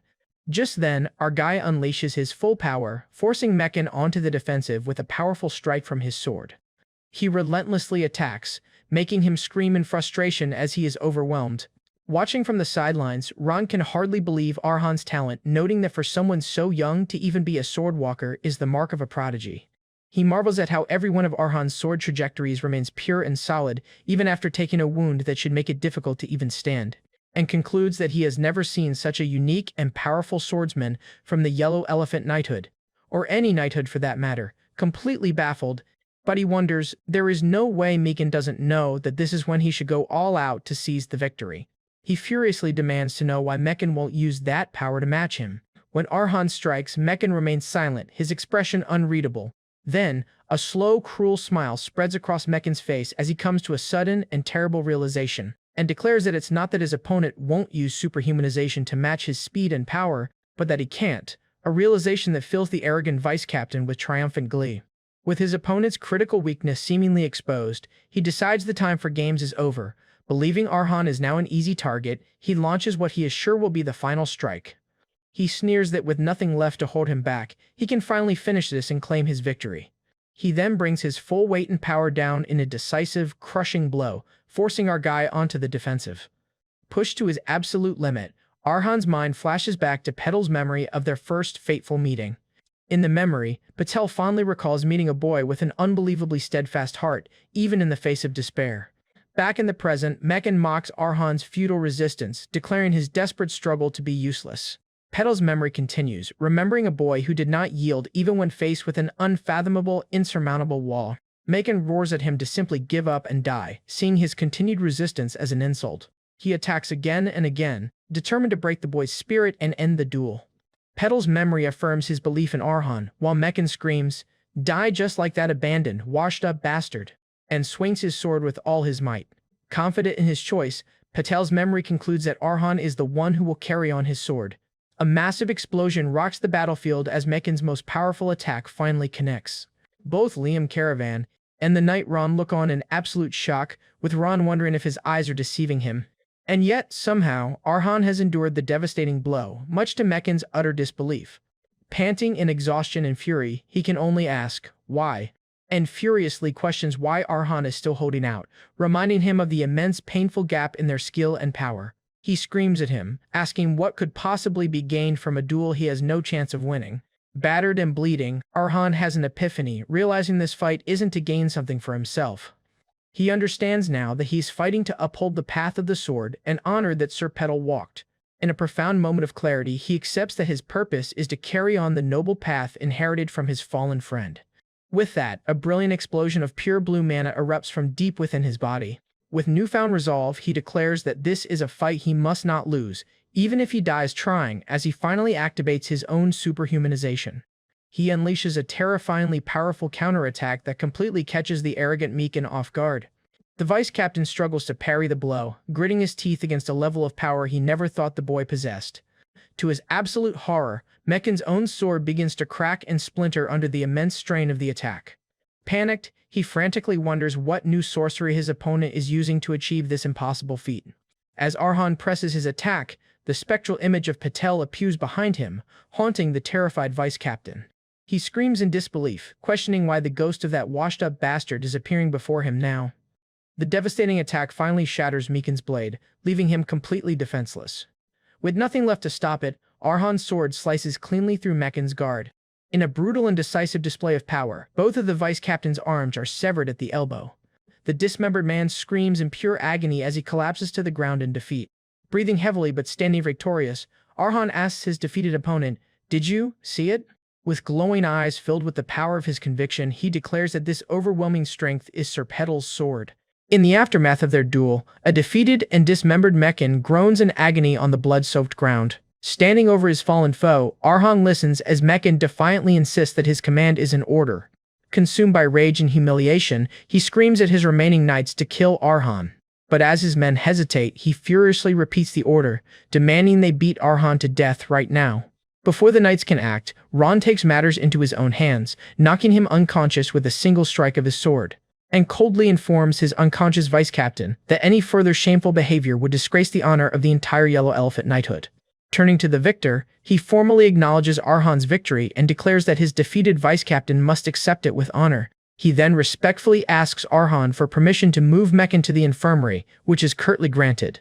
Thanking Arhan for his consideration, the knights swiftly carry their fallen vice-captain away from the battlefield. With the scene cleared, Ron begins to explain the formal procedures that follow an honor duel, and details that the victor is entitled to demand one of three things from the loser. He then lists the first two prizes, confiscating the loser's wealth or destroying their honor by enslaving them. Just as he begins to explain the third option, a flag, Arhan cuts him off, stating that he is already aware. To Ron's utter shock, he declares that he wants the ancient and rarely chosen flag as his prize. Seeing the conviction in Arhan's eyes, Ron understands his intent and accepts the unusual request. However, he clarifies that granting the flag is beyond his authority and that he must relay the wish to the knighthood's main force. Setting aside his official duties, he then places a hand over his heart to offer a personal and sincere gesture. He formally salutes him, paying his deepest respects for protecting the honor of Sir Petal the Loyal. Arhan stands resolute, his duty fulfilled and Patel's honor avenged. Later, on a quiet cliffside, he solemnly lifts Petal's sword, its blade still coated in the blood of the man who disrespected its master, and informs Liam's spirit that he wishes to bestow a name upon Petal's sword. Arhan recalls Petal's humility, remembering how the knight felt his own sword was too insignificant to be named. But he counters this belief, asserting that the sword contains the legacy of Patel's weary yet noble life. Liam's spirit smiles in approval, calling it a fine idea to immortalize the sword with a name befitting its history, and asks Arhan what name he has chosen for the blade. Our guy closes his eyes, reflecting on the weight of Patel's life and the sword that represents it. Memories of his time with Patel, from their first encounter to his final passing, flash through his mind. Inspired by the setting sun and the end of a journey, he christens the sword Twilight.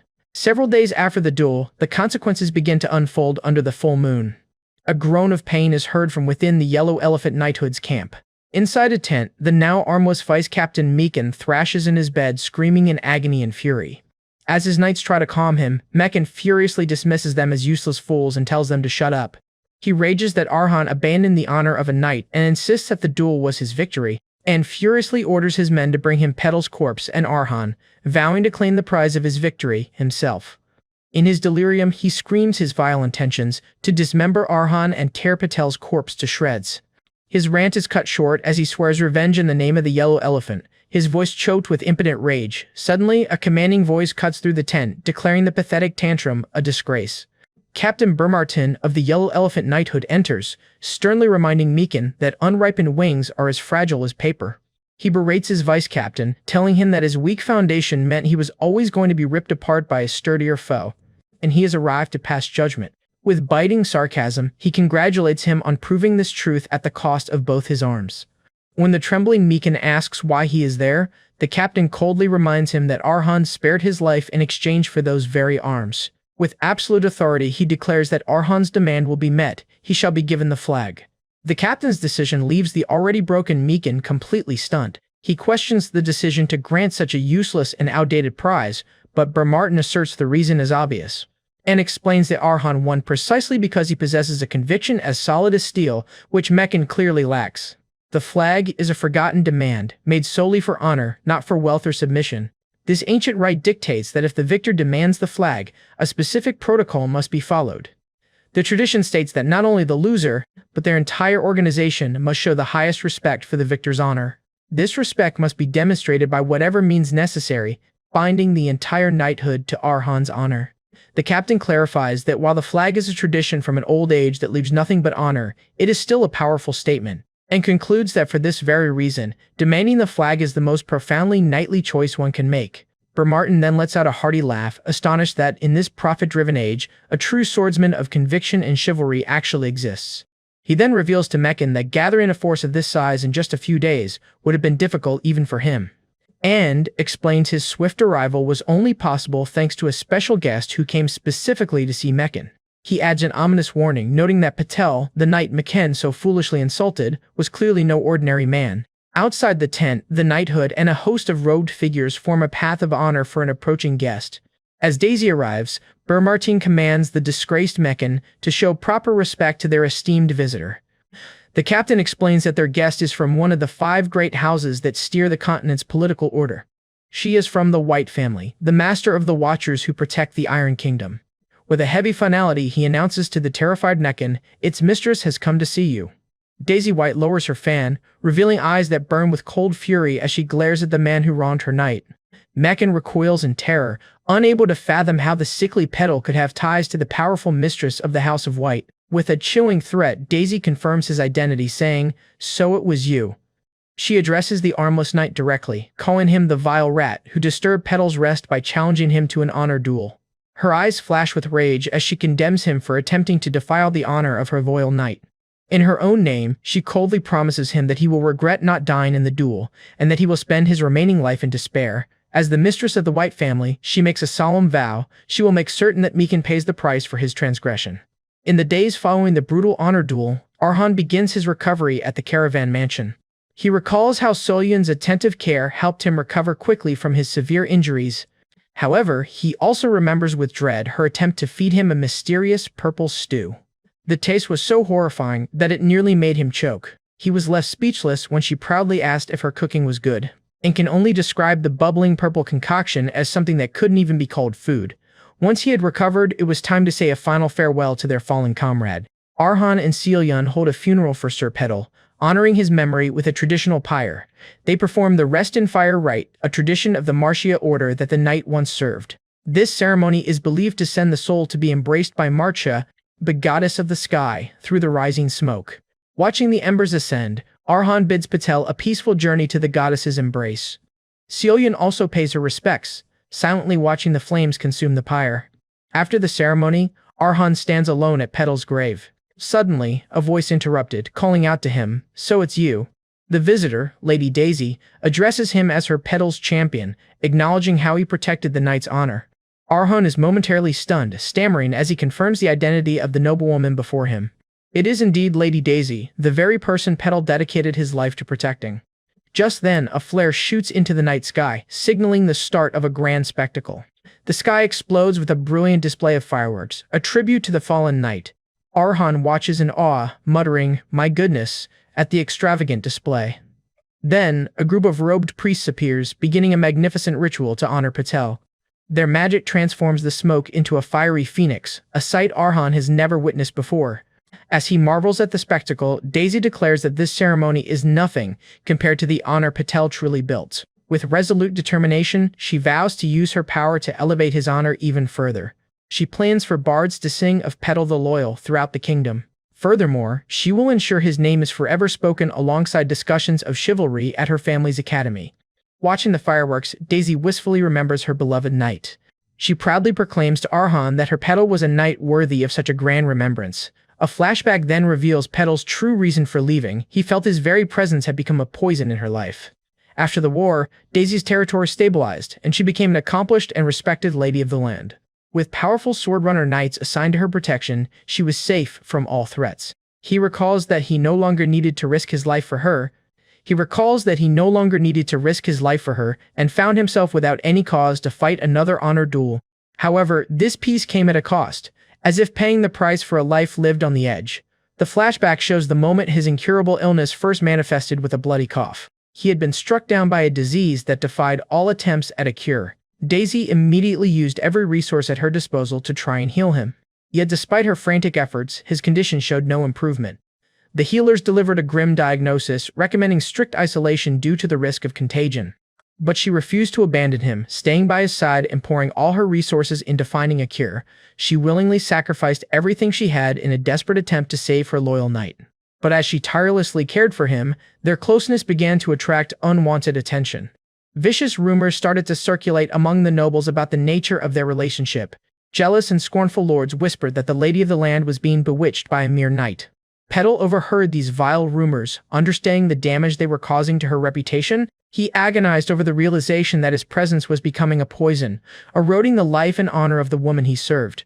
And so, to protect her, he made the painful decision to leave. But on the night of his departure, Daisy found him and grabbed him from behind, and he asked why she is out so late without an escort. With desperation in her voice, she begged him not to leave, promising to find a cure, even if it meant searching the entire continent. She vowed to protect him to the very end, even from death itself. Clutching his cloak, she pleaded with him to just stay by her side. Finally, with tears streaming down her face, she confessed her true feelings. "I love you, Petal." It was a confession of a forbidden love, a feeling between a lady and her knight. A mere knight, Petal knew, should not dare to hold such feelings for his lady. Yet, he admits, those were the words he had longed to hear his entire life. Despite his own feelings, he gritted his teeth and held back his response. He couldn't bear the thought of dragging his newly prosperous lady into the darkness of his illness and the ensuing scandal. And so, in a moment of ultimate sacrifice, Patel swallowed the words he longed to say. The memory shows him walking away from a heartbroken Daisy, unable to say what was truly in his heart. The words he couldn't speak aloud echo in his memory. "I loved you too, Daisy." Back in the present, Daisy continues to watch the fireworks, a grand but lonely tribute. She stands silently, lost in the memories of her tragic love. She then tells Arhan that Petal was the one who brought light into her otherwise gray and miserable life. He was the constant who stayed by her side through every cruel trial she faced. He was her teacher, a man whose back she could always trust as she moved forward. To her, he was nothing short of a savior. She confesses that he was the only love she ever wanted to be with forever. Tears stream down her face as she laments that he didn't deserve to die so alone and unfulfilled. Having finally witnessed the depth of their tragic love story, Arhan understands what he must do. He makes a solemn vow to Petal's spirit, promising to preserve the knight's unspoken feelings. And he hopes that one day, beyond the twilight of this life, Petal might meet his lady once more. He declares that when that time comes, Patel will have to tell his lady his true feelings himself. By understanding Patel's deepest sacrifice and vowing to honor his unspoken love, Arhan finally and completely digests the sword, Twilight. At Petal's makeshift grave, Lady Daisy thanks Arhan, telling him she believes his presence ensured her knight did not die alone. With a gentle smile, she expresses her profound gratitude for protecting Patel in his final moments. Then, as a reward for honoring his duty, she presents a surprised Arhan with a special gift. He stares down at the shimmering silver metal in his hand, wondering what it could possibly signify. Daisy explains that her family, the Whites, never forgets a debt, especially one born from the kindness of the heart. She then instructs a stunned Arhan to break the metal should he ever find himself in desperate need of help. She promises that upon breaking it, the entire White family will come to his aid, as their watchers will be keeping an eye on his future. Reaffirming her family's vow, she assures him that they will protect him no matter what danger he may face. Gazing at the moon, she confidently predicts that he is destined to become a great figure, one whose renown will not fall behind even her own family.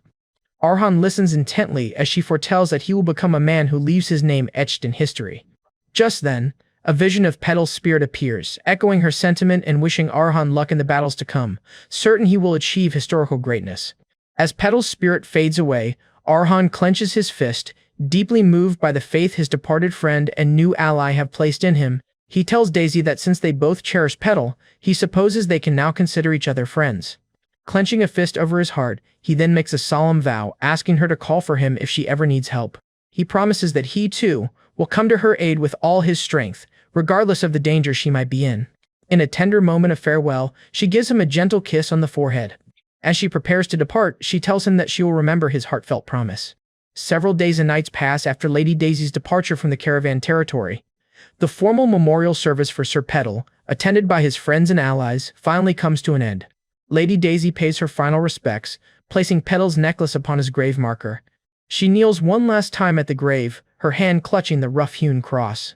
With a final, mournful farewell, she wishes peace for her beloved knight in the afterlife. As her carriage prepares to depart, Arhan sees that she has left behind large, treasure-filled chests as a parting gift. The gifts are revealed to be a magnificent, shimmering set of mithril armor and a powerful new sword. Flustered by the extravagant present, Arhan questions her, while the spirit of his ancestor, Liam, looks on with greedy delight. Daisy simply smiles, explaining that the armor is a personal gift from her as a token of her gratitude. She elaborates that it was forged by dwarven craftsmen and is the same elite equipment used by her family's powerful watchers. After that, she wistfully mentions that although she would offer more support, she's able to purchase the surrounding lands for him, but she remarks that she can sense a greater, longer, and more arduous path awaits him. She offers heartfelt encouragement, expressing her faith that Arhan will turn all the injustice and hardship he faces into nourishment for his own growth. And she urges him to believe in himself and to never stop walking forward on his chosen path. Arhan offers a sincere thank you as her carriage finally departs. With the Yellow Elephant Knighthood's flag still standing guard, it seems the caravan territory is finally destined for a period of tranquility. However, this newfound peace is immediately shattered by the arrival of another imposing group of knights. Our protagonist finds himself face to face with a massive, intimidating knight he has never seen before. The powerful Captain Bermartin of the Yellow Elephant Knighthood glares down at our guy, and our guy wonders who this figure is.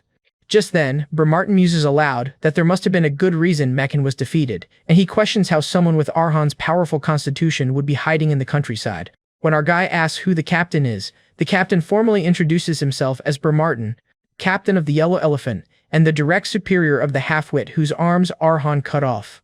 When Arhan tenses for a fight, Bermartin lets out a booming laugh, declaring he isn't petty enough to seek revenge for a fair duel. He coldly states that Meccan was bound to pay a heavy price eventually and is lucky to have escaped with his life. He adds that Meccan's future will be difficult, as he has thoroughly angered the powerful mistress of the White family. Meanwhile, a bandaged and armless Meccan is carried away by his men, muttering in confused despair over his fate. Bermartin then leans in close to Arhan, remarking that the more he observes, the more mysterious he finds the boy's body. The captain astutely notes that while Arhan's mana heart is new, its toughness is like steel that has been hammered for decades, and reflects that, as far as he knows, this rare trait belongs to only one specific family on the entire continent. Arhan is visibly shaken as the captain mentions the steel-blooded, a term he thought was a secret of his lineage.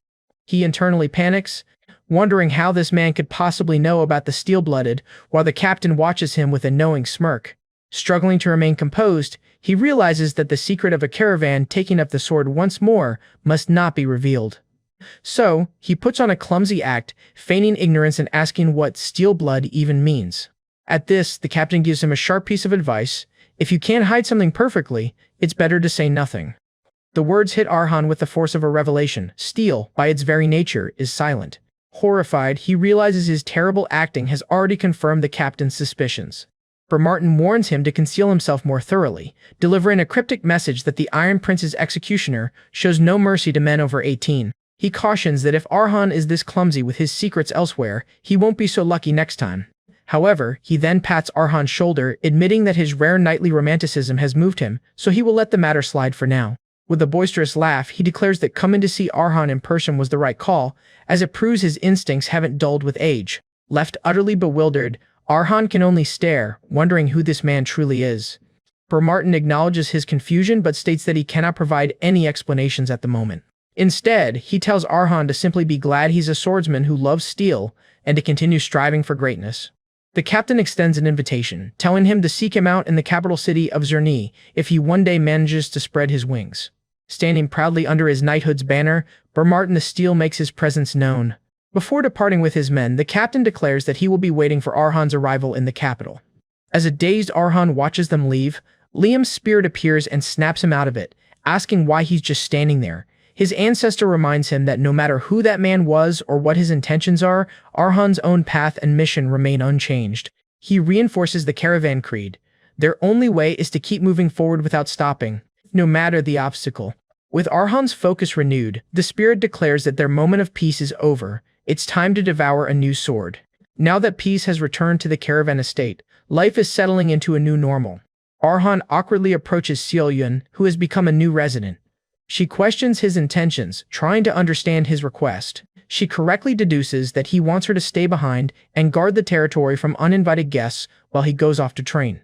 He stammers, admitting that while he hadn't put it so bluntly, she is correct. She coolly asks him to be honest with his request. Flustered, Arhan panics when she asks if he considers her a bother, and he quickly denies it.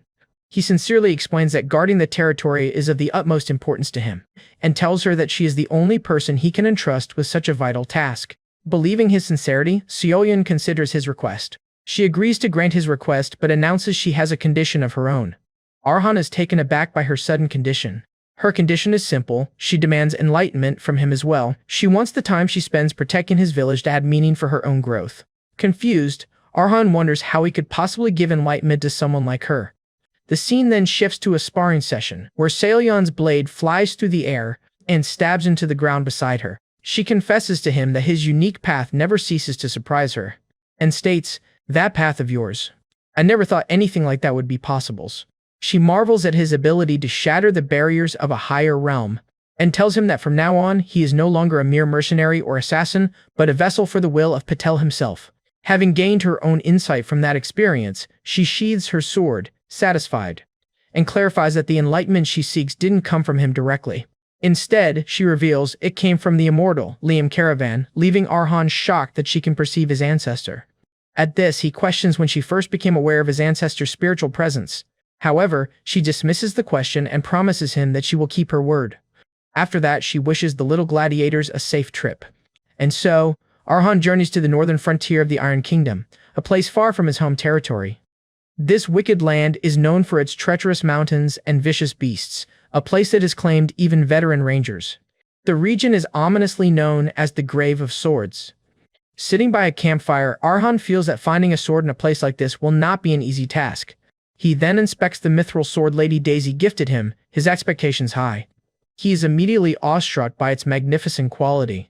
Its sharpness, he notes, is on an entirely different level from any sword he has used before.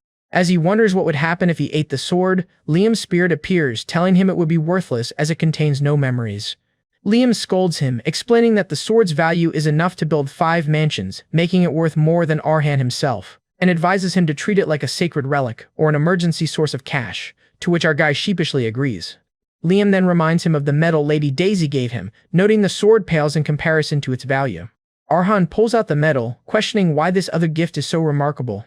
Liam explains that since his descendant was raised far from the capital, he can't grasp the power of the White family, one of the 5 great houses. He then elaborates that these 5 great houses are the pillars of the West Continent, each led by a legendary swordmaster. Liam scoffs, calling them mere riffraff that filled the void left by the Caravan family's decline. However, he concedes that their combined military strength surpasses that of any single kingdom. He describes the Northern White family as an iron-blooded fortress that upholds the continent's sacred law. They are known as the Masters of the Watchers, with the authority to judge even the other great houses. The medal, Liam clarifies, is proof that Arhan is an honored guest of the White family and a promise of their unconditional aid. He warns his descendant to keep it safe, as it will one day open a path to survival against even inescapable death. Holding the medal, Arhan is humbled, realizing Lady Daisy was an even more extraordinary person than he ever thought. But the mention of death prompts a question from him. Sitting by the fire, he poses a philosophical question to his master. He asks where the living go after they die. Liam dismisses his theory that everyone becomes a spirit, stating the land would be impossibly crowded if that were the case. Looking up at the stars, he explains that the topic is too advanced for Arhan at his current level. He reveals that only those who have reached transcendence and attained divinity, like himself and their ancestors, can remain in the middle realm as spirits, and cryptically tells his descendant that he will understand once he reaches that realm himself. Sensing a change in his ancestor's demeanor, Arhan asks what's wrong. He notes that his ancestor seems more somber than usual. Liam cryptically notes that even among those fools, there are exceptions. But then, he suddenly breaks into a boisterous laugh, boasting that none of them have ever even reached his feet, causing Arhan to conclude he's the same as ever. As they sit by the campfire, Arhan suddenly senses an unfamiliar presence. An enormous, bare foot steps into the clearing, and the figure carries a massive, intimidating axe. With a sharp gaze, Arhan informs his ancestor that he thinks their visitors have arrived. Liam confirms, remarking on the impatience of that race for arriving less than half a day after he set foot in their territory. He warns him to be prepared, as this breed knows no patience when battle is at hand. Two large, muscular figures emerge from the darkness, confronting Arhan. An old verse speaks of these mountains, warning sword-bearers to beware. The verse warns that those drawn by the scent of steel and bloodshed will come to break your sword. These are the orcs, the most battle-crazed of the continent's 7 races. A fearsome orc glares at Arhan, its red eyes glowing with battle lust. Hey everyone! If you enjoy this video, don't forget to hit the like button and subscribe to the channel. It really helps me out and lets me bring you more great content.